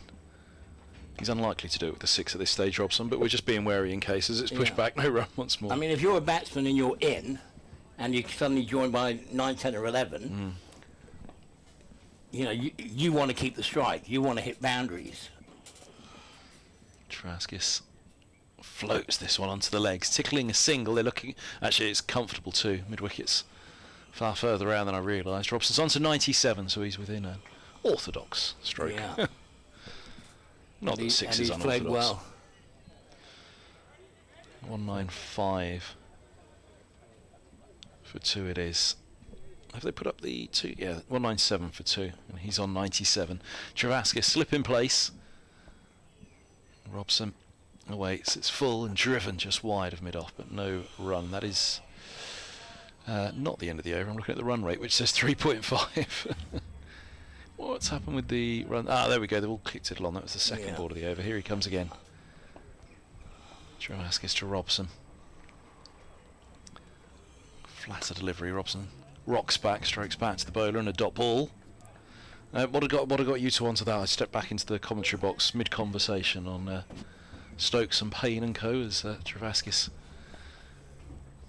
moves in again. A little shrug of the shoulders, inhalation of breath, then sets off bowls forward defence from Robson. Well, I was thinking out here. We've only got 1 slip in place. Yeah. But my point that I was making is that the bowler can still get the batsman out, bowled LBW or caught behind, the 3 main modes of dismissals. And you could get those 3 modes of dismissals with 9 on the boundary. So if Tim Payne had gone to those tactics when Jack Leach came in and not given a boundary option to Ben Stokes, and then after 4 balls, if he's hitting it out to the men, he's not running, with 2 balls to go, if you swing the field round so there's a man behind the wicketkeeper, and you bowl 2 bouncers, then you can end up getting an over at Jack Leach. Or Ben Stokes is playing a high risk hook with men on the boundary. But if you bring all the men up to stop 1, he can hit a couple of 4s. Yes, indeed. Here's deploy on strike. We've got to go by batter at the moment, haven't we? Sorry, it's Robson who's on 97, who comes on to strike now. Whenever our followed batter is on in the 90s, we switch it to go by by batter rather than by the end, whoever's commentating, so I'll stick with Robson. So I've nicked a delivery off you there, Dermot. Okay. You stick with deploy and I'll stick with Robson. I'll take deploy. I'll do the live. This is Robson on strike. 179 balls so far for his 97. Will even to Robson come as a great relief to get over the line if he can, as this ball tickles through mid-wicket off the back foot from Robson. He moves to 98 and deploy moves on to strike. He had a baby midway through what we've had of the season so far.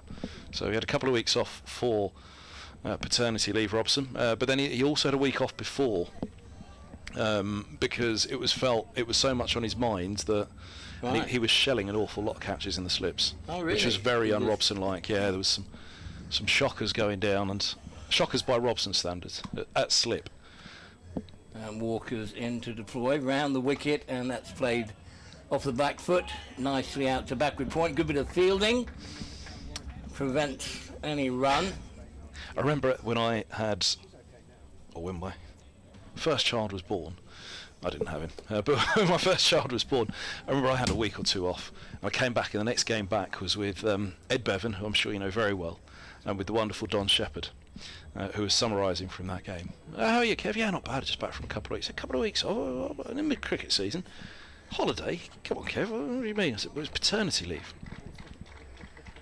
As Walker's in, round the wicket, deploys forward and defends it back to the bowler. Ed Bevan, Don Shepherd look at each other, shake their head, and then just start laughing. Paternity leave, they says. Was it John Carr of Middlesex who had that extraordinary run? I think it was John Carr. If David Kendricks has tuned in now, he'll tell me, because he quoted him in the piece for I think it might be the Cricketer magazine, whoever he did it for. He did.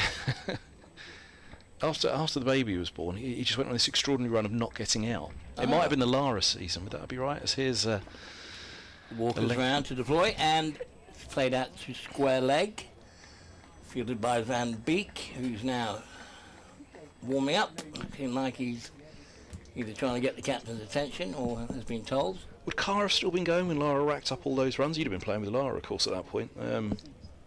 Yeah, 94. John Carr still been going then? 94, John Carr. Might just have been. I got him out in the NatWest in 89. Little Nick Humphreys took a diving catch when Warwickshire beat Middlesex in the dark. As deploys forward and finds the fielder again, this time on the offside at extra cover. End of pretty good over, only a couple off it, or just a single. And they bowled pretty well since lunch. Only got picked up the 2 wickets, but quite often happens when there's a big partnership and the batsman's had his pads on all that time waiting, and 40 odd overs before he gets to the crease, and then he gets a naught. Yeah. I just walked past poor Max when I popped downstairs for a moment. How are you, Max? Head down, keep walking. Or not even how are you, just hello, Max. Hello, Max. Keep walking. Yeah, lovely lad, Max. Steve Eskenazi's not getting a game at the minute. No, did you see Steve downstairs? Yeah, he's the T20 captain. Here's Robson on strike. Forward he goes, pushing back to Travaskis, no run. Yeah, Steve played out in Perth with the club I was coaching, Claremont, Netherlands. Ah. And we had Cameron Steele. Oh, yeah. The Surrey legend. The first Californian-born first-class cricketer, if I'm correct in saying. A lot of flight on this to Robson. He pushes into the offside. It's well packed in there, isn't it? Cover, extra cover, and mid-off. He's being asked to pierce a tightly knit offside field. Deep point is back. I guess that's in the hope of perhaps holding him for a single if he does get it away a little squarer. Well, there's every chance it would be 2 if he does. Strokes that one up to mid-off as well. And again, even for somebody of the experience of Robson, when you're just short on a run or two and you haven't got a century yet this summer, even for Robson right now, there'll be some nerves. Yeah. No doubt. Travaskis, left arm around, bowls. Robson rocks back to him. I love the enthusiasm when you were with Richard earlier, talking about Travaskis, left arm around to the right-hander. Just in the angle itself, all he has to do is skid one past the inside edge and he's got his man LBW. It doesn't have to be a great deal of turn or bounce, just has to get a slight error. Bowls now, he's short and onto the legs, and Robson turns 2, backward a square, and that'll be the century. First of the summer for Sam Robson. It'd just be interesting to see how much he celebrates it. He might do it. I guess he didn't have to scamper back hard, and it's a quiet celebration for Robson. He lifts his bat to the pavilion, lifts his bat to the dressing room, and around what is quite a busy Grace Road this Sunday afternoon. And Sam Robson has his first of the summer, his first since facing Sussex last year at the end of the season. Helmet goes back on, and it was a quiet and considered celebration by Robson. I wonder if he had to scamper back that little bit quicker with the adrenaline of got going more. Well, it's quite a warm day. It's quite muggy, and he's been out there faced 185 deliveries. He just wants to keep going. Travaskis bowls to him on the back foot. He punches just fine of cover, and all of a sudden there's a gap everywhere, isn't it, to find a single. He's on to 101. He did say 2 years ago now to me, he's 35 now, Sam. He said, I'll never give up, hoping to play for England again. He's 35 now. He's had a fabulous record the last couple of years, and he did have the best average or record alongside Sir Alistair Cook since Strauss retired. So of all of those that were tried, he had the best record, but never got a second go, and Matty felt was discarded too quickly, and it rocked him that for a year. If there was a year he honestly didn't know one end of the bat from the other, you could just see he was a shell of a player that following year in 2015. That was 10 years ago now. 2014 was when he had his tests. The only advice I'd give to anyone out there, any young cricketer or any cricketer, that whatever level you're playing at, the game doesn't change. You just, if you're playing club cricket and you're third grade, third 11, it's as important as the fellow who's playing the test match. You make it that important, and you just enjoy every ball. And, you do get the odd people who come back from the test arena to first class level, and they just don't look quite motivated. Here's Van Beek back into the attack. This ball's eased away into the offside, and there's no run. I'll take the Bennett end. You take the pavilion end. I mean, to get yourself in the right place mentally for a challenge. Really, whether you're, if you're playing for Yorkshire against Lancashire, or you're playing for Yorkshire in a match, it shouldn't be any different than if you're playing for England. It should be the same mentality, and you should have the same attitude and effort, whatever the level of cricket you're playing. Slip crouch down as Van Beek's in, bowls, and Robson turns away through wideish mid-on, picks up a couple. I mean, you've clearly not lost any little bit of enthusiasm for the game that you've always had, and that always came across in a huge abundance when I used to watch you on TV. Right. Was the enthusiasm, and it's even the way you talk about it now, you still, every little bit of it, the enthusiasm still burns through you. I've tried to coach, if you like, besides the technical side of the game. I have tried to coach the mental side of the game, coach confidence. Getting players to think the right way, believing in belief. It can be how you're thinking before you go into bat, which makes you succeed, makes the team win. Van Beek bowls, and Robson on the back foot pushes back, and there's no run. It must be one of the most mentally challenging sports. I mean, I would give you an example. O.A. Shah didn't make the England team at Hamilton in New Zealand. And I saw him for the whole day with a sulk on, walking around the ground. They decided to go with Strauss again, or but he missed out always. And Van Beek hits the crease, bowls on the back foot. Robson defends into the onside, no run. Now he was producing an emotion of poor me. Poor me, I didn't get picked, I'm feeling down, and he allowed himself to stay in that mindset throughout that first day, maybe even the second day, for so long that if you went up to him now and just went Hamilton, New Zealand, and said those words, he would have an automatic neuronet response of taking him back to that moment where he felt so down that he wasn't selected. So in comes Van Beek, bowls. Oh, Robson has a little dabble through to the keeper outside the off stump. Yeah, it was a beautiful ball. So, the power of your mind to control your thoughts, to rule your emotional state, is such a huge, important factor. And if you're living your life on autopilot in the midbrain of stimulus, reaction, emotion, everything's pre-programmed at how you're going to react to situations instead of choosing how to feel. Van Beek bowls, and forward goes Robson, and there's no run. That's fielded extra cover. I love this. End of the over 204 for 2. Right, do you? I do. No, I genuinely do. Yeah. I'm fascinated by So, this. if you manage to practice, if you like, what I would call mindfulness, Yes.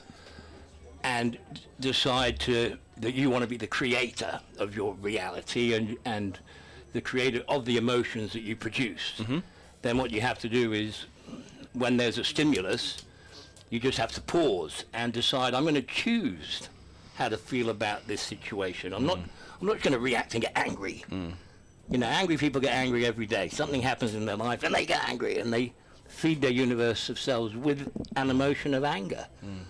So if you can decide to go, right, I'm actually going to choose happy. I'm going to choose the positive side of the chart. I'm going to choose love and joy and acceptance, and you know, it's a happier place, or a more creative place to be living, because then you're living in the frontal lobe of creation. You're deciding what to feel, not just on autopilot of stimulus, reaction, emotion without control. Chris Wright, I think it is back on, is it? Yes, it is. It is. Chris Wright, and he's round the wicket to deploy, and he's driven through the covers. That will be a 2. Out to the offside sweeper.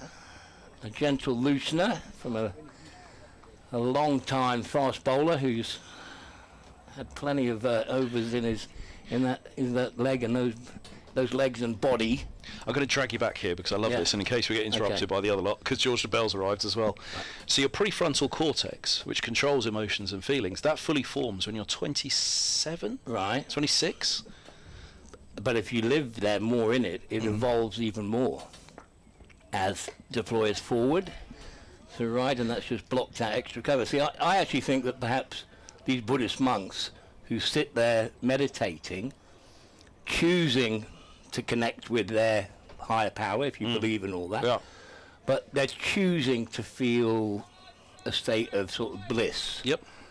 And because of that choice, and they're living in the frontal lobe, you know, their pituitary gland perhaps gets more powerful than other people's who live in the midbrain.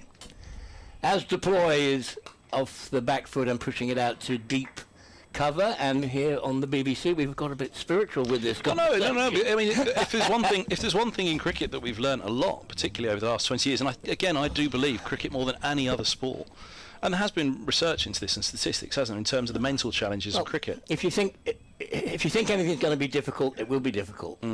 So you're waiting to go into bat in a 2020 game, and the run rate's going up. It's now at 10 and over. If you're sitting there going, oh, this is going to be hard, and how am I going to win this game? If you're thinking wrong, you've got less chance of going out there and bringing the game home. If you're going, we're going to win this, as Robson plays that off a half bat, played late, defended, and as a result, he's got a single down to third man. Well, two reasons why I've dragged you back onto this. Firstly, the reason I think cricket, for me, why it's so mentally tough is because it's a team game played by a bunch of individuals. Because at the end of the day, when you fail, you're failing alone out there. Yes, the team can lose, but as a batter or as a bowler, it can be quite an insular game, can't it? Which perhaps the choice then is to say, okay, you have to recognise that although I'm an individual and it's not going well. And deploy has driven this off the front foot out to deep cover for another single. But if you're a tennis player and you've had a rotten match, you can go back in the dressing room, shut the door, and there's nobody there, and you find a way to deal with it yourself. Yeah. But as a cricketer, you've got to walk back into that dressing room with your 10 colleagues, a couple of subfielders who want your place. Tennis is a bit similar in that tennis is one point at a time. So all you got to do is make yourself be in that moment. But it's as much as recovery afterwards. In each moment. Yeah. And it's a good line and length from right, and that's played to extra cover for a dot ball to finish the over, 209 for 2. But I just my point being is that all that exists, the past is gone. It's gone. And if you know, I've got a bit of a saying, live in the past, you're depressed. Live in the future, you're stressed. Live in the moment, you're blessed. Because that's all that is existing. People at home now listening to this conversation are making a neural net response to as whether they're enjoying our commentary or not. I'm not saying they should be sitting there going, I'm going to choose to enjoy this commentary. But, you know, you can... They're probably manifesting Richard choose. Ray coming back on. Yeah, well, yeah, but you can decide. It's like, there's a lovely quote, you know, be kind whenever possible. It's always possible. That's the Dalai Lama quote. You know, being friendly to people, smiling at them on the train, or, you know, you can change the world by just your positivity. Round the wicket comes Van Beek, and this ball's eased away into the offside by deploying the Snurren. It just always fascinated when it was first put to me. You know, it was a couple of years into commentary that I've been doing the job properly when somebody spoke to me about it. And, you know, we talked about the mental challenges of cricket and how it does seem to have a lot more depression in post-playing days than a lot of other sports. And one thing that I particularly latched onto was how it was explained to me that it's a team sport played by a bunch of individuals. So as an individual, when you fail, you've got to deal with that in front of the team. As this ball's on a length from deploy down to deep third, 210 for 2. You've got to make a very quick decision then to be able to bounce back. But you've got that team, which is in essence your family, that you're with 6 months of the year, playing every day, and they're going to. But you've got a right environment, they'll support you. I was going to say it could be the best of places, but the worst of places, I'd imagine. Yeah, but also what happens in cricket is that's suddenly gone.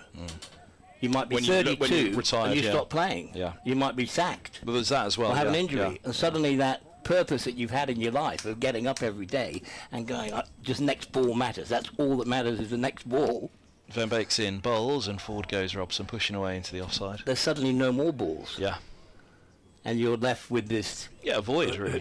Void of, you know, who am I and what should I do now with the rest of my life? And I love cricket, and can I stay in the game as a coach or a commentator or a mentor or you know? So it's you know, that's a challenge. You know, the hardest, I guess, challenge in life is to deal with adversity. Van Beek bowls, and forward goes Robson, pushing into the offside, and there's no run. 210 for 2.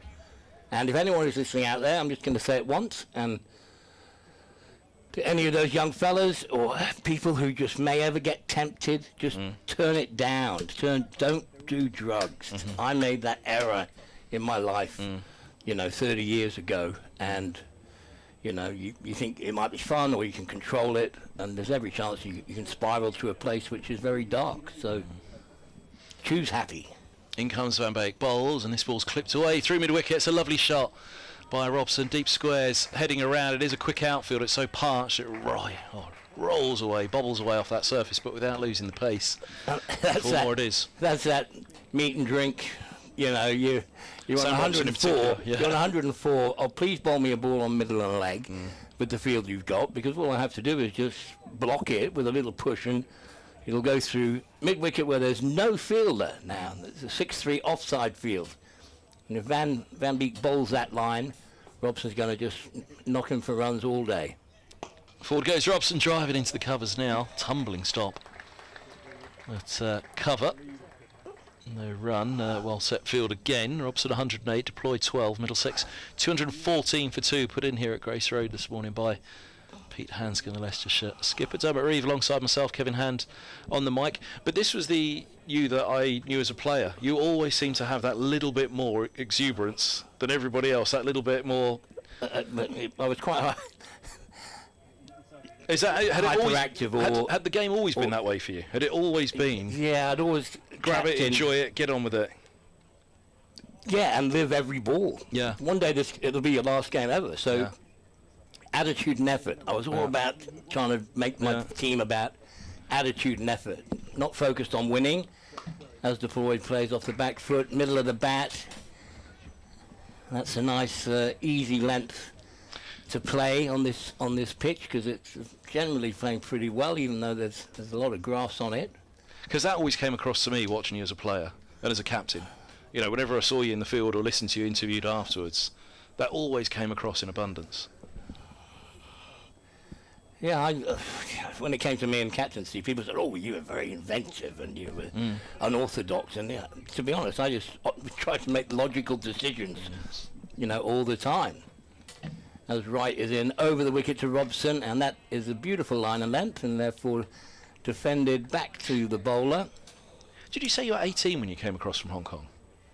I was still going at school when I was before I turned 18. I was still doing my A-levels out in Hong Kong. So I was going to say, how but did you I find got- the change of standard? I mean, the Middlesex League itself. Well, I never at played that on point- grass. I'd never Yeah. played on grass. I was brought up playing on matting. Yeah, because the Middlesex Matting League, wickets. let alone County Championship in the 80s and the Middlesex First 11, the Middlesex League.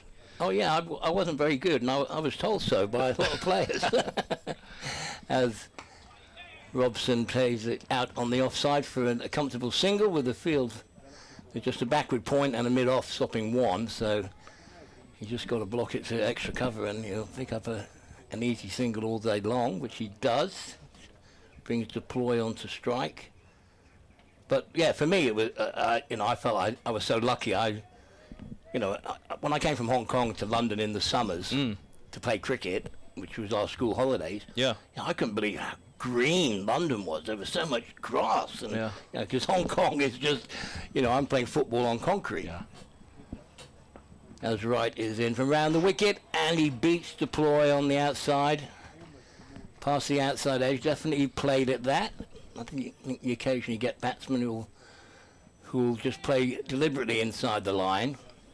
But Goodness me, I've just realised we're in the 63rd over.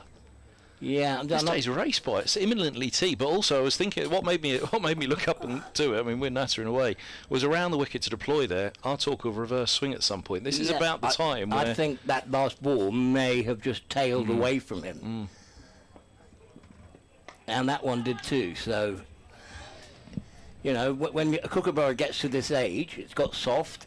One side's got scuffed up more because you've been wetting and shining the other side. Also might be getting heavier with the sweat you're putting on it. So there could be, one side of the ball may weigh more than the other. That might, but they talk about it being a turbulent effect. The rough, dry side has got little sort of bits on it, and as a result, it turns the ball in a turbulent manner. As that one is also tailed away, but well played by Deploy. Played it under his nose and soft hands, and it went through the vacant gully area for a single. They talk about an aeroplane wings being rippled underneath. They've got these ridges and ripples, and that's there for aerodynamics. That when the plane is going to take off, that will help it, elevate. So with a cricket ball, if you imagine that the dry side, if a right arm over bowler's bowling, if the dry side's on the outside, which is scuffed and dry, and the other side that you've been shining, which is wet and had the moisture, so you got wet and dry going on. But now what people do is they'll buff that shiny side, but the ball reaches an age where instead of it swinging out, it will actually tail in. It's awful if you don't know what you're doing as a bowler. You're running up. I bowled to Trevor Jesty at Hampshire, and I went for 16 in the over, 4 leg stump half volleys, because I was trying to swing the ball out, but it was going in. But Imran, who was playing in my team, hadn't told me about reverse swing and why the ball was doing this. Here's Patel from the Bennett end. It's the last over before tea, and spin into the attack as this is pushed up to mid-on, and there's no running. I was going to grab you on that earlier. That must have been a learning curve on reverse with Imran. Yeah, well, I mean, there's a lovely story which is absolutely true. I was playing a game at Eastbourne where Imran called on the 12th man. Here's Patel. Slip in place, bowls to deploy, punched a single out to deep cover. And the 12th man was Alan Green, and he ran on, and Imran said to Greenie, "Get me a Coca-Cola bottle top." Okay? And Alan Green looked at him like blank. Are you winding me up? No idea what he wanted it for, but Greenie ran off the field. 2 overs went by, and Greenie hasn't come back on. And Imran's getting a bit irate. Here's Patel to Robson. On the back foot, punches a single. No, he doesn't. It's just fine of mid-wicket, a tumbling stop. And eventually Alan Green ran on the field, and Imran said, "Wow, what took so long?" And Greenie said, "I can't find a Coca-Cola bottle top. I can't." And he put his hand in his pocket, and he went, "I got a Fanta, Budweiser, Sprite." It's Patel bowls. 4 goes Robson pushing into the offside. That's absolutely gospel true. And Imran just went, and just took one of them. Yeah. Took one of them. I, at the time, had no idea Yeah. what he's done. And the next thing, the ball's reversing like... Here comes Patel bowls. This is short, pulled away, out to deep mid-wicket by Robson. Moves to 110, single taken. There were times when the ball would, say, Imran would get it to reverse, or other players at certain times in their career, and it's unplayable. Yeah. At the end of a one-day game, if you were trying to hit the 6 and over or 10 and over to win a game, and the ball in the last 3 yards is tailing at such an angle. Patel, last ball before tea, bowls and deploys forward, pushes back to. That was a nice length, and that was the U's and the R's from the crowd. 110 Robson, 15 deploy, 219 for 2. Last thought from Dermot. Yeah, well, we might get a bit of reverse swing after tea, and after 63 overs, if the ball starts to do it legitimately, because one side's got a bit rough, if you bowl a few short balls bowling over cross seam, and you'll get some scuffs on that, dry side, particularly if a wicket is dry. Now this one's got a lot of grass on, so you might not find the reverse swing. If this was a completely shaved wicket and starting very dry that you think might spin, then absolutely we would be getting some reverse swing. But with the grass on it, I know we've got a dry outfield, but for the moment, whether it's reversing a little or not, it's been pretty easy going for the batsman, as Sam Robson puts his helmet and his gloves down to dry, and he's on 110 not out, and it's time for a cup of tea, and we'll deploy on 15. It is indeed. Don't worry, thanks very much. Loved every minute of that. Don't be back with us for the first 3 days. This one, Richard Ray, myself, Kevin Hand as well. Join us back just under 20 minutes. Middlesex will resume 219 for 2.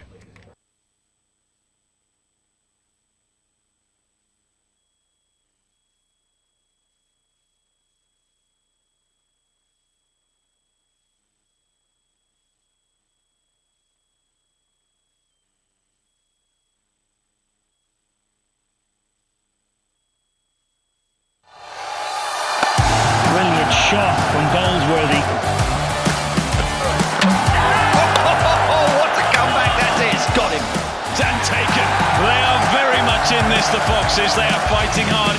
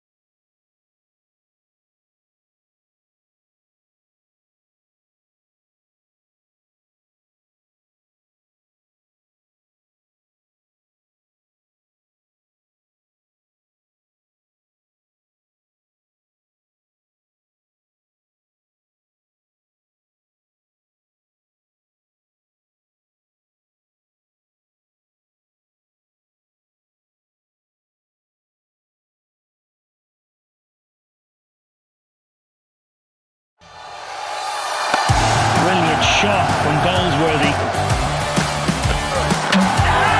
Oh, what a comeback that is! Got him. And taken. They are very much in this, the Foxes. They are fighting hard.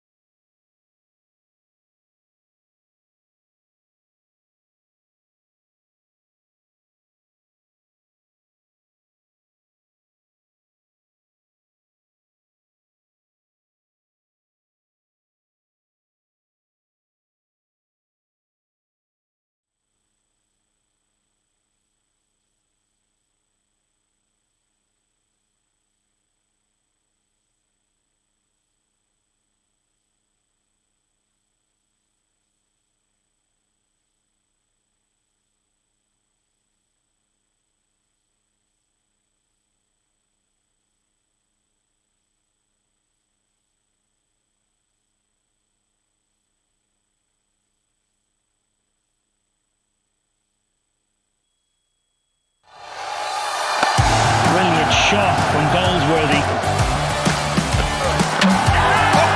Oh, what a comeback that is. Got him. And taken. They are very much in this, the Foxes. They are fighting hard.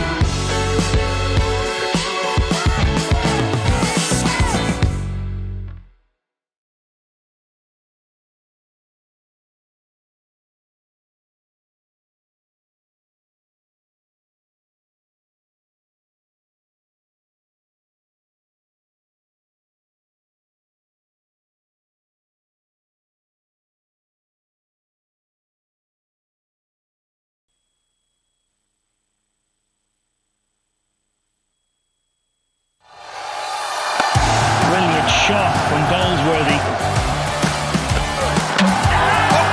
Oh, what a comeback that is. Got him. And taken. They are very much in this, the Foxes. They are fighting hard.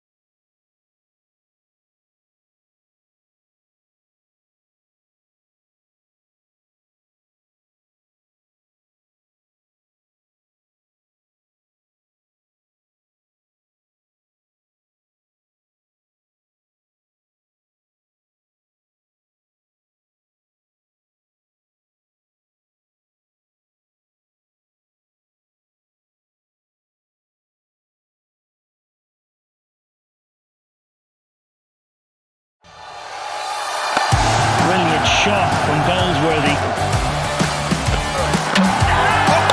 Oh, what a comeback that is. Got him. And taken. They are very much in this, the Foxes. They are fighting hard.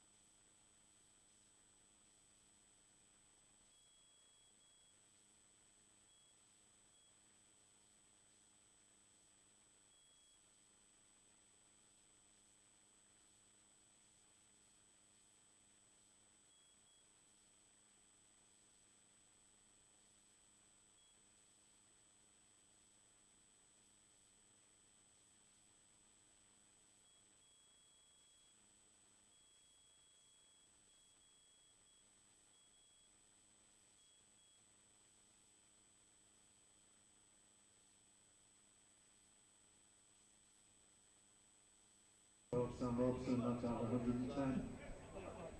Number 76, Leicestershire, not out 50. Afternoon again from the Uptonsteel County Ground, Grace Road in Leicester. Final session on this first day of the Rothesay County Championship Division 2 match between Leicestershire and Middlesex. A slightly better afternoon session for the home side, the league leaders, than the first session, but still Middlesex will be very, very content with the position they are in. 219 for 2, with Sam Robson leading the way with an unbeaten century. He's 110 not out at the moment. Leos Deploy, the other not out batsman, is 15 not out. One successful over for Leicestershire, during which 2 wickets fell. Liam Travaskis, who's bowled 9 overs, is going to continue with his left arm spin from the pavilion end. Steps in and bowls to Robson, who drives him out towards mid-off, but gently, just feeling his way post tee. Kevin Hann from BBC Radio London and myself, Richard Ray, from BBC Radio Leicester, your commentators, along with Dermot Reeve, OBE, for this game, as that one is turned by Robson through the vacant square leg area out towards the sweeper, who is Logan Van Beek, who comes running in. Good to be down there during the interval and see so many people here, Kevin, really. I stepped down in that last stint before I stepped back on, and yeah, the number of people here, actually there's far more than I think we probably realise, because there's an awful lot on this side of the ground which we can't see from up here. Exactly that. Most of them tend to be sort of below us and out of our line of sight. Travaskis is round the wicket, firing it in rather to the left-handed Duploy, who turns it past Budinger at short leg, but only as far as right at sort of short. Well, you can't say short fine. He's on the 45, if not wider. He's almost backwards square leg as Travaskis is in. Gives that one a little bit more flight. Duploy uses his feet to get to the ball outside off stump and push it out into the offside. And there's no run. Here's the Sam Wood fan club managed to get a lot of pictures with their hero as forward goes Duploy to that one. There is no connection apparently. It's just that they liked the way he was fielding close to where they were sitting. And no way. And decided to really adopt him. Wow. So they managed to get pictures with him and a few others actually as well down there. Brilliant. Oh, good on them. So they're just having a day out. Well, in which case, even better. Well done them. Travaskis in, back goes Duploy, turns it out to Rishi Patel, who did a lot of bowling warming up during the interval. Whether that was in hope or expectation remains to be seen. There they go again. He's walking hopefully towards the stumps, but it looks like it's going to be Sam Wood, to the cheers of the Wood faithful. Yeah, good on them, because in which case then it's organic, it's not contrived. So they have turned up en masse for a day, for cricket day, of course. And they are making a day of it, and they are adding to the atmosphere. And it's not just them, there are 1 or 2 others that have perked up a little bit around the ground. But they are indeed adding to the atmosphere, which is great. 220 for 2. Yes, George Dermot is here tomorrow. He asks on the stream because he's going to bring a few old who's for. He's autograph hunting, is he? DR to sign. Brilliant. He'll get his autographs from Dermot and his selfies with you, Richard. Don't think so. 220 for 2. Robson is on a Nelson, 111. From 205 balls, Deploy has 45 deliveries faced, 15 runs to his name as in comes Wood, bowls just outside the off stump, and Robson leaves alone through to the keeper. We are in, believe it or not, the 66th over. Where has today gone? Nattering away with Dermot, and the next thing I knew, it was the penultimate over before tea. That's a good sign. A very good sign. Time passes quickly. A very good sign. No, we've had a good day today, but funnily enough, we were talking a lot about reverse swing, and it doesn't seem to factor in so much with the kookaburra in this country as it does abroad. And of course we are at the stage where if it's going to reverse, it's almost now or never, because there's a second new ball in 14 overs time available as Woods in, bowls full straight, and it's dug out by Robson up to mid-on. Still got Higgins and Geddes, who will score quickly when they get in, but I'm sure these two. Robson's got his first ton of the year. I'm sure Deploy would dearly love to get his first ton of the year. That's a long, long way away yet, but they'd love to, of course, just get Middlesex into a position where they're set to face the second new ball. Well, he's setting his stall out as though he's planning a long stay, that's for sure. Getting the bowlers into their third and fourth spells. Here he comes, Woods. There goes the hand clap for him as he's in, bowls, and this is defended by Robson. There's no run. Tough overs now for the bowlers. Well, they are if there's no reverse. I mean, that's there isn't any. Yeah, no. There was a hint of a way swing when Wright came around the wicket to deploy just before tea, and we were musing whether, well, to use Dermot's word, it's just tailing away slightly to the left-hander from around the wicket, but it's not that sharp. I guess you really need to happen at pace as well, don't you? As Dermot said, those last 3 yards, when they just sharply move as forward goes Robson, pushing into the onside. Feels it at mid-wicket. The applause. Is it even for getting to the end of his follow-through? I think he's getting an applause now. But yeah, good on him. It's adding to the atmosphere today. And there is that, like I say, the lofty position we've got here atop the pavilion. You can't see just quite the number of people that are down below. There was a real hubbub when I went down just mid-afternoon. You'll hear them if Wood takes a wicket. Well, them lot you will, yeah. Maybe everybody else will go with him. An explosion from down below us. Yeah. Woods in, bowls, and Robson jabs forward, inside edge onto the pad, and it just lifts behind him. Must have been an inside edge onto the top of the knee roll, because it continued on its way behind him, but well wide of the off stump though. So yeah, it's 220 for 2. A wicketless morning, a couple in the afternoon.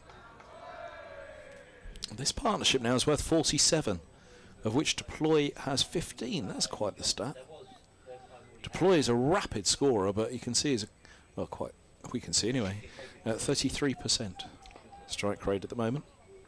Yeah, one of the problems with the Kookaburra. Come back to that. Wood hits the crease at the end of his 9th over, and he dabs to gully. Robson to end the over. 220 for 2. Robson 111. Deploy will have strike on 15. It's that when it does go soft, it can be as hard for the batsman to get it away as it can for the bowler to sort of create something with it. So it has a negative impact on the game in every respect. Yep. So. Well, that was where Middlesex were trying to set that total last week against Northampton on the 4th morning.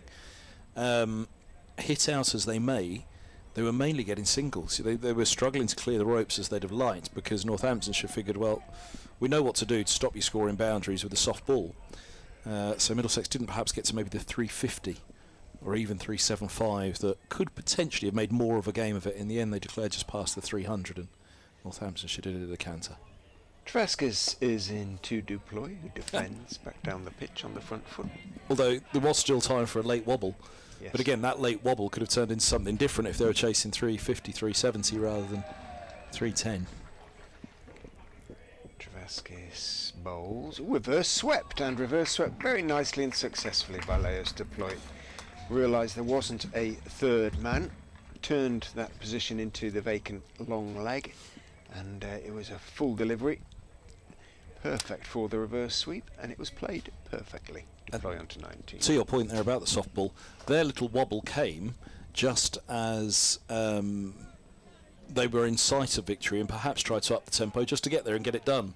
And then all of a sudden they got themselves into a spot of bother. No change to the field from Hanscom. Well, yeah, there is a bit. He sends his deep backward point a little bit wider as Travaskis is in, uses his feet, Deploy, gets down the wicket, turns it firmly into the onside, but Travaskis runs across, fields off his own bowling. Hill swinging his arms in the covers. I don't think we'll see Hilly bowling. Stranger things have happened, but not often. He has bowled in first-class cricket. Travaskis is in. Back goes Deploy. Wristy little turn of the ball out towards Patel at mid-wicket. And there's no run. They've got their over 8 up to +2 during that afternoon session. Leicestershire, we had tea pretty much on time as Travaskis fires it in Forward goes Deploy, pushes it out towards Hill, who runs in, picks it up and actually hands the ball to Travaskis.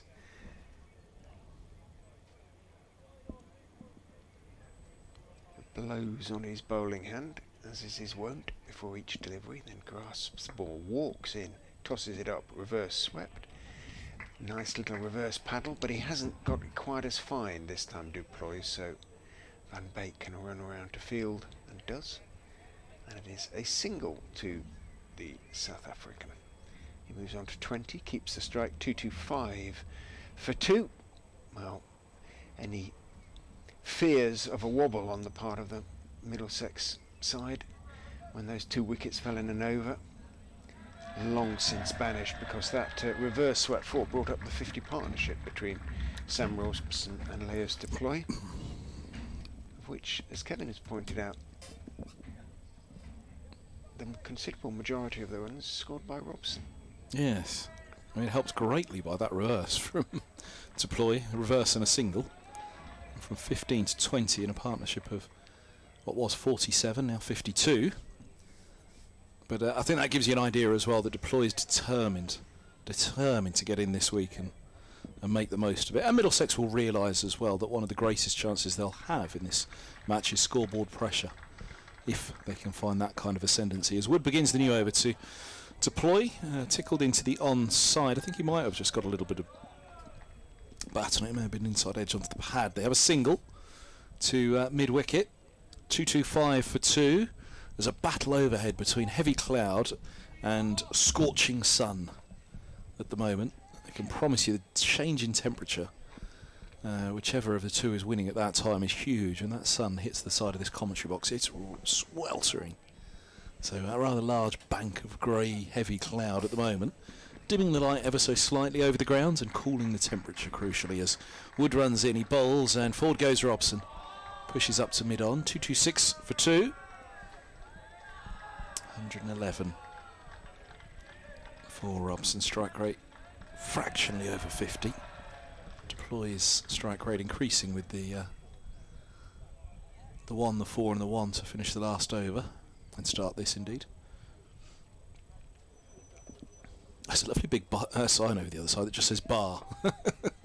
Just in case you need to know, over there, I think it's the corporate tent, although that being said, I don't think it is a bar today, because it looks like there's a few games of indoor cricket going on in there. As here's Wood in bowls, and on the back foot Robson defends. There's no run once more. Have I just got them in trouble? They've just grabbed their jumpers and been turfed out. Is there a steward over there who's just stuck his head? Oh, you lot, get out. Just heard you're playing indoor cricket in there. This is an empty bar, don't you know? I'm assuming that's the bar for the T20. No, it is. It is it open today? No, it's the hospitality marquee. Yeah. So it is corporate hospitality by and large in there. But when is it a bar? When is a bar not a bar? Yeah. It tends to be the Guinness bar that's open for. Yes, that's very tempting down there, isn't it? Right next to the old score box. Here's Wood bowl short, and this is worked away off the back foot by Robson. Not quite timed. The sweep will get around. They'll take 2. Robson's on to 113. 228 for 2. Partnership 55 after 1 became 2 very quickly with the fall of De Carey's and then Holden. And it just felt at that point that Leicestershire might have had a chance to bite back. Oh, there's a group photo now, team huddle over there for a group photo of the raucous lot on the other side of the ground. The self-appointed Wood Appreciation Society. There's certainly one on this side as well, though. He's done well as Sam Wood today for support. Wood's in bowls and forward goes Robson, turning into the onside. There's no run. I mean, he's bowling straight at the moment, but it looks about sort of 3/4 pace because the ball is so soft and it's taking so long to get to the. Well, there is no point bending your back, is that? Unless there's extreme reverse swing, then there's really no point in bending your back with this ball, really. It's about control at this stage. Slow that scoring rate. It's 3.5. Middlesex will be looking to up that, and indeed they could up it more against the second new ball. Don't mention that thing about the game last week at Edgeworthstown that he was watching as his. Full ball, dug out, back up the track, there's no run. I don't think Travaskis, with the older ball, is perhaps doing enough to suggest that the second new ball wouldn't be taken after 80. Indeed, the second new ball could be taken by Travaskis. but at the moment you'd suggest they probably will, at 80 overs, take it, unless they thought, hold it back tonight so that it's still a little bit fresh in the morning. And it ain't fresh for long, as we know, the Kookaburra. So decisions to be made. 2-2, 8 for 2. Robson 113. He'll have the strike. Deploy has 21. Travaskis will continue 10 overs under Wood's belt. They're all learning overs for the young man. How tough it is to come back for a third spell, maybe even a fourth spell. Over the wicket goes Travaskis, bowled to Deploy, uses his feet, gets to the ball on the full, clips it into the onside, but good work by Rishi Patel, moving smartly to his left at mid-wicket. Means Deploy can't pick up a run.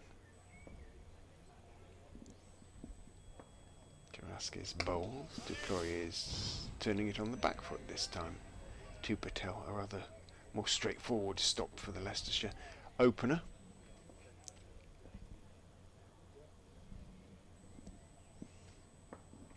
Travaskis springs Deploy forward with that one. Fuller delivery on off stump. He blocks it out into the offside.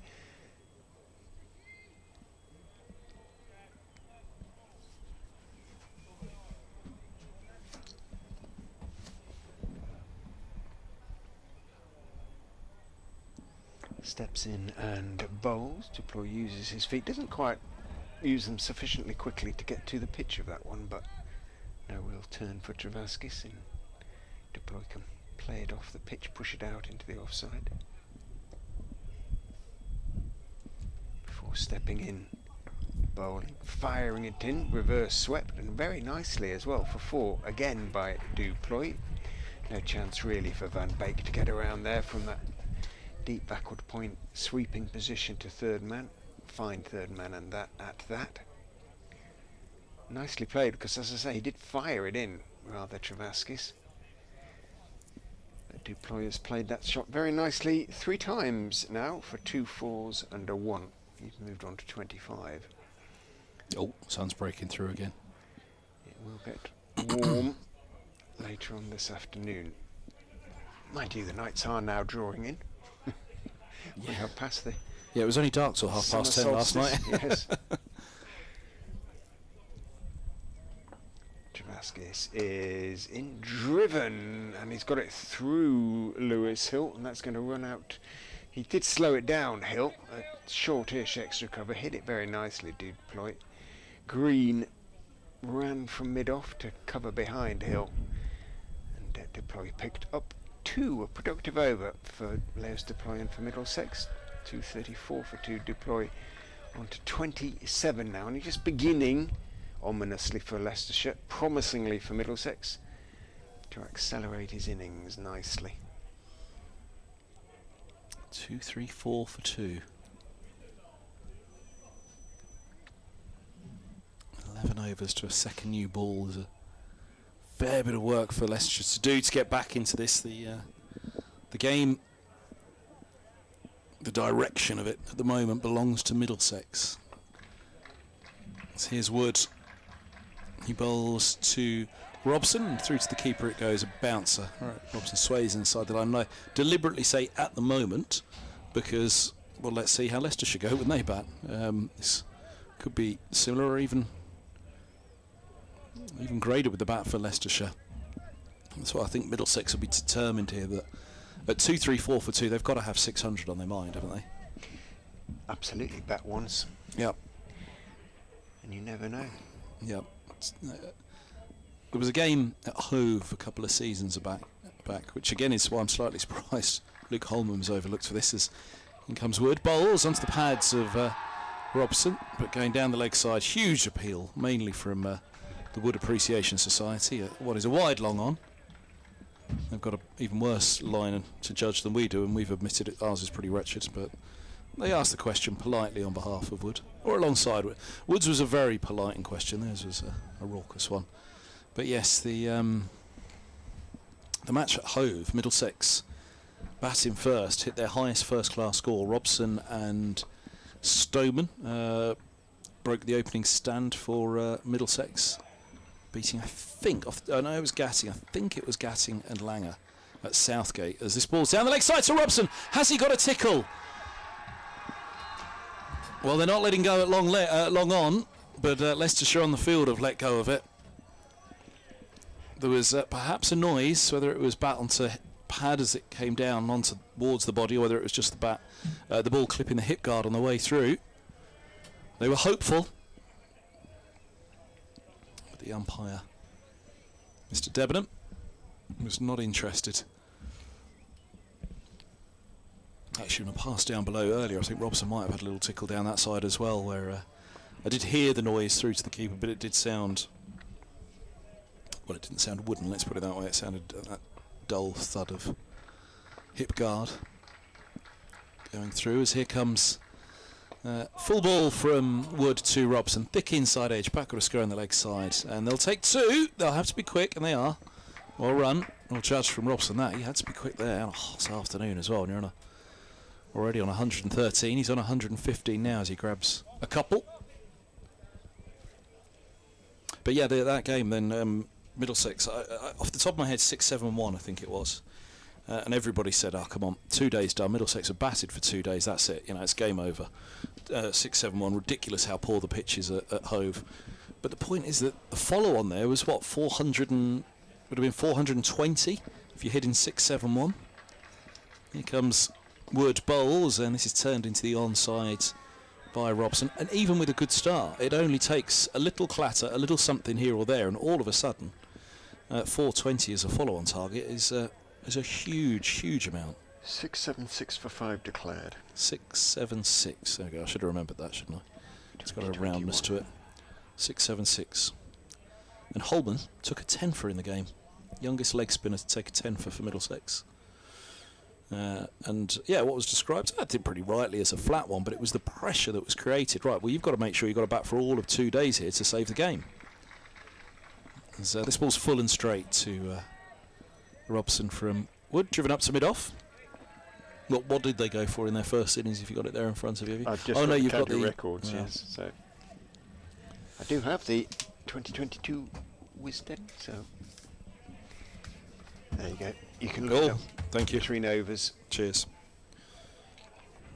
And then we'll get Dermot back on after I've gone through this mind-blowingly interesting stat. But it's just an example, though, of cricket, isn't it? Where, you know, you can never fully give up on it.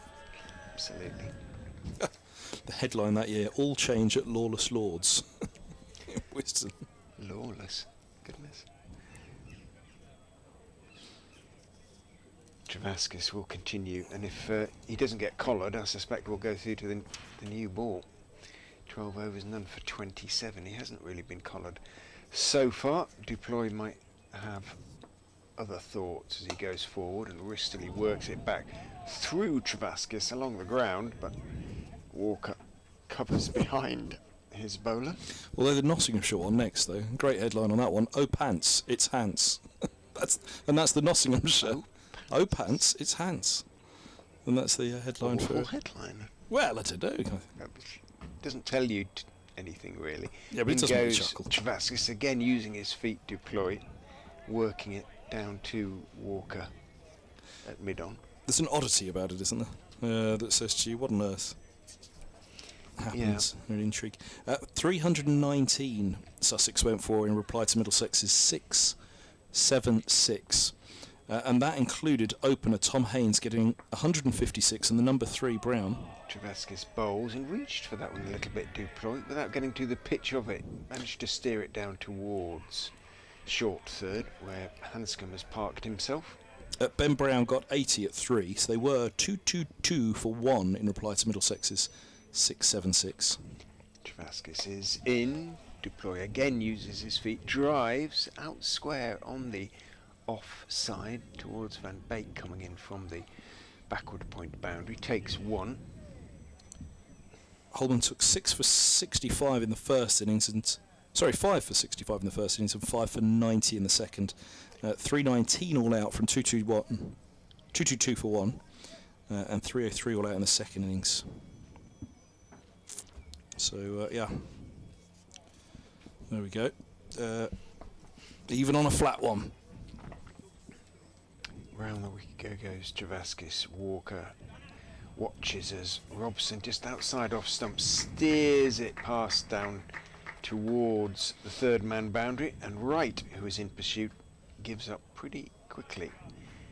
Nice shot from Sam Robson, delicate, using what pace there was on the ball to dab it past Cox and down to the third man boundary. For 4, he moves on to 119. Bonus point has hove into view. Javasquez is in. Quicker, flatter delivery. Back goes Robson, plays it out to Patel.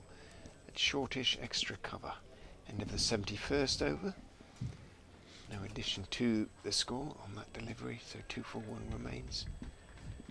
The Middlesex total. And on that optimistic note, with there being a result here, I'll get out of the way for Dermot Reeve.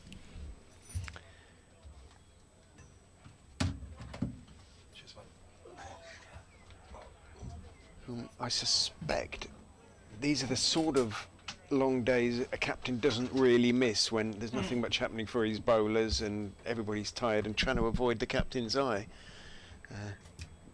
Dermot, and you're thinking, who's going to do this for me? Who's going to break this game open with the old ball? Probably nobody. Wood is in and bowls to deploy, who drives past the leaping Budinger at backward point out to the sweeper on the offside and takes 1. Yeah, they very much look in defensive retreat mode here. Leicestershire with the ball. There's 5 fielders saving 1. There's 4 on the boundary, so no close catches. And this is where you bet your bottom dollar they'll nick it to second slip where there isn't anybody. Wood is in, bowl, short, pulled out to the mid-wicket boundary for 4. Well, set up nicely. There just isn't enough pace from Sam Wood with the old ball. He's looking a touch tired. Tough overs to bowl, but Robson quickly onto that one. Pulled it away to mid-wicket. Well, the ball will be soft now. It's 71 overs old, so, you know, and you're bowling at somebody on 119, who's now 123, because he just said thank you very much to that attempted bouncer, which turned into a long hop. Wood bowls. Robson drives and does edge straight through second slip, as Dermot predicted he would, and that is 4 to the fine third man boundary.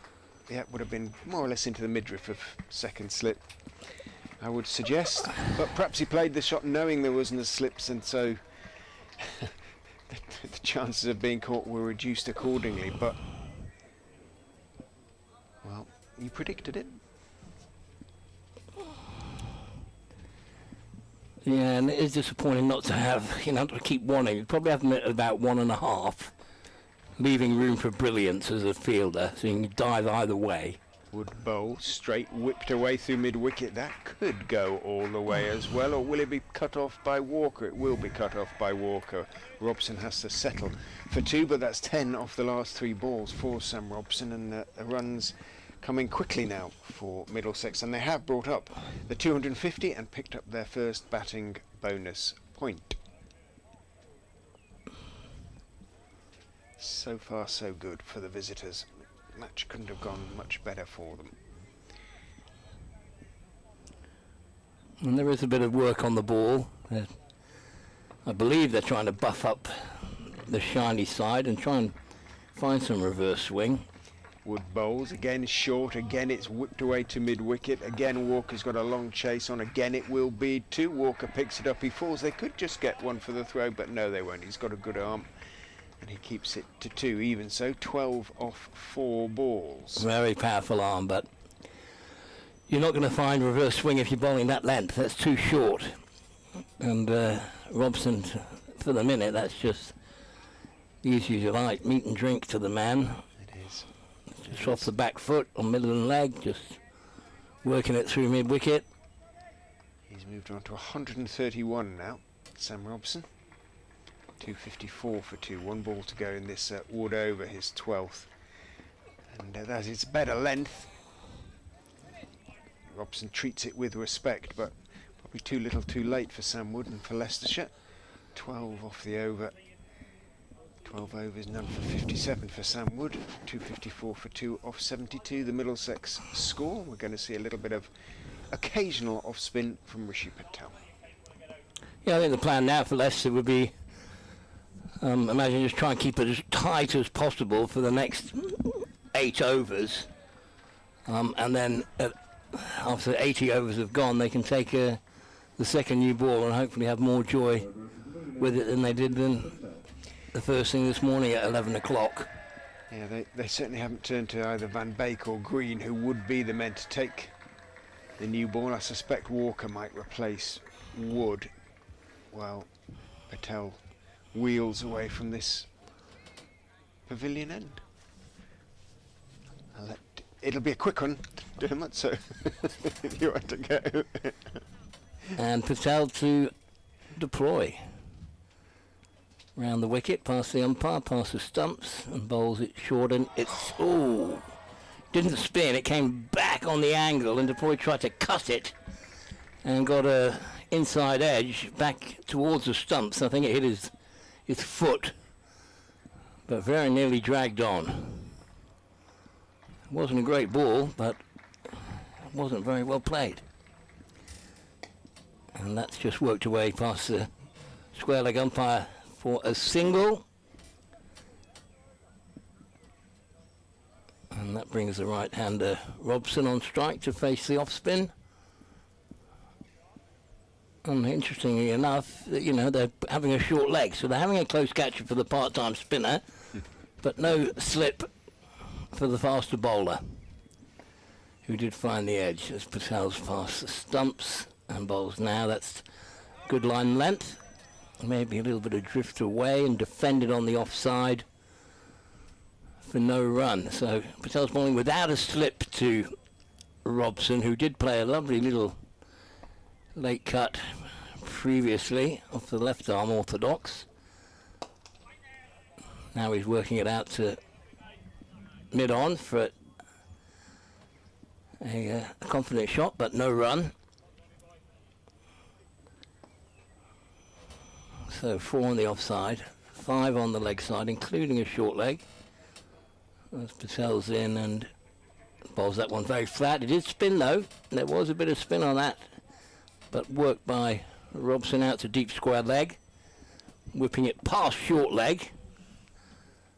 Sometimes you get lucky with those and they just hit you at short leg and stick somewhere in your midriff. And now that brings deploy onto strike. He's on 30 and the slip goes in. Patel's in now, bowls. That's full and driven to short mid wicket for no run. That is the end of the over. Patel has bowled 2 overs for 4. And one more over clicks on before we reach 80, when I imagine we will have the new ball taken and the fast men back on. George Curtis tells me, can you ask Dermot to, well, 1, give us his superb Alan Lamb impression, and 2, what memories he has of the late, great Wayne Larkins. So I don't know which one you want to do first, Dermot, if indeed you want to do your... I did a bit of Lammy. Well, you know. Hey, what can I say? It's good to be here, you know, watching the foxes again run around. But I call this my yuppie Cape Town Northampton accent. A sort of cross between the two. Yes. As opposed to the Afrikaners, the Dutchman out on the veldt. Walker has replaced Wood. Bowl straight to Robson, who works it out to mid-wicket. As far as Hanscom, who's there. Alfonso Thomas trying to walk a wicket. Round the boundary he goes. But I must have missed that. Is he saying that Wayne Larkins was passed? Yes, I'm afraid so. Oh dear. At just Ned was 71. Fantastic attacking batsman. Walker is in, bowls on off stump. Robson defends on the front foot. Out into the offside.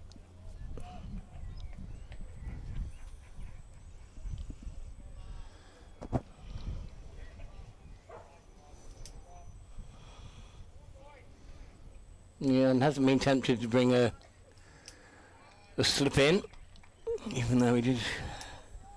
Well, it was Wood that found the edge. Bowler's going to have to do it himself. This is Walker. Down the slope he comes and bowls. Again, good line, good length. Robson is respectfully leaning forward, blocking it out into the offside. Yeah, that was the perfect length. If you're going to get a bit of movement in the air, you need to bowl it that full. It wasn't a half volley, just short of the half volley, but as you say, Robson was very respectful to give it the full forward defensive when he's on 132.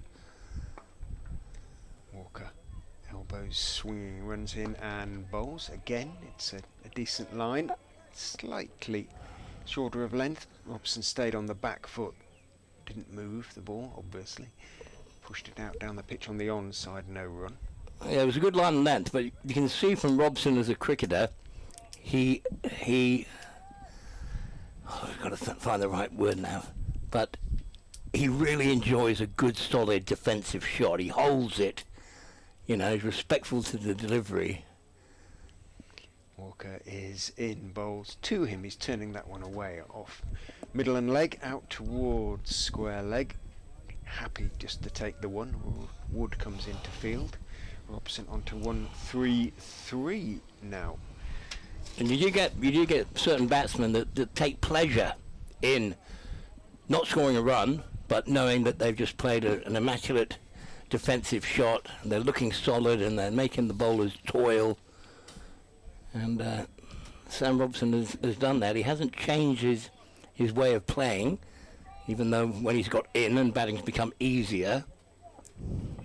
Proper county opener in many respects. Sam Robson round the wicket goes Walker, bowls outside off stump, cut away in the air by Duploy through the sort of gully area. Obviously there isn't a gully, down towards third man, bounces the ball. Travaskis fields, Duploy takes one and keeps the strike. He moves on to 31, 258 for 2. 6 overs now until the new ball is available. Lewis Kimber comes on the field. Sam Wood jogs off. Yeah, another good over that for Middlesex. But it has to be said that Walker's probably the one bowler that's posed a few problems for the batsman. He seems to have found a good nagging length, and majority of his deliveries he makes the batsman play, and they're just on a good length just outside off stump. And now it's Deploy who is on strike to Patel, playing this off the back foot. I think he's actually getting a little bit itchy to use his feet and want to go downtown and hit straight. Any batsman should be able to do that against a spinner, but he's waiting to pick the right ball. He's probably waiting for one that's a bit more flighted, and he'll hope it doesn't dip on him and spin. Patel's in now and bowls, and he is down the pitch and struck on the pad, and they did appeal, but very tough to get an LBW when a batsman's used his feet that much and got that far down. But beaten on the inside edge by the ball not spinning. Probably got outside the line as well, didn't he? Patel's in and angled in onto middle and leg, and Deploy plays that to mid-wicket where there's no run. So it looks like he's got reasonable control, Patel, and probably prefer bowling to the left-hander. Comes in now and bowls, and that's a good delivery, nice and full. And it has Deploy just pushing forward and defending. Again, mid-wicket does the fielding. One ball left in the over. Patel's in, and that's nice and full, and again pushed to mid-wicket for a dot, which I think made that a maiden over. Yeah, it was a really decent over from Rishi Patel, who's hardly bowled in first-class cricket this season his first. But he wants to try and develop his off-spin. I know he's been practicing hard in the nets. Well, it's really important to have, if you can, have that little extra string to your bow as a cricketer. So if it ever comes down to two players, who should we select? Yeah. You know, and X is a better fielder than Y. He'll get the nod. Or, X can also bowl some handy off spin. And Y doesn't bowl at all. Then X will probably get the nod. So. Also, if you think you might get a bowl, it makes the game more interesting. You're not going to spend the next day and a half just in the field, which you might otherwise be chasing leather. He's actually got a chance of turning his arm over, and 3 very respectable overs from him. Walker down the slope from the Bennett end, bowls to Robson, who defends on the back foot. Nice high left elbow down the pitch on the onside, and there's no run.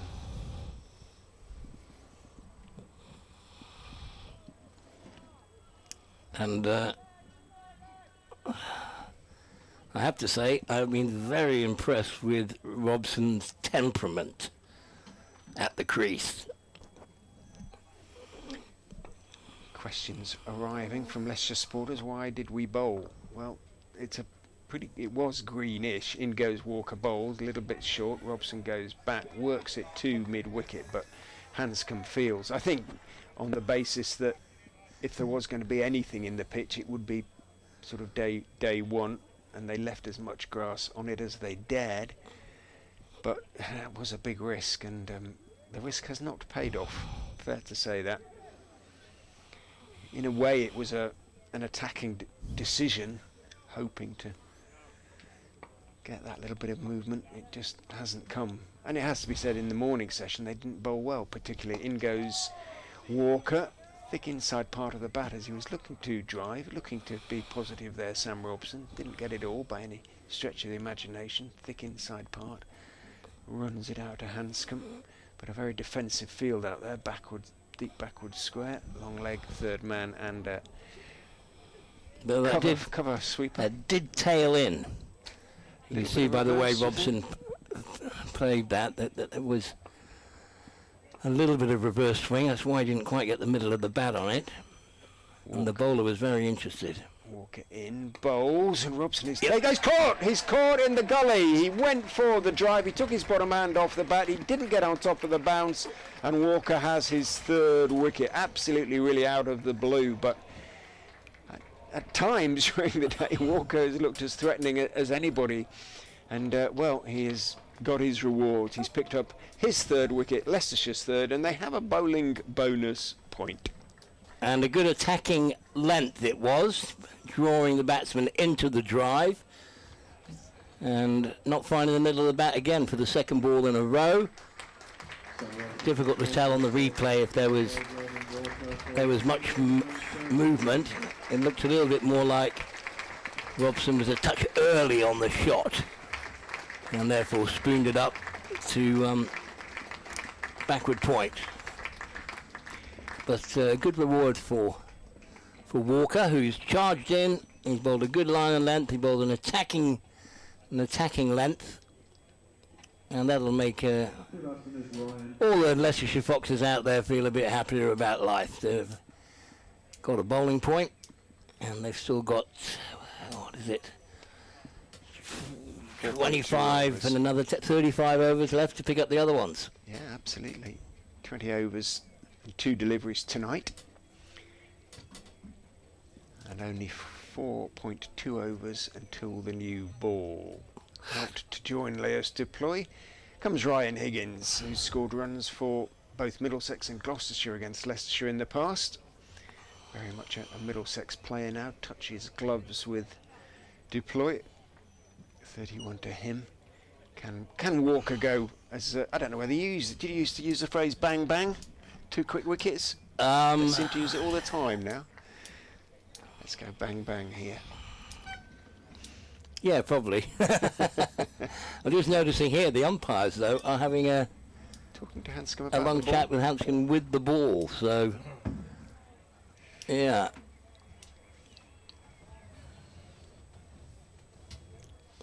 Yeah, interesting. I wish I was involved in that conversation right there, but whether Hanscom The is umpire asking- had the ball with him during that conversation, so I mean, what this? I mean, the Kookaburra does not go out of shape. That's yeah, it So goes soft, it and goes it does soft. reverse swing of its own accord after a certain amount of time. So, you know, absolutely there hasn't been any deliberate doctoring of the ball that I've been able to see. And if it, you know, it's 75 overs old, so it should reverse a little bit. Walker is in 2. Higgins, not the greatest of deliveries. A leg stump half volley that he clips away for 4. Yeah, that's a shocker, isn't it? It First is. ball to a new batsman. And that was a bit like a ball perhaps reversing that you don't know it's reversing and you're holding it to swing out and it's gone in. Because that was a half volley, 6 inches outside leg. Speared towards leg. Interesting if young Walker knows about the art of reverse swing. In he comes, bowls again to Higgins. That's a better line and indeed length, slightly short of a good length, and Higgins stayed on the back foot and blocked it off stump towards Budinger, who we should say was the catcher of that miscued drive, attempted drive or steer from Sam Robson. Applause though for Roman Walker, who can look with some pleasure at the scoreboard reading that his figures are 11 overs, 1 maiden, 3 for 46, and in the context of 262 for 3, he has something to be pleased about. And Patel has been taken off. New batsman for Green to bowl at, I suppose. He'll get a couple of overs with this ball, and then if they take the new ball, maybe, as I say, there's something in the argument that when it's soft for the bowler, it's not great for the batsman either, isn't it? Quite hard to get away. Yeah, but it hasn't looked like that troubling for the It hasn't. You're right. for the batsman to say it's not still coming onto the bat. And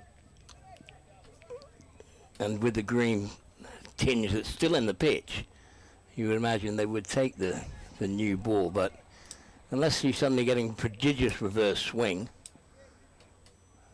we'll keep our eye on that as it's Green from round the wicket to deploy, who's on 31. Greens are now in bowls, and that's full. And that's asking the question of deploy. Do you want to drive that? You've got to play it. It's right on your stumps. So he just defends it. To Patel at mid-wicket for a dot. But at least Green is employing a slip. So there is a catcher there if there's a mistake from the batsman on an outside edge. As Green just trots up 5 or 6 steps. Again, it's full, looking for a bit of swing, but played off the pads by deploy, out to deep square leg for a 1.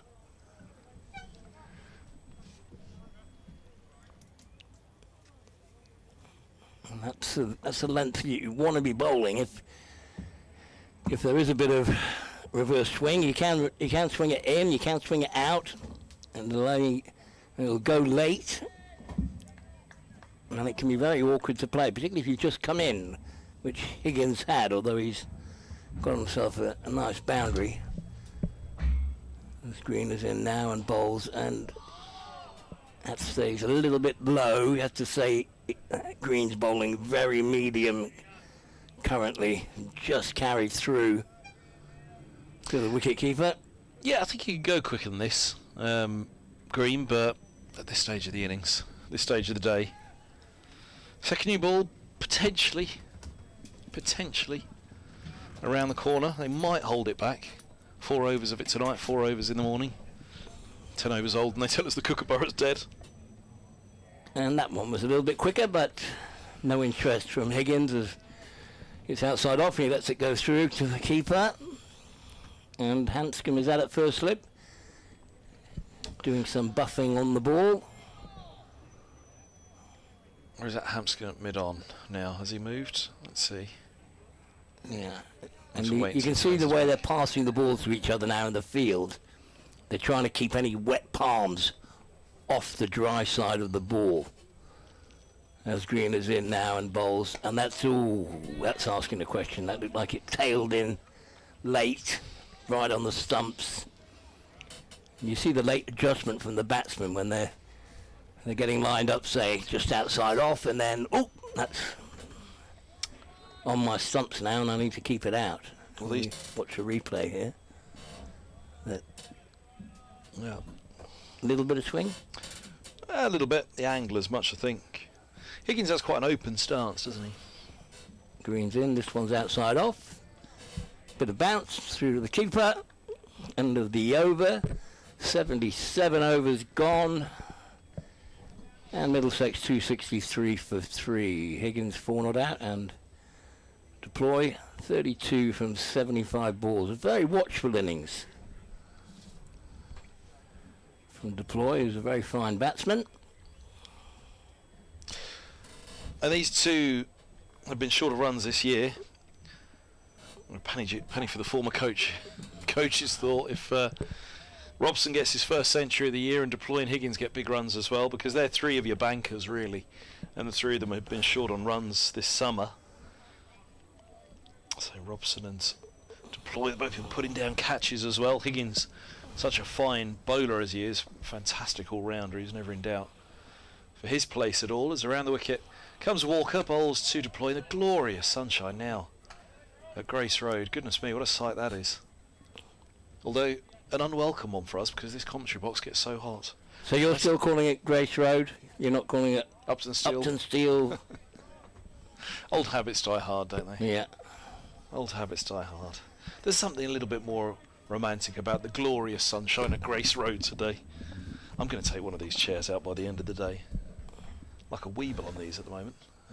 Here's Walker around the wicket bowls. It's left alone by Deploy. And he was very watchful there. He really followed the ball. It was outside off, but with his eyes, he followed it right the way sort of into the wicketkeeper's gloves. It would suggest to me that it did move a little bit. Slip, and we got a backward point, mid-off. There's an offside sweeper and a third man. They're your offside fielders. And you're right, it is Hanscom at slip. As forward goes Deploy, pushing to point, no run again. Even more distinctive when he's batting than when he's in the field, Deploy. That technique that he has, taps the bat twice wide and then once very deliberately, immediately behind him, square onto the bowler. And then he's set and ready to face. He's definitely got unique mannerisms, doesn't he? He'll defend the ball and he'll have his back leg, it'll come across. Well, there was a big question mark about has he got the technique for playing the Duke's ball in county cricket in this country. I know that was posed as forward goes Deploy, defending to mid-on, and there's no run. Having perhaps not had the most prolific time prior to his stint with Middlesex, or indeed with Middlesex, but he's going well here and he's got the captaincy. And he's got the Foxes flying at the top of Division 2, and I had to say that very carefully. And here turns Walker again. That was an obvious ball, the last one, that the ball is soft now. It's a dab to just find a mid-wicket quick single for Deploy. You know, it was full, driven straight back past the bowler, but because of the ball now, 78 overs old, it's lost its hardness, and, you know, there was plenty of time for mid-on just to run around and prevent any runs. And, you know, that was the new ball, that would have been 4. So, it can be more difficult to score quickly against an older soft ball. That's reversing a little, but 9 times out of 10 you'll get bowlers wanting to take the new ball. Wide on the crease on this one. Walker on the back foot. This is stroked for a single by Higgins. And again for the batter, there's no point punching too hard in that one. It's only going to go so far. The old soft ball. 265 for 3. 78 overs done in the innings. So we're 2 away from what will then be a countdown, really. We don't think they'll take it straight away. And so that thought of having it fresh overnight for a burst again in the morning. couple of darts with it last thing this evening maybe, and then come again on the second day.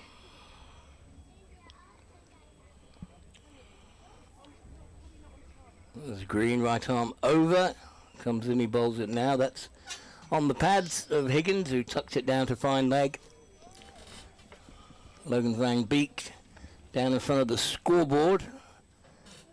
Got to say, that is a good looking scoreboard. Nice and bright, large. Yeah, it does its job right, doesn't it, that one? Yeah. Not too complicated. And he's very quick. They're very quick on that. You know, you haven't got to take down the old metal numbers and put a metal number up and hook it on a screw. You've Still love the one down. It's all in a computer now, but still love the one down at Canterbury. Wonderful old scoreboard down there, isn't it? Green round the wicket, short. Deploy used his feet, came out, advanced early. So Green saw him, banged it in, but Deploy blocks it for a single. Can rarely see the score you're looking for, and it's usually wrong when you find it, but it's a lovely thing to look at. I didn't know the tree had gone. I know. Yeah. People still don't believe that it was ever there when you tell them. Young players come down to Canterbury now. Used to be a tree over there. I think it's a wind up. Yeah, the tree at wide long on. Green comes in to Higgins, and that's, well, he's oohing and ahhing as though it was close to off stump. And imagine it was a good few inches still away from off stump, but definitely had a bit of shape back in. So getting a little bit of late reverse swing. I wonder whether that one, funnily enough, just went off the surface, which is extraordinary, bearing in mind it's a 79-over-old Kookaburra. Green's in again. That's a good line and length, and defended watchfully by Higgins, who doesn't quite hold the pose that we saw with Robson when he played a defensive shot. And he'd hold the pose to show everybody, and then he'd have another rehearsal of it. And yeah, I was hearing your thoughts about his his poise at the crease. Did you say? Yeah. I think he showed his very good temperament. Temperament, that was it. Green's in again, and that's an inside edge, attempted flashing drive by Higgins. A bit of late movement in, found the inside edge, and it just went past the stumps down to fine leg for a single. Well, Higgins has been player of the year for Middlesex year upon year now since his return from Gloucestershire, and not too much in that ball, just a wide ball that a batter who's not quite getting it regularly out of the middle at the moment manages to find an inside edge on. Similarly, Deploy 34 from 81. I think there's just a quiet determination about him at the moment. Green's in, last ball of the over to Deploy, who deploys the leave outside off to that delivery, and the schoolboys who've been down at deep third man or long on. Oh, are they off? They're off, and they're getting a wave. Actually, Oh, the players are waving at them, saying thanks for your support, lads. Nice little moment. Yeah. And good to see them in today, and they really got into the act of getting behind the Leicester bowlers. That's Patel giving them a hand clap over his head. Wood's the one that's got all the attention. There you go. Oh, have they switched allegiances? Are they Patel on departure rather than Wood? They've been Wood all day. Yeah, no, Walker. They went for Walker when he got a wicket. Oh, then there was Walker. And it was splitters. They were definitely Wood to begin with. Here's Walker, 3 for 48. And this is the 80th over, so the last, potentially the last over with this ball.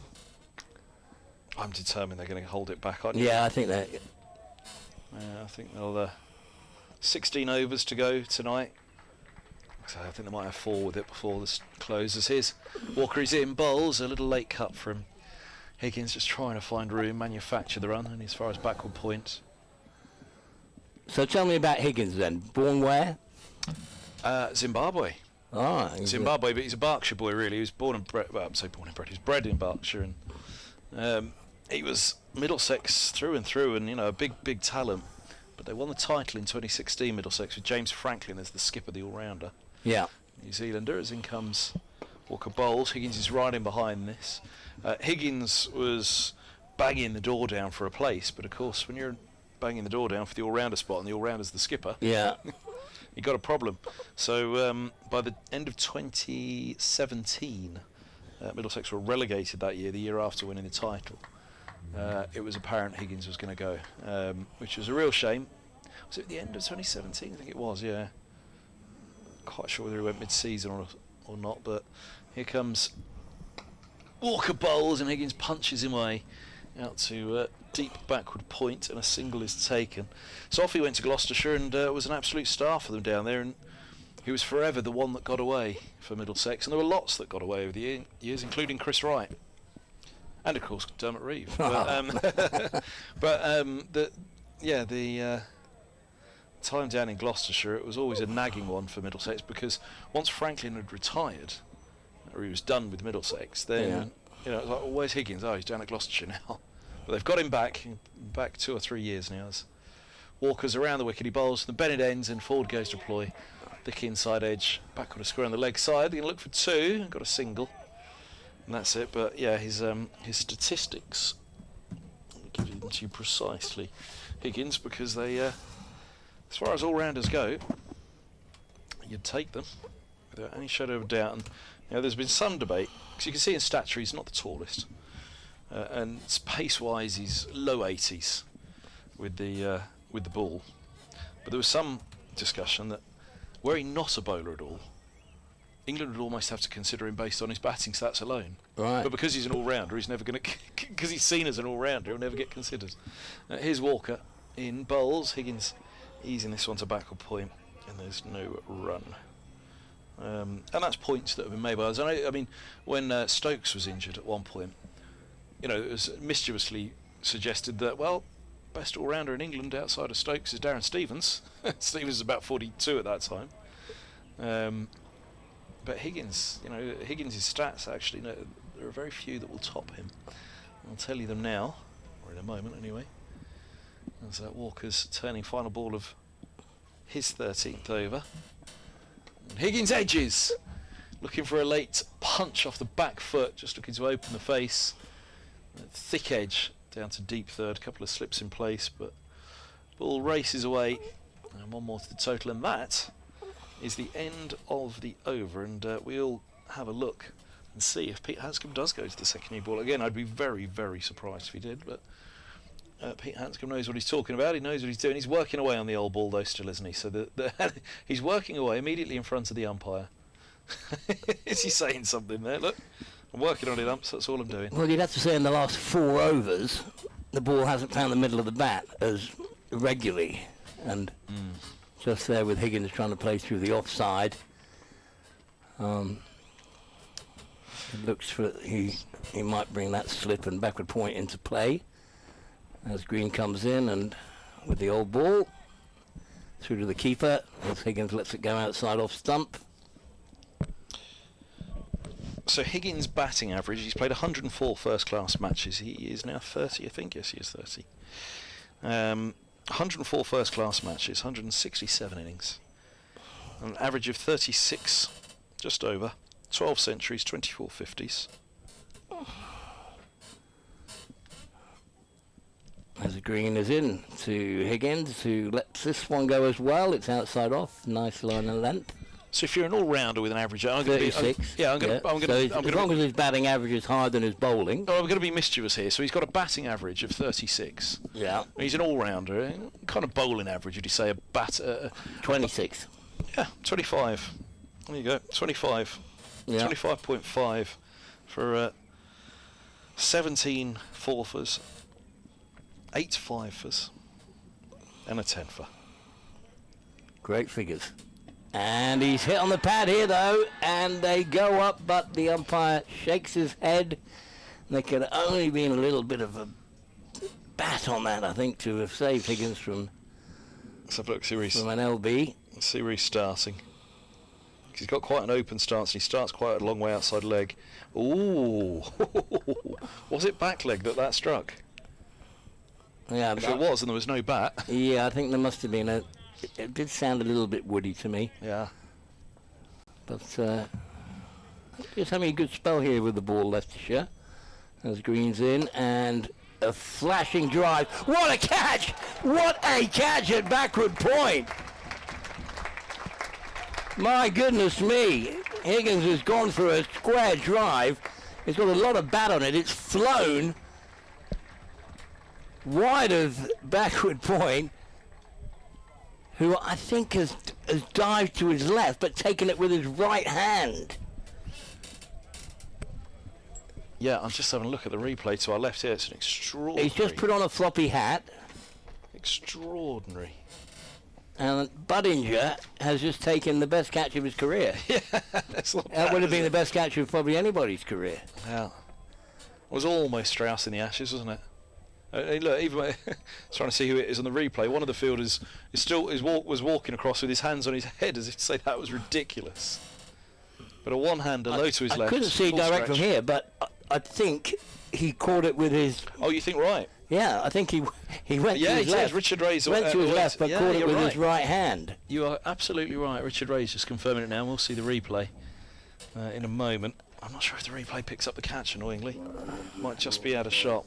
You see that with goalkeepers when they're trying to, a shot's going in the corner to their left, they'll go with their right hand because I think you go further. So that's the technique he's employed, where he's dived to his left and actually plucked it out one-handed with his right hand, just about 6 inches off the ground. It was the speed the ball was going at. It gave him hardly any time. It was just complete athleticism and a quick reaction. And it's meant Geddes is coming to the crease, and it means that the Foxes have got their fourth wicket. 271 for 4 now, as Higgins has gone for 9.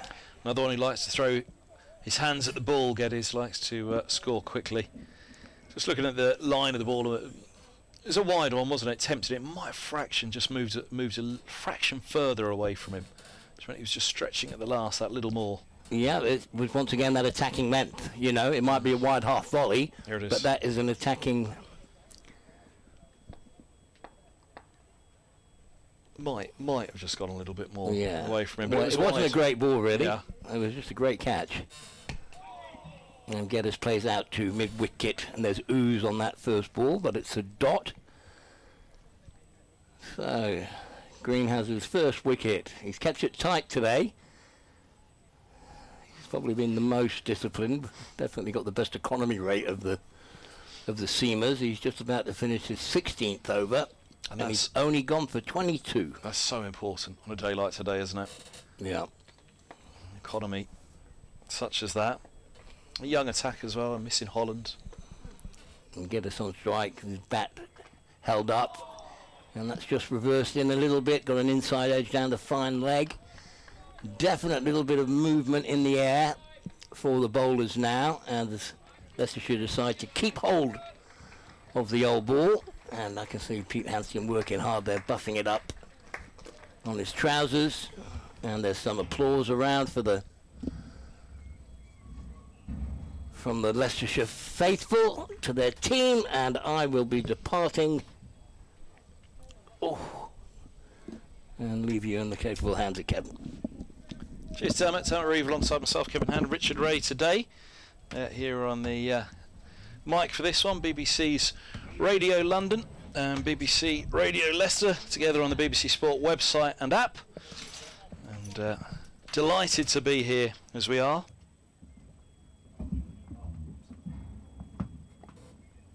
As here comes Walker from the Bennett end. He's right arm over, he bowls, and that's eased into the onside by Geddes, and there's no run. 272 for 4. What rich is Richard Ray? I didn't actually mean that, but I got halfway through the sentence and realised where it was finishing. What rich is Richard? Well, they've stuck at it, and they've bowled better as the day has gone on, really. Yeah. And Walker's settled into a sort of rhythm now as well. Green has bowled as he always does, basically, nagging away. And again comes Walker, and it's onto the toes of Geddes, who turns a couple through square leg. 2-7 4 for 4. It'll be interesting to hear what Leicestershire think. I mean, we kind of got the whisper that they felt they didn't get it quite right this morning, and then on reflection, having heard that from both camps, you think, well, maybe they could have been a little bit fuller then. And obviously, you know, offline in terms of... It's following a very similar pattern to the first day against Glamorgan last week when they put Glamorgan in. Glamorgan finished 305 for 5. Didn't lose a wicket in the first session. Leicestershire didn't bowl well in the first session, but sort of got into it thereafter. But, you know, there's no doubt they're missing a couple of the key bowlers. This ball's full. Forward goes Geddes, pushing up to mid-on, oohs and ahs. He's had to get the bat down and around in front of the front pad there, didn't he? I think they thought they might be about to blast that pad off. Yeah, I think that was the thing. They didn't bowl badly this morning. And it actually excited us a little bit, the bounce and a little bit of movement that they got as well. But perhaps portrayed a little bit that they could have been fuller. And fuller they were after lunch, and immediately just seemed to be doing that little bit more for them on a fuller length. So whether that will be a costly lesson learnt in terms of if Middlesex come out and put the ball on a full length, but Middlesex are limited themselves in terms of their bowling options. As this ball is on a length outside off, and Geddes looks to give it everything, punching at that one, but through to the keeper it goes. They had Dane Patterson in for the first half of the summer as overseas. He's done, off and gone. Roland Jones has a stomach bug, so it's Helm, the senior man, with Higgins. But it'll be how Cornwell and Sharma go. Beg your pardon, Glamorgan did lose a wicket in the first, just before lunch. 98 for 1. Walker, 2 balls to go of his 14th. Bumping back to him is Geddes on the front foot. These are 2 very quick scorers if they do get going. Really hit the ball hard, the pair of them. Geddes hit 6 sixes in a 50 down at Somerset. In that game, I think it was either yourself or Dan, it was alongside me we were mentioning earlier. They lost it with 3 drop catches, funnily enough, from the man at the non-striker's end. Deploy another drop, which may have been Geddes himself, but I think it was a difficult chance. Then there was a miss-stumping. There was a lot of chances offered back to Somerset, basically. As Geddes awaits, Walker bowls, and forward goes the right-hander, pushing back, no run. Oh, tumbling, stopped by the bowler. He ends up head over heels. But he doesn't go fully through on the backward roll and ends up having to roll his heels back over his head to get up again. The fact they are both positive batsmen in terms of their scoring rates might explain why Hanscom still hasn't taken the new ball. But again, it didn't do that against Glamorgan. It was 84 overs with the old ball before he took the new ball. It is harder to get away. Green and Hanscom is, again, with the ball, having a long chat to umpire Neil Pratt. Well, they can't be asking for it to be changed, I don't think. 82 overs old. You bowl with what you've got, presumably. They won't have any balls of a similar age. Green will continue with the old ball round the wicket to the left-handed Layers Deploy bowls. Deploy drives, reaching for it a little bit. Thickish outside part of the bat. Down to third man takes 1. He's been very careful throughout this innings, Layers Deploy. 35 off 84, 36 off 84 deliveries now for him. Electronic scoreboard hasn't clicked over yet. 275 for 4. As now. Back over goes Green. Geddes waits while the field is set. Actually, it was something to do with Deploy there and his bat, but he's okay now. He apologises. Green in, bowls, and Geddes nice high left elbow as he defends that one. His weight on the back foot, walking forward in a way, blocking it out towards mid-on where Travaskis is the fielder. If Leicestershire can pick up 1 or even 2 more wickets tonight, 13.5 overs or so to go, well, they won't be completely dissatisfied with their day's work. Green in, bowls, and Geddes looked like he was winding up for a big one there. And in the end, it was a good length delivery. It was straight and demanded respect, and he adjusted accordingly. Big high backswing. You mentioned picking up a couple of wickets there before the close and not being too disappointed with the day. I'm reminded of, Angus Fraser and his time as managing director of cricket. So it's funny because county cricket, you win a toss, put a side in, you think, right, well, they've got to be bowled out by stumps then. Green bowls outside off stump, an expansive drive, and he's got that one through Geddes. There was width, and it was just over pitched from Ben Green. It was most unlike Green. Geddes opened his shoulders, got his front foot forward, tore right-hander and cracked it away through the offside for 4. Surrey have let a good one go in Geddes here, but it's one of those situations where there's a bit like the Ryan Higgins perhaps, although hopefully he won't go back to Surrey one day, Geddes. But Higgins, I was telling Dermot Reeve, he was behind the captain in the role in the order for the all-rounder spot at that time. James Franklin was the skipper. Desperate not to lose him. Lose him they did. And Geddes not able to force his way into that Surrey first team, but he's been a big part of this season with the bat for Middlesex. Green is in, bowls to him, he defends. Straight delivery out into the offside. Came into the game. Ben Geddes, having played 15 innings, scored 469 runs at 31. What was his top score? 83, yeah. 450s. So he's been sort of consistent. Yeah, and in the T20 he's gone the same as well. He's got some really good runs in the T20 as well. So as you say, he's kind of hit that consistency level. I just had to double check myself though, thinking that he hasn't got a century yet. Green bowls to him, a little bit short, so he can go back and work it through mid-wicket. Might pick up 2 there. It hesitates, but yes, he will pick up 2 because the ball, if anything, gathers pace slightly as Travaskis trots beside it, and he has to trot a few feet further than he thought he was originally going to have to. So Geddes picks up 2. He moves on to 9, 281 for 4. Still no new ball. He had a run of getting caught either hooking or pulling, which is one of his favoured shots. So Sides had clearly picked up on that, and I dare say in the match at Lords he was out hooking or pulling against Leicestershire. One of the innings, there was a run where he just kept on getting out to it. Being his favoured shot, Sides were going after him early with it and packing the onside and saying, go on then, you have a go if you want. But yeah, he's had a good run. He's kind of arrived as, rather than a young player with a bit to prove, he's a young player who seems as though he's been chomping at the bit for some while, and champing at the bit indeed. They've let him loose now. You'd just be disappointed because indeed those hooks and pulls were a little loose. And ill-timed in terms of not only the stroke but in terms of time of his innings as well. A slip and a gully in place as deploys on strike. Around the wicket comes Walker, left alone outside the off stump. Through it goes to the keeper, 281 for 4. But I was saying about Gus, he said, in Test cricket you'd win a toss, you put a side in, and your plan was 7 down overnight, and then you come back and knock over the final 3 the next morning. But in the county championship, everybody expects you to win the toss and bowl a side over that day. Well, they do it in a way because Duke's Duke ball at this level, the pitches at this level. Here's Walker. Bowls and lovely shot by Deploy away through the covers, just a stroke it in. Again, not going too hard at the ball at the moment. Yes, no!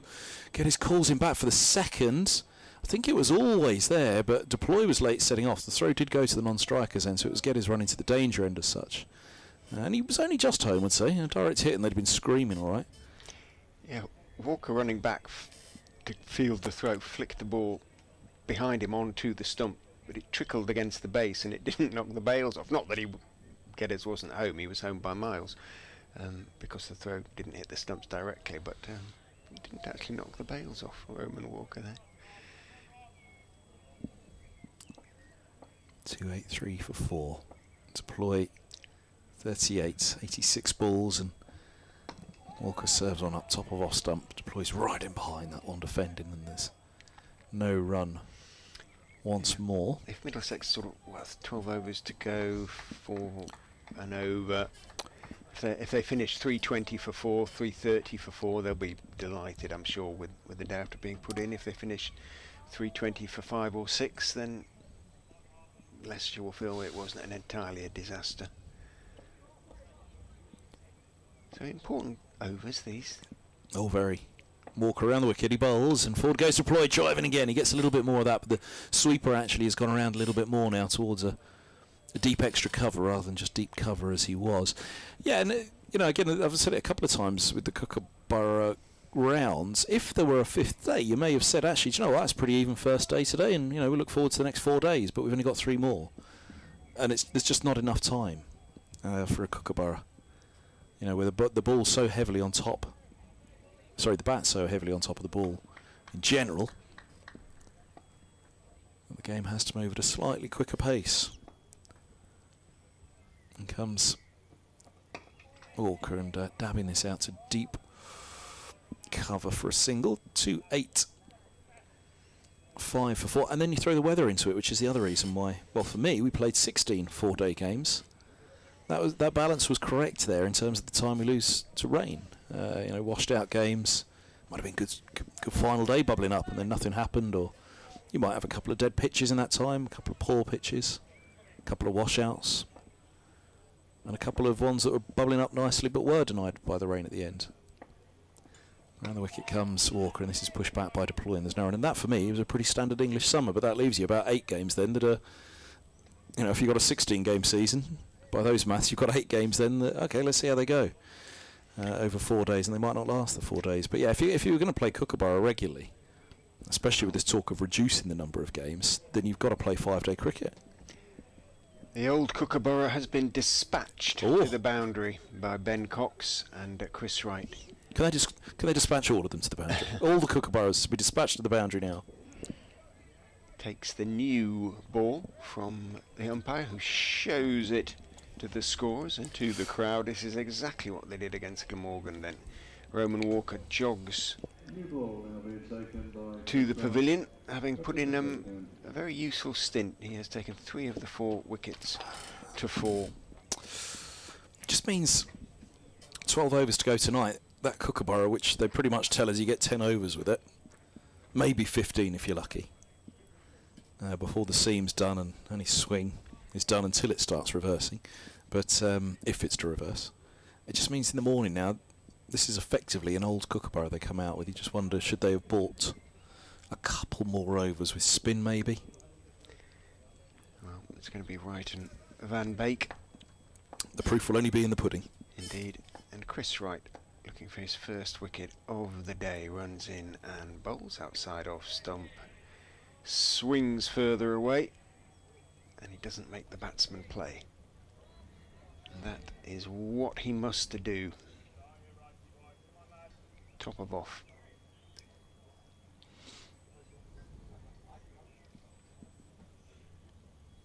Cloud keeping the temperatures bearable, but whereas last week we had that sort of permanent southwest wind, lovely warm but very strong wind. David Harrison, the Glamorgan assistant coach, Wright, is in, and again he doesn't make Geddes play. Outside off stump, swinging further away. At the end of day 2, was up here.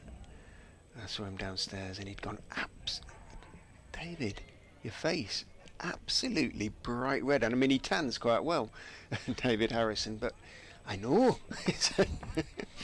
Didn't think it was that sunny. His nose was absolute beacon. Bless him. In goes Wright and bowls. Driving is Geddes, thick outside edge along the ground all the way to third man, where Wood fields. The the Leicestershire fan club, they did brilliantly, those lads. Don't know where they were from. Whether they were from a college. They looked about sort of late teens, didn't they? Mid to late teens. Well, the fact that they left at the end of the school day, basically. It wasn't quite, but it's Sunday. I know, that's what I mean. The fact that they left at that stage, it was like, well, there goes the schoolboy theory. Yeah. Maybe it's a boarding school. I was Weekend say, boarders. It's a quote-unquote public school. But they really played their part today, and I don't know whether they're listening, but thanks to them.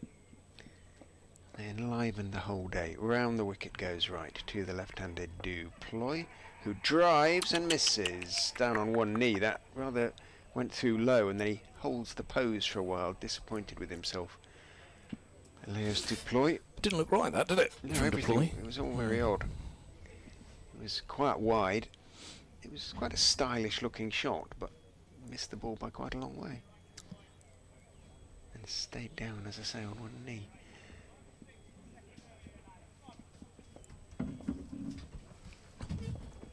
Right turns. Bowls, and that does invite the drive, but Budinger, really nice stop. It was quite close to him, but it was travelling. That point, backward point.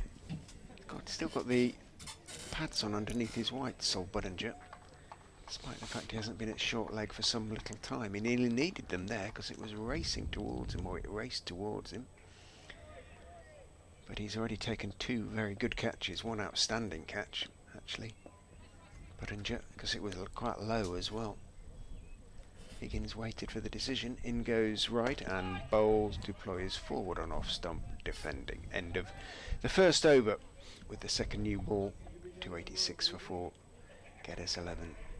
Duploy 39. It's been a fun first day for a Kookaburra round. How bad was it at Northampton? Very. Was it? Very. Poor old Really? Radders and I. Do you know the what? Go on. No, go on. I was going to say the big difference actually, now I seriously think of it, is there's no back door as such to open at Wantage Road, is there? So the heat, a couple of those afternoons, they had lasagna first and third day. Okay. With garlic bread. Chili con carne on the final day. The chef's repertoire is somewhat limited at But what I mean is it's heavy. Yeah. On a hot day, so those afternoon sessions, and again we're being hit by it this week, aren't we, and tomorrow's going to be, but at least we've got that back door open which allows this breeze to blow through. Well, we couldn't have, we couldn't against Glamorgan because it created such a through draft with the south wind, the southwest wind, that you couldn't hear anything because of the effects mic. It was roaring away, but now it's very pleasant indeed. Geddes on strike on 11. Here's Van Beek, and it's lifted straight to mid-off and shells.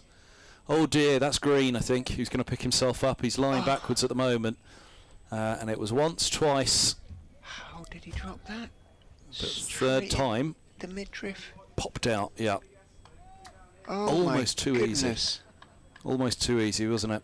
I think, although the replay might have to bear me out on this, that he got his fingers in a bit of a mess in that he was almost fingers pointing down, and then as it came to him and he got his torso out of the way slightly, fingers were pointing back at the bowler as Geddes leaves alone outside of the off stump and there's no run, as opposed to if he'd have gone fingers to the sky straight up and just took it to his chest. But I think his fingers were pointing down initially. As it was getting bigger on him as it was coming to him, he was having to ever twist his torso one way to try and get those get that hand behind the ball. I guess the replay might not actually catch that up. It didn't get the stunning Budinger catch, sadly, which was a belter. In comes Van Beek, bowls to Geddes into the offside. I did say it may have been Dermot that was sat there at the time. Much like Higgins and indeed Deploy, he likes to go hard at the ball. Geddes, as he's just shown again there, driving on the up and uppishly. I have to say, I'd have backed you all right to. Yeah, I think that was the problem. I don't know whether he thought maybe it was going to dip on him, but again, the hand position. Whether he thought it was going to dip, but it was still getting big, because in the end he was kind of pushed to one side, wasn't he, to take it with those fingers pointing down as his. Well, that was my reading of it anyway. We need to see a replay, but forward goes Geddes, easing to backward points. And then once it had popped, he had one more grab at it, and he thought, yeah, he'll get it now, because it was kind of falling down on top of him as he fell backwards. But he had two further grabs at it, and they both failed to cling on. That would have been 5 down with 10 overs to go tonight, and you could be thinking 7 by the close then. Middlesex do have a little bit of a tail in this one compared to last week. As forward goes Geddes, edging down to deep third where there's a bobble and a misfield. Who's that down below? He's got the throw in now. They have a single, it's Hill. Just struggled to collect it at first, but yeah, they have a single more. 2-8-7 for 4. Deploy 39. Geddes will keep the strike with the single, but that's one chance offered plus an edge in the over, and genuine edge. Head spinning around, 2 slips in place. And 2-8-7 for 4 it is.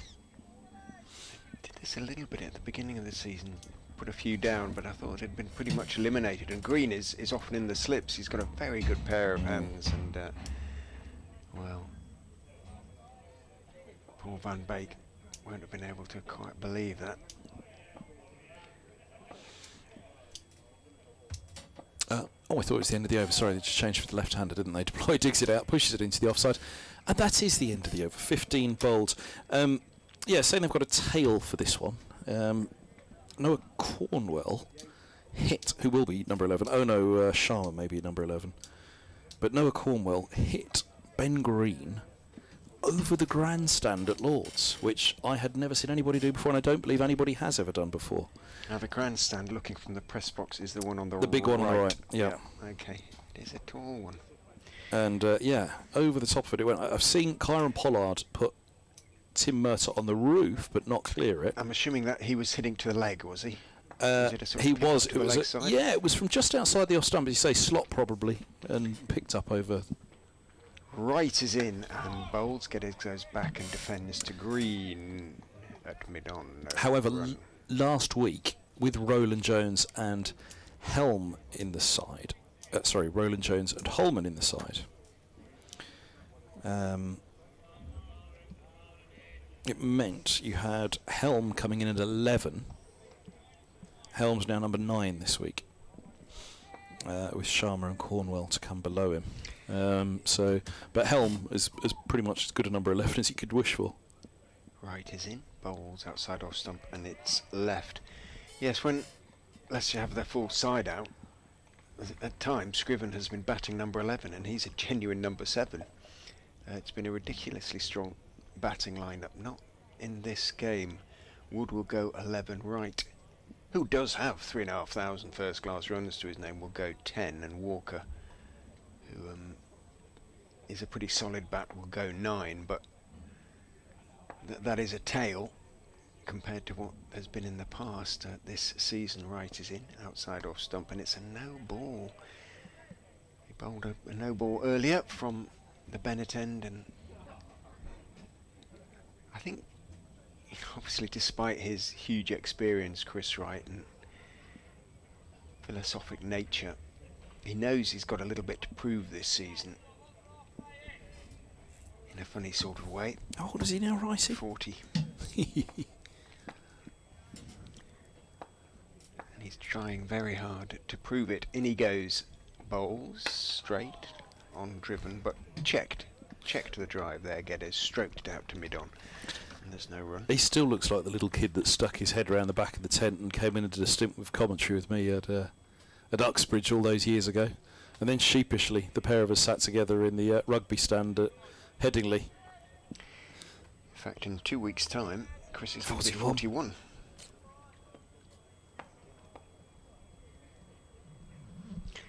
He's changed the nickname that he gives in the Cricketers Who's Who. In he goes and bowls. It's a better line and length, but Geddes is very solidly behind that one. It used to read the Baron, but yes. Now he says his nickname is Dog.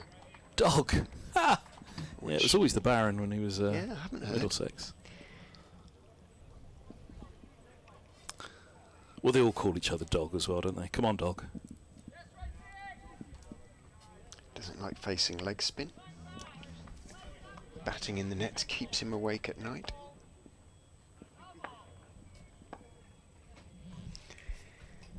In he goes. Bowls outside off stump, and again Geddes doesn't have to play. A real drag across there from right. Still Leicestershire supporters scratching their head about that Green drop. I suspect Green is still scratching his own head about it.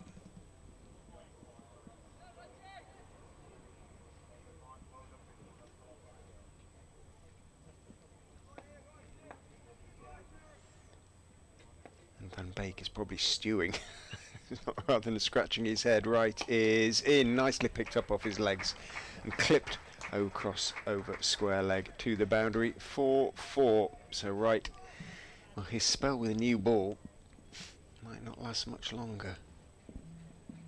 Hanscom doesn't say anything too dog, but well, he took him off after he bowled just 3 overs this morning, didn't he, in his opening burst? And unless the next one is a better over than that, he might be just 3 in his burst with the second new ball. Double teapot for Wright out there. He knows he's not at his best at the moment. Around the wicket comes Van Beek, bowls, and that's left alone. Oh, there was a little bit of lift on that. Deploy had to get his gloves up and out of the way of that one.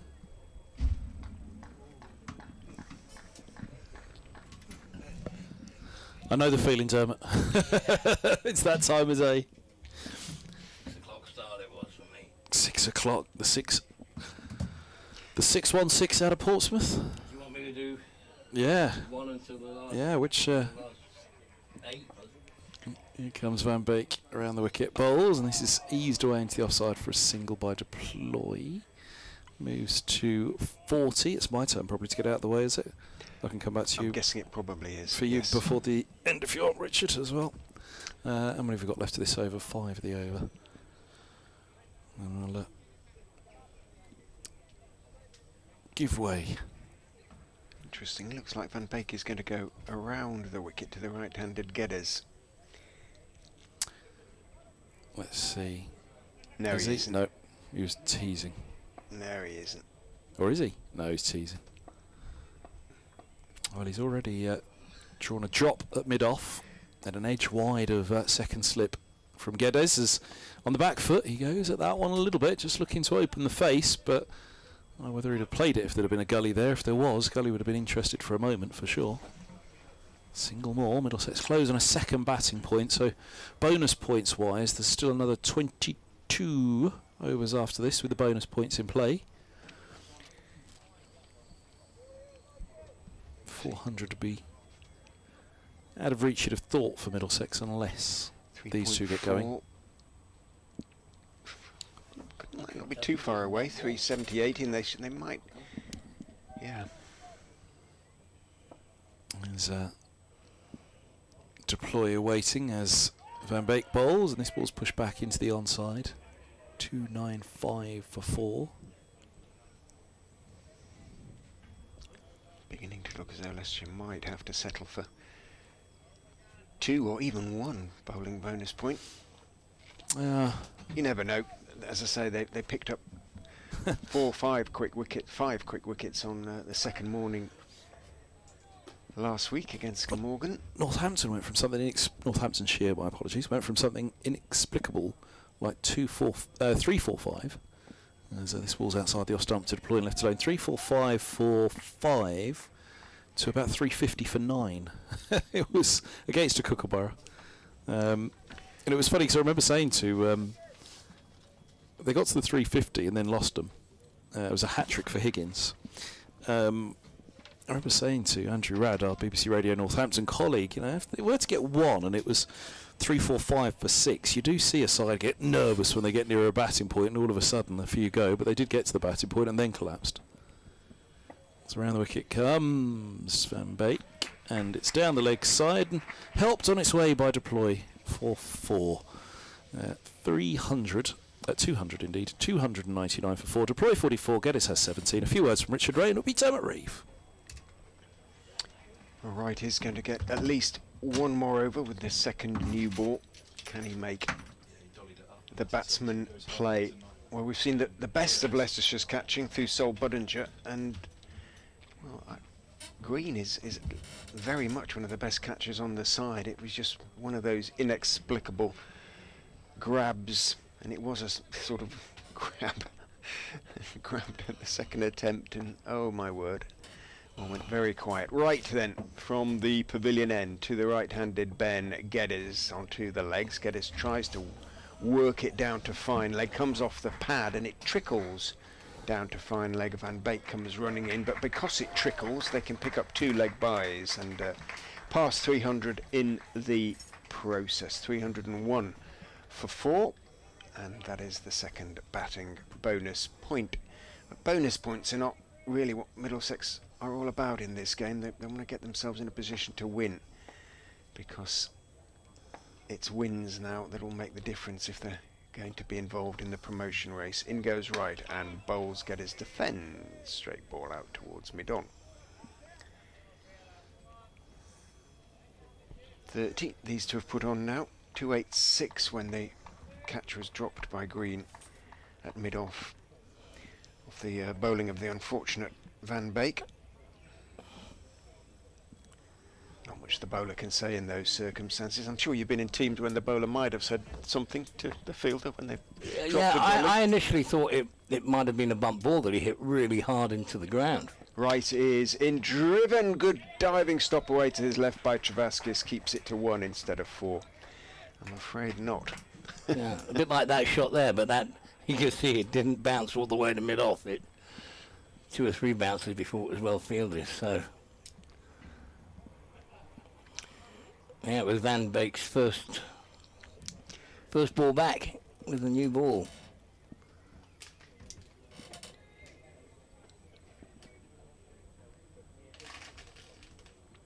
Two slips still for this new ball, which is only 4 and a bit overs old, as Wright goes in and bowls to Duploy, defends. The ball coming into him from round the wicket, back down the pitch.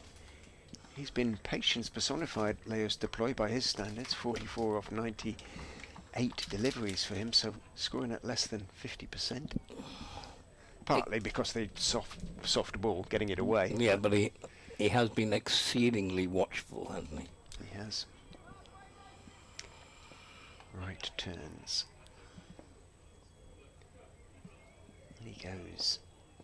Bowls, Duploy again, everything behind that one. Wait, he shouts as he pushes it out towards mid-wicket. Walker, beg your pardon, comes into field. Wood it is down at long leg in front of the now deserted Stadia Utilities stand. No, it isn't deserted. There are 3 people sitting there to give him some company. 4. There's a gentleman over there to the left as well. Walker came off earlier, replaced by the sub-fielder, and as he was coming through the gate, his shirt that he's been bowling in is absolutely drenched. Wright is in, bowls, defended by Duploy. I had a run this morning, and this was sort of 6:30, and I was absolutely... Yeah, well, I thought when he came off, I thought, well, he's going to change his shirt. Yeah. He might have done. But he didn't. He went back on, and it was just absolutely soaked. So he didn't obviously take it off at all. But you know, in the old days, you make sure the bowlers come off, change your socks, get a nice fresh pair of socks on, change your shirt, and you feel all fresh and ready again. Some bowlers changed their boots as well, didn't they? They had bowling boots and fielding boots, but not sure if that's still the case. Right, we've got an interesting field placement here. We've got a 5th slip who's about 5 yards deeper than orthodox 5th slip. Van Beek is in, and it strikes Geddes on the body. A bit of a tickler there for the inside thigh, and there's no run. He's not quite fly slip, is he? He's just a slightly deep. Yeah, he's just slip. You know, where you'd be sort of an orthodox 5th slip, he's probably 5 yards deeper than that. There was 2 orthodox slips, and then Buttinger at backward point with his floppy hat on. We've also got a 3rd man and a offside sweeper, backward point in the mid-off, so 7-2 field at the minute. And Van Beek bowls a short ball, which is left alone by Geddes. Probably because most of my memories of you are as a captain. I see you at mid-off most of the time in my mind. Is that fair? No, first slip. You're always at slip. Yeah, first slip. Memory You playing get to tricks on watch. me. You get to watch what's. And I couldn't throw either. I'd had a shoulder operation, so the last 10 years of my career, I just pretended I could throw, but never did. as Van Beek is in and bowls now. That's short and pulled away. Fine shot. Poor delivery, really. When you got a new ball in your hand, you got 3 slips and a backward point, but he's bowled it short and he's been punished. Very good swivel pull shot from Geddes. Hit it hard and hit it for 4. Van Beek is a very equable character, but I suspect he's still steaming a bit about that drop. He's been charging in those last 2 deliveries, but as a result he's lost a little bit of control. Yeah, well, he's none for 70 at the moment, so he won't like the look of those figures as he comes in and bowls now. And that's a much better delivery. That's outside off, a touch wide, but good pace, really flew through. This new ball, when it's nice and hard, you want to be making the batsman play. Really trying to attack that outside edge, attack the top of off stump and the outside edge of the bat. And don't try and bowl the miracle ball that's, you know, from outside leg to swing back and hit off. Just get him playing and get him forward. And he's bowled another beauty. This one's gone right through to the keeper, and Geddes has nothing to do with that.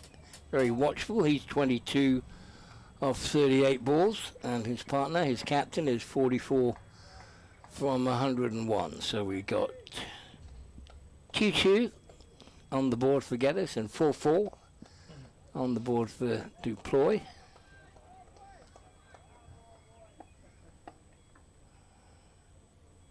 As Van Beek comes in again, nice rhythm.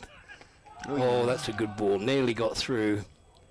Sure, I can get us on the body, and that is the end of the over. So Van Beek still has figures of none for 70, now of 17 overs. Wholehearted cricketer, always charges in, decent with the bat as well, excellent in the field. And I believe he's been a good signing for Fantastic. Leicestershire. Well, he's the top wicket taker in the division with 30. Hasn't added to that today. But he'll feel he should have done, and indeed he should have done. Geddes, as Kevin has been describing, is a powerful young former Surrey right-hander with the potential to really punish Leicestershire for that drop. Rights continuing though. Over number 4 with the new ball outside off stump to Duploy, who cuts him away. Didn't really get up on him and went through with the shot anyway and kept it down. Wide of Van Beek down there on the 3rd man boundary in front of the electronic scoreboard. 1 is taken. Duploy onto 45. Just 5 overs and 5 deliveries left tonight. We are going to go a little bit over time. Be about 6:15, I would think. Can Leicestershire pick up 1 more wicket before the close? Right to the right-handed Geddes bowls. A little bit of lift, a little bit of bounce on him. Geddes adjusts and plays it back down into the pitch as it just gets a little bit big on him, but he's in control. Right, hoists the sleeve on his left shoulder back up, labouring away, looking for that first wicket of the day. 13.2 overs he's bowled now. Turns. In he goes past umpire Pratt and bowls. Geddes with plenty of time leans forward. Slightly angled bat. Deflects it through the gully down towards 3rd man, takes 1. Meat and drink single really. No Well, unless you put a gully in or a couple of gullies, and hope that the ball doesn't get down to 3rd man, and you know, perhaps if you stop 2 of the 3, you might stop 2 and then 1 gets past you for 4, but at least you got the man catching. So it's something you've got to weigh up as a skipper. Right to Duploy, turns him off middle and leg out towards mid-wicket. Walker, here the sweat-soaked shirt, picks up and throws it to mid-off. Ben Green to do the polishing. I'm so used to seeing Scriven doing the polishing that it's strange to see somebody else doing it. Scriven's usually at mid-off or mid-on. Young all-rounder. Picked up a little bit of a hamstring niggle and again he's one of those they want to keep fit for the T20s, which start again in a few days' time. Right, in, deploy, solidly behind that. Bat in front of pads, plays it back down the pitch on the on side. Walker walks in to pick it up.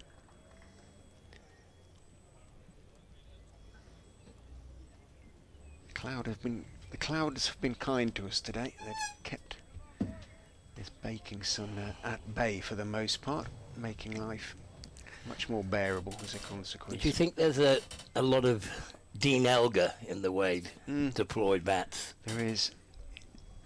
As Wright is in, he leaves outside off stump. Yeah. He's quite compact, and as a left-hander, and bat is often in front of the pads when he's defending. I know just what you mean. End of Wright's over. Not productive in terms of wickets. 14 overs, none for 45. 308 for 4. 5 overs remain today. Elgar, someone you'd have seen a lot of in New Zealand, I guess, one way or another. Yeah, well, yeah, he's played a lot of cricket around the world now, but at the top of the order for South Africa.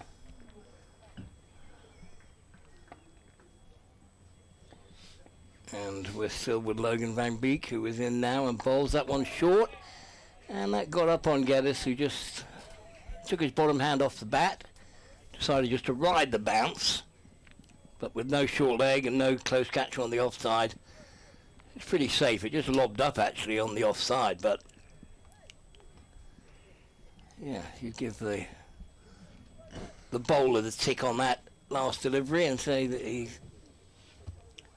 got the batsman slightly uncomfortable as he comes in again, very athletic. And that one's a good shot. That is a good shot. That was short. Very similar to the ball before, but didn't bounce on Geddes, and he's played a beautiful back foot drive. Just punched it past Van Beek's left hand, and it had enough pace to beat mid-off and go for 4. I mean, it didn't go really straight. It went on a slight angle, but mid-off had no chance of getting round. Another boundary as the new ball flies off the bat. And Van Beek's in again, and that one is defensively played away on the offside for a quick single with no cover fielder, because there's a deep cover. And another single to get us, who moves to 28. I'll give you the play, obviously approaching the close in the other Division 2 matches this season. Today. Lancashire 326 for 8 at Chesterfield against Derbyshire. Play at Chesterfield? Yeah, actually had a bit of pace in it, the wicket up there. Yeah, I never got any, I didn't get any wickets there either. Not one of my happier grounds. And Van Beek is in, and that's a shout for caught behind, a big appeal. And that's given not out. Well, keeper and slips went up, but Van Beek didn't until they did. So it's one of those strange ones. Yeah, just nipped away on the angle. I mean, he's round the wicket, so there is a big angle in to deploy, and it's jagged off the seam. And, you know, to the extent where you would have thought, watching, ooh, that might be an edge. But not the case. Van Beek again in round the wicket, and that's full and driven through the covers, but there's a fielder out there on the offside sweeping who keeps it to a single. Very full ball that was driven, and Middlesex move on to 3-14 for 4. 4 overs and 1 ball remaining, and absolutely Middlesex have had the best of the day. And if Leicestershire were to even it up, I guess they'd have to pick up, I'd say, 2 wickets in these last 4 overs. 320 for 6 might be a pretty even Stevens day, but they're only 4 down, and Geddes is on strike now to Van Beek, and he just defends on the back foot with plenty of time. And it's fielded by the bowler. End of the over, 6 runs coming off that. 3-14 for 4. Glamorgan against Gloucestershire. Gloucestershire 273 for 6 after 94, so they're almost done. Kent 323 for 4 after 95 against Northamptonshire. Very similar story to here.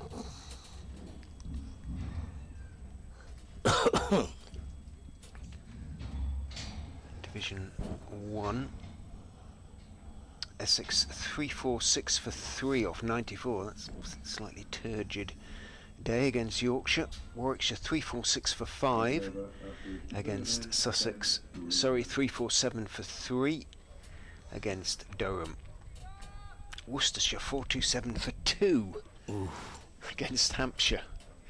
So not many wickets. No, you would say really. that Chesterfield probably only. the batsmen are having the best of the day.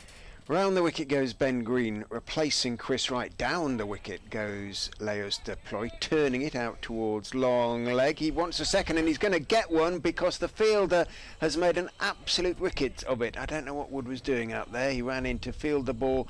In the end, Deploy turns for the 4th, and that is his 50, an all-run for Wood. Should have been a straightforward piece of fielding. Managed to let it go through his hands. He did manage to stop it crossing the ropes, but Deploy picks up 4, an all-run 4, and that is 50 for Leos Deploy off 108 deliveries. Yes, it's moments like that hurt, really hurt you as a bowler, and you got your line wrong. But you think, oh, I've got away with it, it's just going to fine leg for a single. And I know he's a tall man and it's a long way down, but it's just a regulation bit of fielding, and he just didn't pick the ball up cleanly.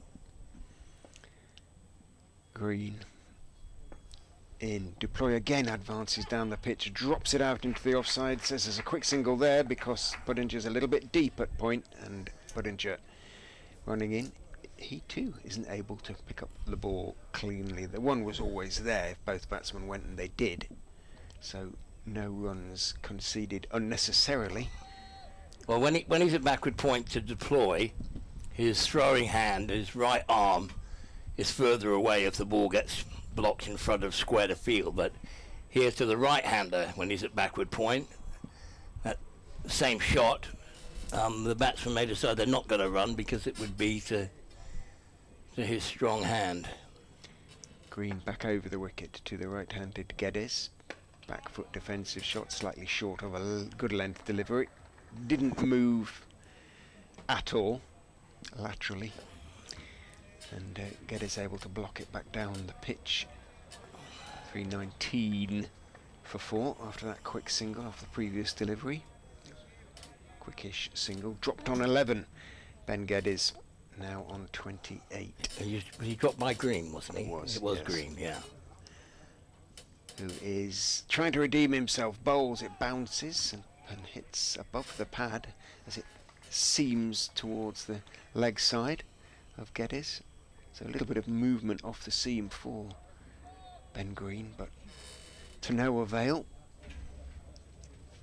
Yeah, there has been movement with this second new ball, but a bit like with the first, they haven't got it in the right spot often enough. And with the new ball, if you get it slightly wrong, it does fly off the bat. Green in, driving in the air through the empty covers. 2 pigeons flutter away as it runs out towards a sweeper. Roman Walker, and Geddes takes 1 on to 29. 320 for 4. It's got a bit quiet, hasn't it? Leicestershire out there now, just Touch weary, perhaps. Yeah, they were keeping the energy levels up, and I could hear lots of encouragement when I went out on the balcony earlier to have a listen. That drop catch was deflating. Round the wicket goes Green and bowls, and Deploy does his everything behind the ball act, and it is everything neatly, solidly behind the ball on off stump. End of the over. 3 to go. 320 for 4. Yeah, I would also say there's a little bit of Justin Langer as well about the way Deploy looks at the crease. And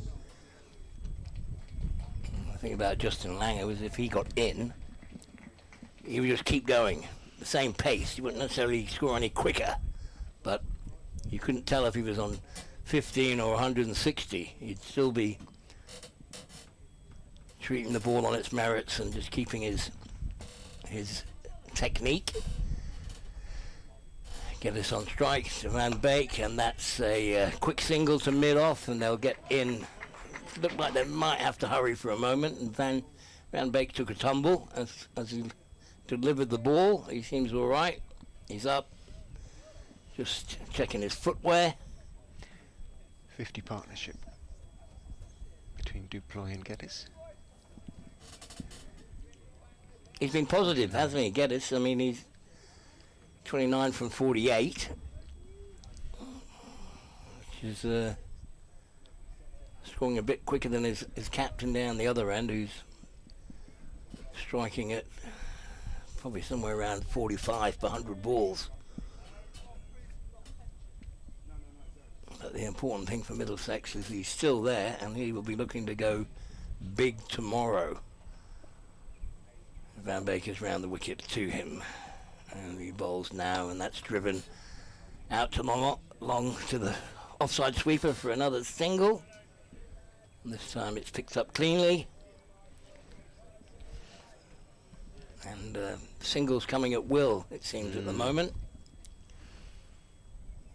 as Van Beek hasn't hit a perfect line and length with his second new ball. There's been a few Yorkers in there, a couple of short ones,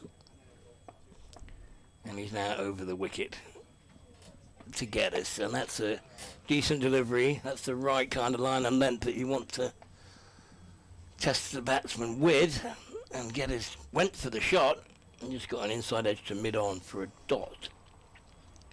Had he timed it better, he might have got himself a boundary. Yeah, Duploy by his very high standards. Van Beek by his very high standards, I should say, this season hasn't been at his best today. He must be feeling a bit tired. He's bowled so many overs already. He's in now, and he bowls that one short.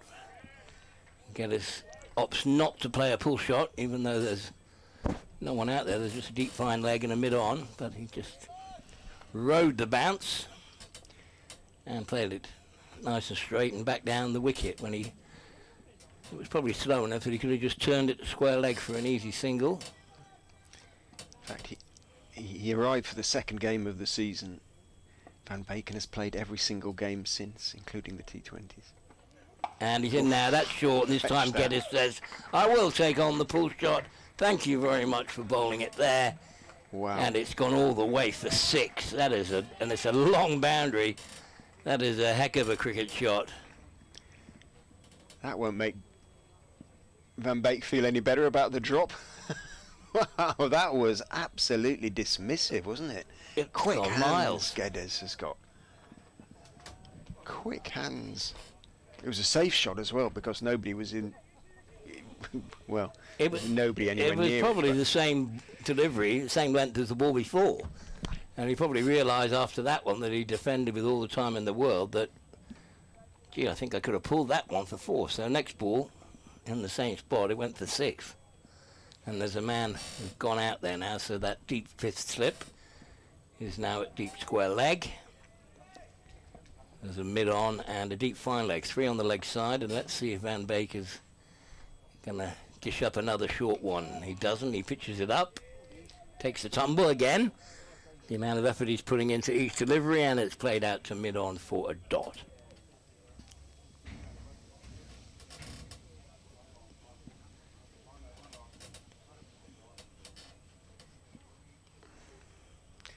Two overs to go, and these are, they've lost control a little bit here, Leicestershire. These are expensive overs being bowled with this second new ball, which is now 10 overs old.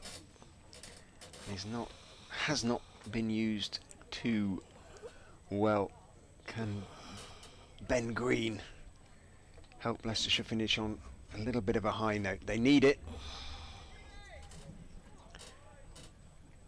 He's going to go around the wicket to Duploy, who's on 52 off 111. Geddes has charged on in recent overs, 36 off 53. Green round the wicket, bowls. Duploy advances, gets to the pitch of it, clips it nicely through mid-wicket for 4. Green didn't see him coming, or if he did, he didn't adjust his length. Yeah, a little shimmy down the pitch from Duploy, and managed to turn, if you like, a fullish ball, a ball of fuller length, but he turned it into a half volley because he'd done that little shimmy, and he just worked it, placed it beautifully between mid-on and mid-wicket for a boundary. Leicestershire leaking runs now. 3-3-2 for 4. 11 balls to go in the day's play. Green in, bowls, edged, caught at second slip, and Duploy whacks at the ground in disgust with himself. Whether it held its own off the seam, thick outside edge, straight into the midriff of Hanscom, and Leicestershire do end on a little bit of an encouraging note. Little bit of extra bounce, perhaps there's still enough hardness in the new ball. Took the edge, and Hanscom made no mistake. Yeah, very good bit of cricket there by Leicestershire. Duploy will be absolutely livid. He would have been thinking the whole time in these last few overs, let's just get through till tomorrow. Come out tomorrow, have another big batting day, get myself a huge score. But instead he's trotting back. He's still only halfway off the pitch. Yeah, he whacked at the ground in disgust. Duploy, he worked hard for that, didn't he? 113 deliveries. And as you say, Dermot, he looked as though he was absolutely determined to go big tomorrow. Well, he was very much untroubled through those 113 deliveries. I can hardly remember him playing and missing.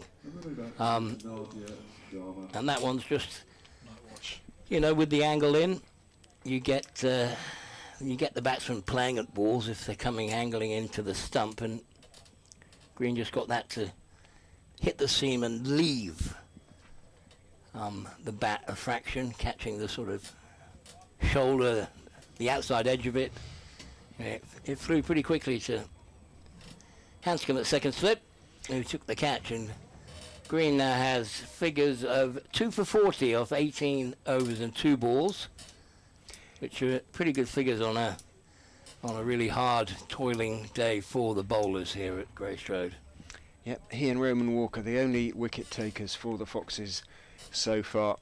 So he has to a certain extent redeemed himself for that drop. Well, Nadia Sharma has come to the crease very much, as Kevin points out in the background, and a night watchman. So really he's got 4 balls to absorb from Ben Green. Short leg has gone in, 2 slips. Leicestershire would love to nip him out before the close. Yeah, I'd have the third man up as well in the gully. Green is in, bowls to Sharma, who leaves, and it shaves the off stump. My word, that was, well, a good leave, as they say. He's obviously gone out thinking, I'm going to leave everything I can, but well, that was a good call by him. And a good first delivery to bowl, an in-swinger, a big in-swinger with the new ball. And he's left it early, hasn't he? From halfway down, he thought, that's a foot outside off, I'll just shoulder arms. I think he was going to leave whatever happened there if that thudded into middle stump. Green is in, bowls to him, and he presents a nice straight bat on off stump. Goodness me, that was taken by Cox on the run, a good 4 or 5, maybe 6 feet down the leg side, that previous delivery. Indicating how much it sort of swung back in and almost kissed off stump.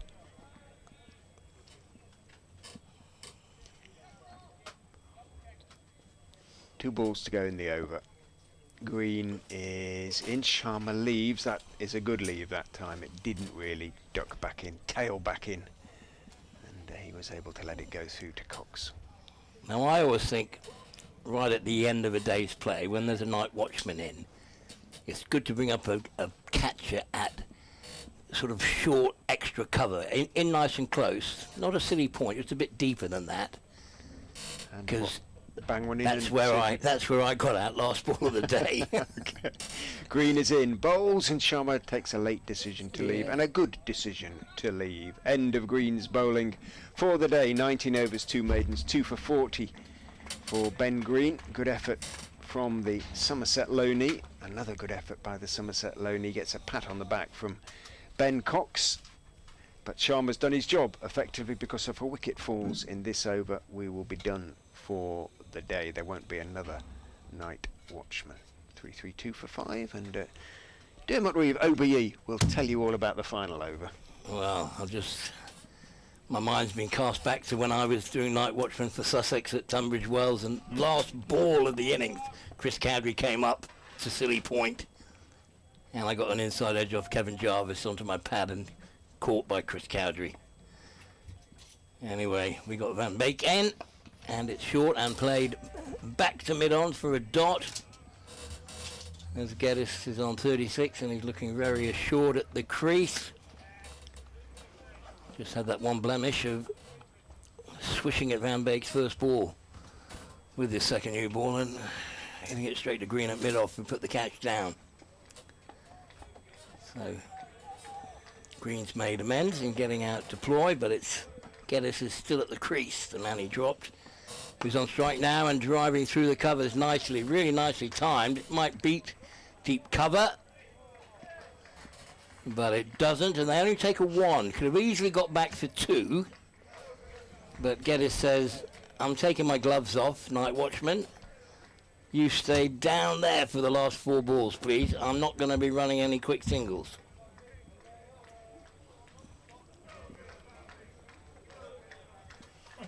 So predictably, in comes a short leg, in comes a couple more slips. So we've got 3 slips and a short leg.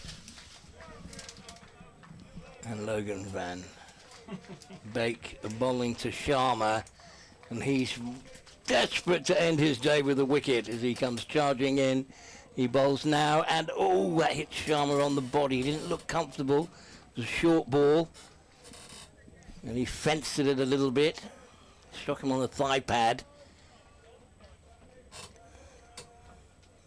And it's a dot.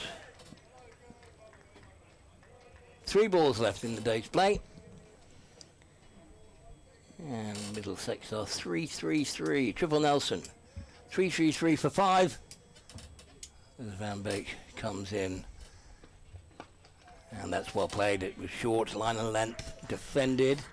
And defended well by Sharma. Rolls out to backward point for a dot. And then there were 2.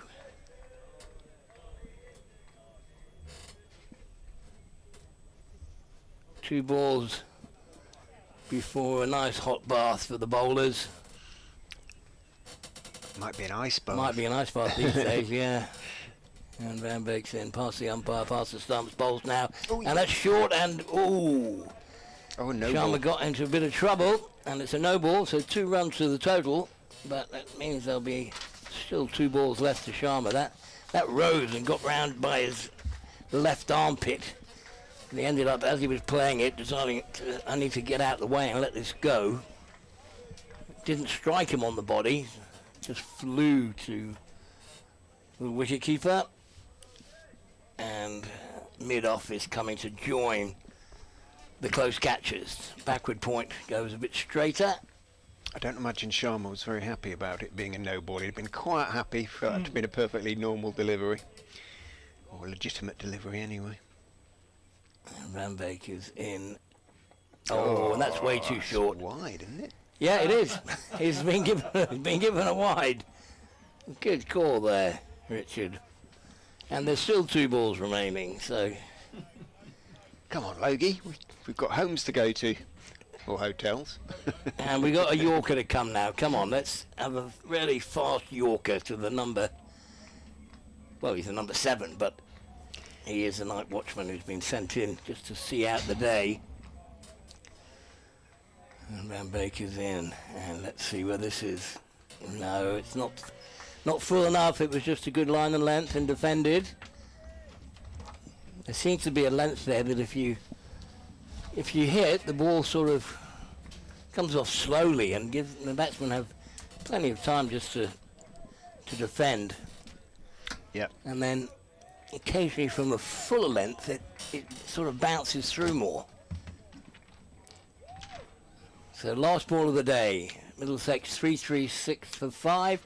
Sharma is still on naught. He's facing Logan Van Beek, who bowls it now, and it's a dot. Defended, and goes out to mid-off. Picks up the ball, and he's going to give it to the umpire. And Middlesex will still be pretty happy about their day. 3-3-6 for 5. Geddes is still there on 37. They'll be a bit disappointed that they lost their captain a couple of overs before the close. And Sharma, the night watchman, has come in, and he's done the job he was sent in to do. He's not out of 9 deliveries. Well, Leicestershire will be hoping very much that they can do what they did to Glamorgan last week, take 5 quick wickets in the morning for just 50-odd runs, but as Dermot says, it'll be Middlesex who are the happier side, having been put in 3-3-6 for 5, the highlight very much a century from Sam Robson. Myself will be back with you tomorrow. I'll be on first thing. Rafferty from BBC Radio Leicester will me in the morning, but I hope to be with you around time, and who knows what the score will then. But for now, from